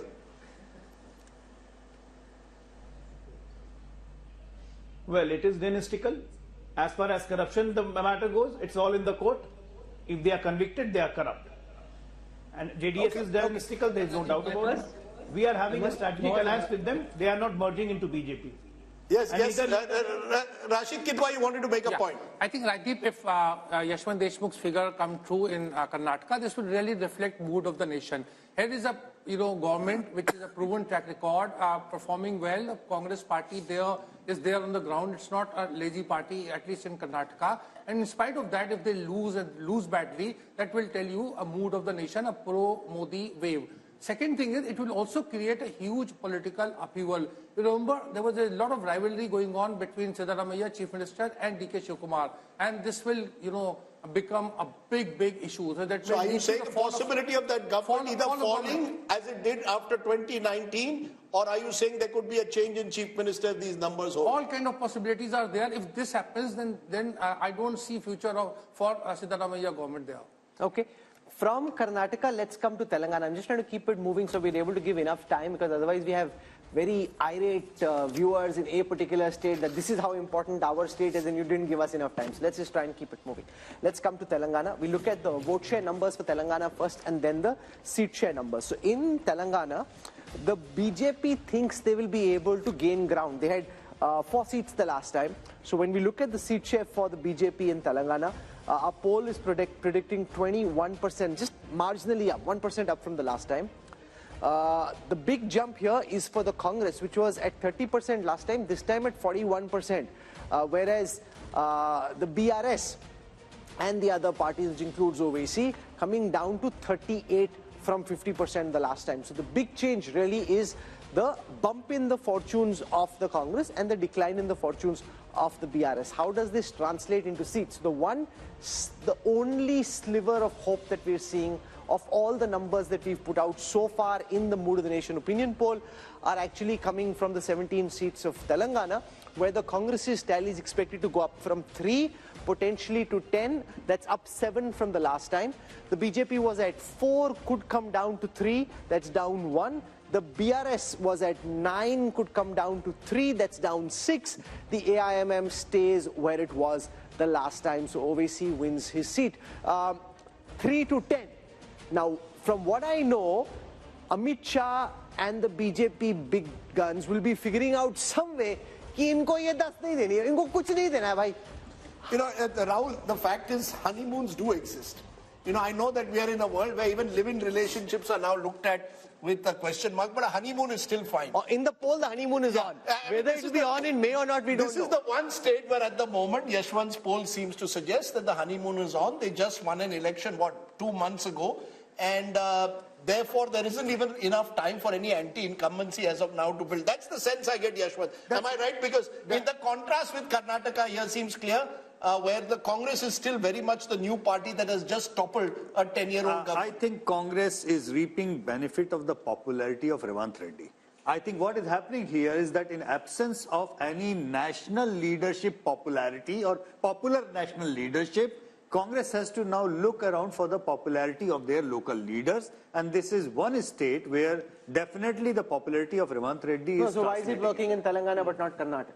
It's not working simply because we have got 2 popular contenders, and Rashid Bhai might be able to tell this, but I am dead sure that the Deputy Chief Minister of Karnataka would not like Congress to win in Karnataka in Lok Sabha election, because if Congress loses Karnataka in Lok Sabha election, that paves the way for him to become the Chief Minister. I think this is a bit unfair, because Mr. D.K. Shivkumar, and Rajdeep would correct me if I'm wrong, played a very big role even in Telangana, the amount of efforts he made there. So so far he's a disciplined soldier of the Congress. But let's be very clear. It appears one regional party is the one completely getting squeezed out here. Chandrasekhar Rao has virtually gone dormant since that defeat. That vote, the Congress seems to have captured to a large extent if these numbers hold. And the BJP has its pockets in Telangana, but has not been able to truly spread across the state. Would that be a fair understanding, Amitabh, of these numbers? Yeah, I see. In a largely bipolar national election, the regional parties tend to get squeezed out, and Telangana is one of the states. But it reveals a very fascinating insight: is that Congress, wherever is it gaining, it is gaining at the expense of regional parties, and that is the basic problem in that India alliance. It is gaining at the expense of BRS and not BJP. So how can it lead an alliance of regional parties where the regional parties have been formed out of anti-Congressism? TMC has come out of Congress. YSRCP has come out of Congress. SP has largely done anti-Congress politics. But it also shows there is no substitute for hard work on the ground, Rahul Verma. The fact is the Congress in Telangana genuinely made an effort in the last 1 year or 18 months. 6 months.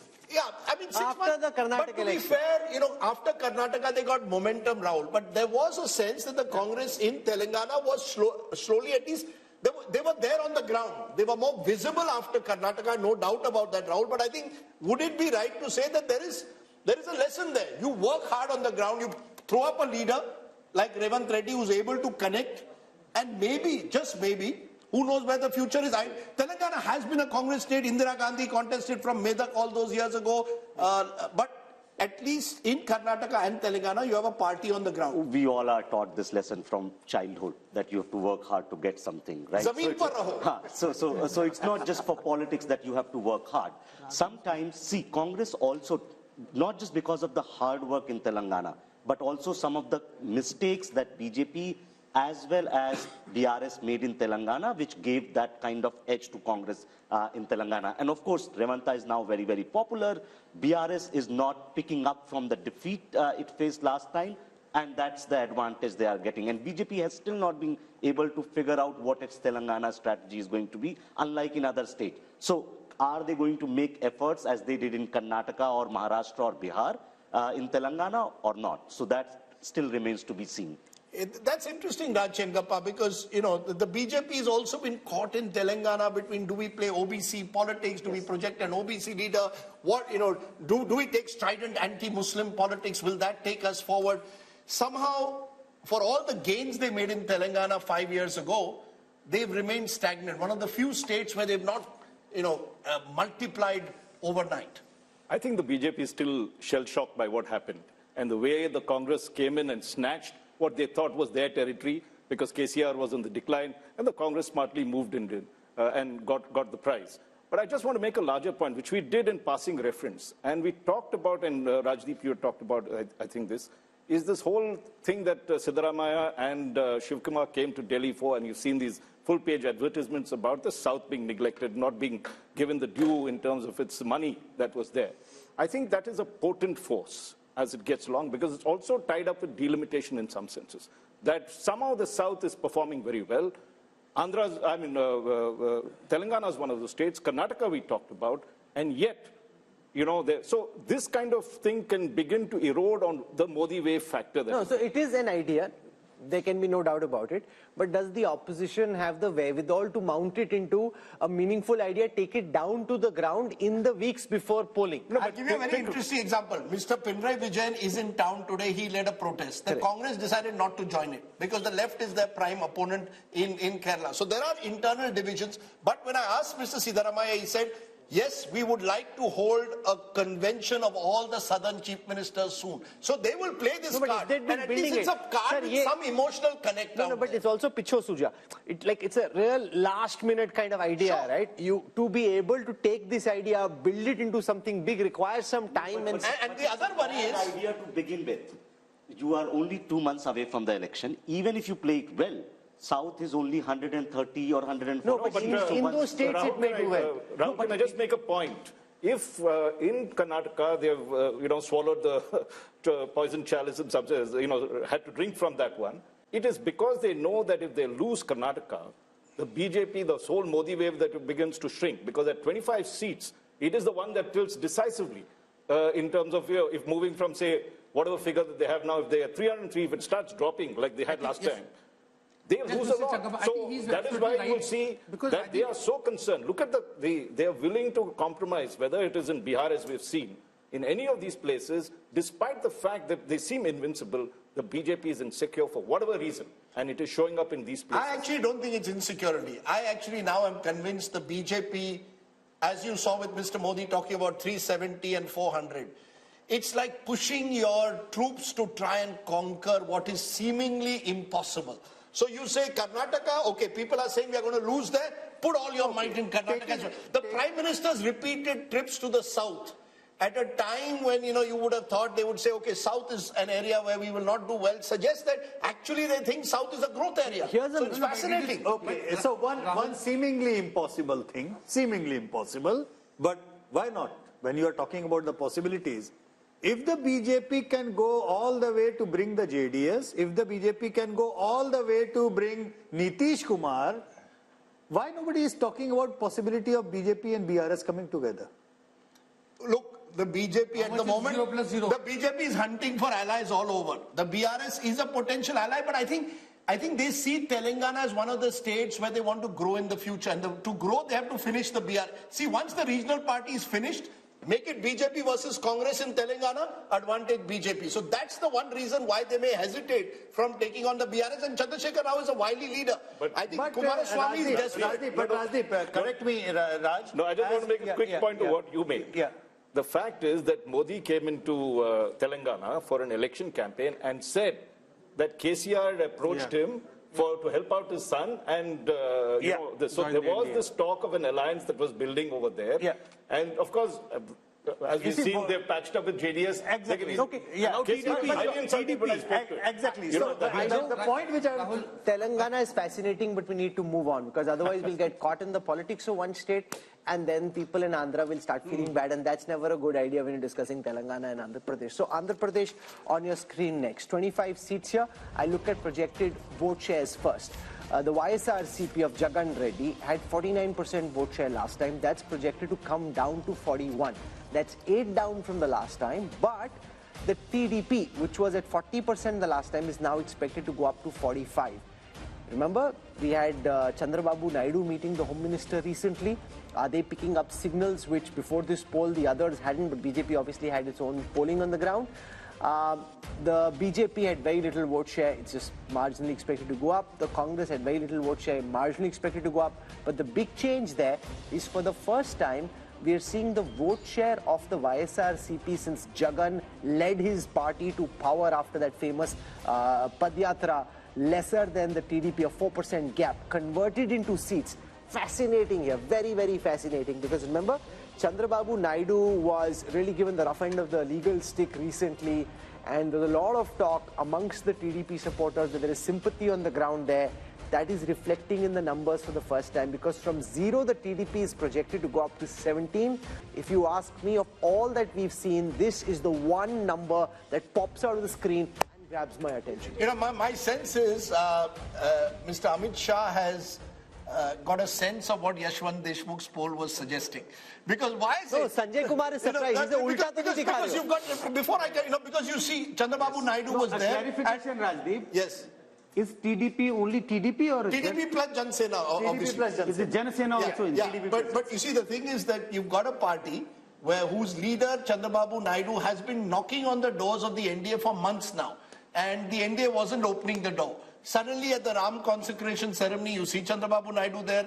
Now Chandrababu Naidu's come back to Delhi, and apparently there are two views within the BJP. How far should you go to completely embrace him? But I think the BJP wants to be clear. They want to be with the winning side in Andhra Pradesh. And the Andhra side also wants to be with the BJP, because you need help from the center. So if these numbers are right, one of the alliances we could see in the next couple of weeks is TDP. No, but remember, Jagan is also meeting Amit Shah. So now we don't know. I'm just saying these numbers. The BJP has both the Andhra balls up in the air. They can decide where they want to go. No, the thing is that BJP cannot decide who forms the government in Andhra, because I think the real battle there remains Chandrababu versus Jagan Rahul. But with these numbers, the BJP will be tempted to go along with Yashwant Deshmukh. This is the most fascinating insight of all that we've seen so far. The Telugu Desam, where many people had started writing the obituary of political obituary of Chandrababu Naidu and his party, pops out.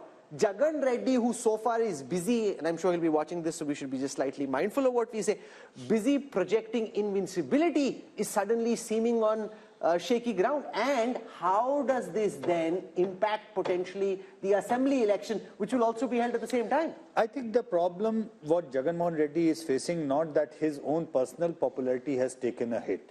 I think the problem is there is a huge number of non-performing MLAs and MPs. The anti-incumbency at the micro level. In your view, is the assembly mood also the same? Yeah, I mean, that's what is happening right now. You're sure about that? Unless he changes no, because you don't know for sure, because this is a Lok Sabha poll. Yeah, that's what I'm saying. But do you think it indicates assembly mood also? I'm getting the indication of that same as well. Unless he changes huge number of sitting MLAs, chops the tickets and gives fresh faces, he has a problem even in the assembly. What's gone wrong for him? You met him recently. What could have suddenly gone wrong? Because this was not the situation in the last MOTN. So it's obviously changed just in the last 6 months. Look, the fact is, Andhra polls have always been closely competitive. Even when Jagan lost in 2014, it was a very wafer-thin margin, especially in terms of votes. So both sides have strong vote bases of their own.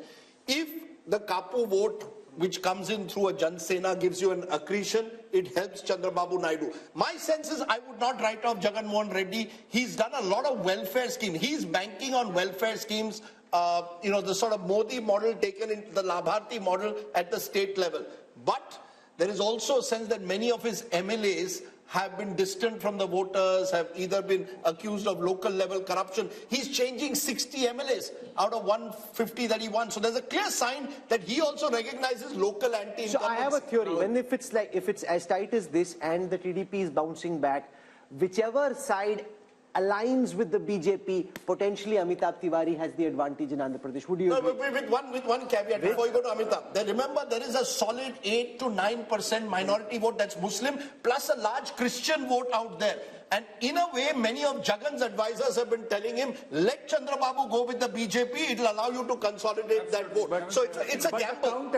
Counter to that, I mean, there is another set of data which generally, I mean, I keep on mentioning, I mentioned you Punjab, Tamil Nadu and Kerala. I did not mention Andhra Pradesh in that. Even though Congress and BJP both are out of equation in Andhra Pradesh, but Pradhan Mantri Modi's personal popularity in Andhra Pradesh is way more than Rahul Gandhi's. So what I'm simply trying to say, even though BJP has no equity whatsoever over there, there are certainly emotions attached on the Congress, anti-Congress and the old fault lines that the political fault lines are. And one recent development is Jagan Mohan Reddy's sister going to Congress. Now, if from here onward, Congress gains by virtue of Karnataka and Telangana just even 2-3 points, that entire vote block is going to come from the Jagan Mohan Reddy because they share the same vote. So the Congress jump is only going to damage Jagan. See, BJP has a problem of plenty here, so it will choose whichever party is going to win more or a higher number of seats. However, as you mentioned, Andhra is one of the few states where simultaneous elections already take place. And generally what happens is that whatever is the result in the Vidhan Sabha election is reflected in the Lok Sabha election. Andhra 2014-19, Telangana 2014, Odisha 14-19 and Sikkim 14-19. So this could be reflective also of the YSRCP facing pressure or anti-incumbency even at the local level. I can tell you one thing very clearly. Chandrababu Naidu is going to be on India Today television very soon. The TDP already picking up these numbers. They are flying with them. This, frankly, Rahul Verma, is the first piece of good news they've had for a party. And I think this is where legal overreach always is double-edged. You think you're killing your enemy. It can potentially create sympathy and can help your opponents bounce back. Again, something you should know, right? Anyone who's in politics knows this. But then politicians also are humans. They have egos, they have anger, right? And they, in their overreach, try to do something which may backfire. So we don't know whether TDP's gain are actually coming because of that legal overreach. This might also be happening because Congress might be gaining certain votes, which is coming from Jagan's party. And no, but that's overhyped. From 1, if they're going to 3, that's only 2% up. You can say it's 2%. But the Jagan Reddy is losing 8% vote share. Only 2% the Congress has got extra from the last time. So remember, Jagan Reddy's graph at this moment is very clearly coming down. That's what this data represents. There's no running away from it. And Chandrababu Naidu would be doing a bit of a dance right now, Sanjay. BJP's overtures towards Chandrababu Naidu also reflects, the BJP and Prime Minister Modi. He wants to get a foothold in southern India because, you see, if he's comparing himself with Jawaharlal Nehru, with Indira Gandhi, with Rajiv Gandhi, with this Congress Prime Ministers, you cannot be a Prime Minister of India and, 197 seat out of his bounds. But it also shows flexibility again. Here is a leader who 5 years ago tried to lead the opposition charge against Prime Minister Modi, spoke angrily against the Prime Minister. Nitish did the same. And you're willing to embrace them all. So I think the Prime Minister is very clear that in politics there are no permanent friends or enemies, something that the Congress could learn. Think about it. Jagan Mohan Reddy comes from a Congress family. What stopped the Congress in all these years from making at least one solid overture to him to try and embrace? What do you do instead? You send his sister to contest against him, which clearly for him is a red rag. You've actually, according to which he said in the interview to us, you've divided my family. So any question of his family is already divided. But 1 minute. What stops the Congress? It's been 15 years now almost since Jagan left. You could have made an ego. There's a difference. Yes. No, my point is the Home Minister often says that BJP is ready to make that extra step of flexibility. Because the Home Minister often says, and the Prime Minister believes this, that power में होंगे तब अपनी ideology को हम implement करेंगे ना. Power में ही नहीं है तो कैसे implement करेंगे? Whereas Rahul Gandhi says power is poison. I think that is the fundamental difference. Rahul Gandhi says power is poison. Rahul made a very good point. That you see, an ideological party. BJP claims to be an ideological party, but is a party of power. The Congress claims to be a party of power, but is now under Rahul Gandhi trying to become a party of ideology. You know, that I want people who are going to fight the RSS, come what may. So you've got a remarkable shift where the BJP wants to be the party of power. But Rajdeep, there's a very big difference. Yeah, everybody knows what the BJP's ideology is. Half the congressmen don't know what the Congress's ideology is. They don't agree on the same ideology. Rahul, so that's the reality. Let's also admit Congress does not have ED. Sorry? Congress does not have ED. Sure, the ED is a factor which we will discuss, of course, but that's a separate factor. One small point about TDP. See, even in 1999 and in 2014, TDP only came to power when it aligned with BJP. So TDP never came to power. That's the point I was trying to make. So TDP has never won election. That's a very remarkable point, Rahul. Thanks for putting it, because in 1998 election, in the undivided Andhra Pradesh, BJP on its polled almost 20% votes, which forced TDP to join hands with BJP, and he swept again in 1999. So he made a very remarkable point. But can I make a distinction between Chandrababu Naidu and NTR? NTR had the power to win on his own. Chandrababu Naidu, when he took over the party, was not able to do that. That's the difference. Chandrababu Naidu has needed an ally. NTR did not need allies. That's true. But every time he has won, he has come along with the alliance of the BJP. TDP 2 months ago was thinking of joining the India Bloc alliance. After the 3-0 drubbing, it has again changed its mind. So the regional parties, hawa kidhar beh rahi hai, are very cognizant of this. And there's another little piece of trivia, Rahul. There are two wings of Prashant Kishore's IPAC. One wing is with Chandrababu Naidu, and the other wing is with Jagan Mohan Reddy. And a few weeks ago, Prashant Kishore was allegedly on a flight with Chandrababu Naidu or his son, and all speculation sort of arose in Andhra. Is he going to now align with Chandrababu Naidu? He says he's not. But if these numbers are true, he clearly knows who's on the winning side. Jagan didn't give the NOC. But are you surprised with these numbers? Are you surprised at all with these numbers, Sanjay Kumar? No, about Andhra, we are all discussing TDP and YSRCP. But we are not discussing Janasena. I think Janasena is very important. If you just pull out Janasena from the TDP how much alliance, is the Janasena vote? It's roughly about 4.5%. But if you pull out Janasena from the TDP, then Jagan Mohan Reddy is back in the game. That is so sure. And it is a situation like Bihar. Nitish Kumar at the center. There are two other players. You know, like RJD and BJP on one side. Whichever side Nitish Kumar goes, that party gets. But it's fascinating. It is a fascinating verdict. I want to go across now to Tamil Nadu. And Tamil Nadu is the one state where the UPA or the India alliance, at least at this moment on the surface, looks settled.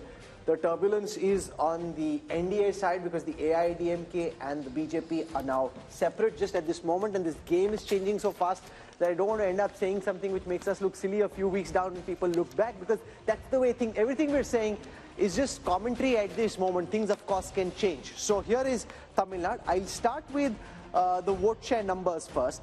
So the NDA projected to be 15% vote share. The India Alliance from 53 to 47. This is largely the DMK and the Congress and some of their smaller allies. Now you've got the AIDMK in the others, which is now expected, the others together are expected to be 38%. Let's look at seats. Yes? AIDMK is also then a lot many smaller groups are there who are not yet aligned. So we do not know which side will they be in. So a lot of this AIDMK on its own is hardly about 30% at this point of time. So 8% are the others, 30% is the AIDMK. Okay, here is the conversion into seats. Now again, the second state where there is some good news for the opposition alliance, because like in Telangana, this time of course is the India Alliance. They had 38 seats the last time, expected to go up to 39 this time. The BJP, while it may gain vote share, not expected to win seats in Tamil Nadu. And the AIDMK had just one seat, that too could come down to 0. So Tamil Nadu looking strong. Does the DMK stay fully with the Congress, or could there be a twist in the tail there also? I think, Rahul, I'll be very surprised given the statements that Stalin has made at the moment that he will also switch sides. There's the ED factor that our friend Rashid Kidwai mentioned. Yes, there are a number of DMK ministers under the ED scanner. But I find it difficult to believe that it will happen before the election. What happens post-elections, we don't know. If the Congress completely collapses, many of these allies of the Congress today could go in different directions. But I think there's a general sense, and the poll may well bear it out, Yashwant, that this is the one state where the Prime Minister's popularity is much less than it is nationally, even though he's made the effort repeatedly to go to Tamil Nadu, to identify himself with Tamil culture, the Singal, when the new parliament was inaugurated. So the BJP, as always, continues to see Tamil Nadu as this sort of bridge too far, which they want to one day conquer. But no, look at the effort he makes with the Kashi Tamil Sangam. Yeah, but my sense is the AIDMK's collapse over the years has only consolidated the DMK and has put the BJP in a difficult position. Do we try and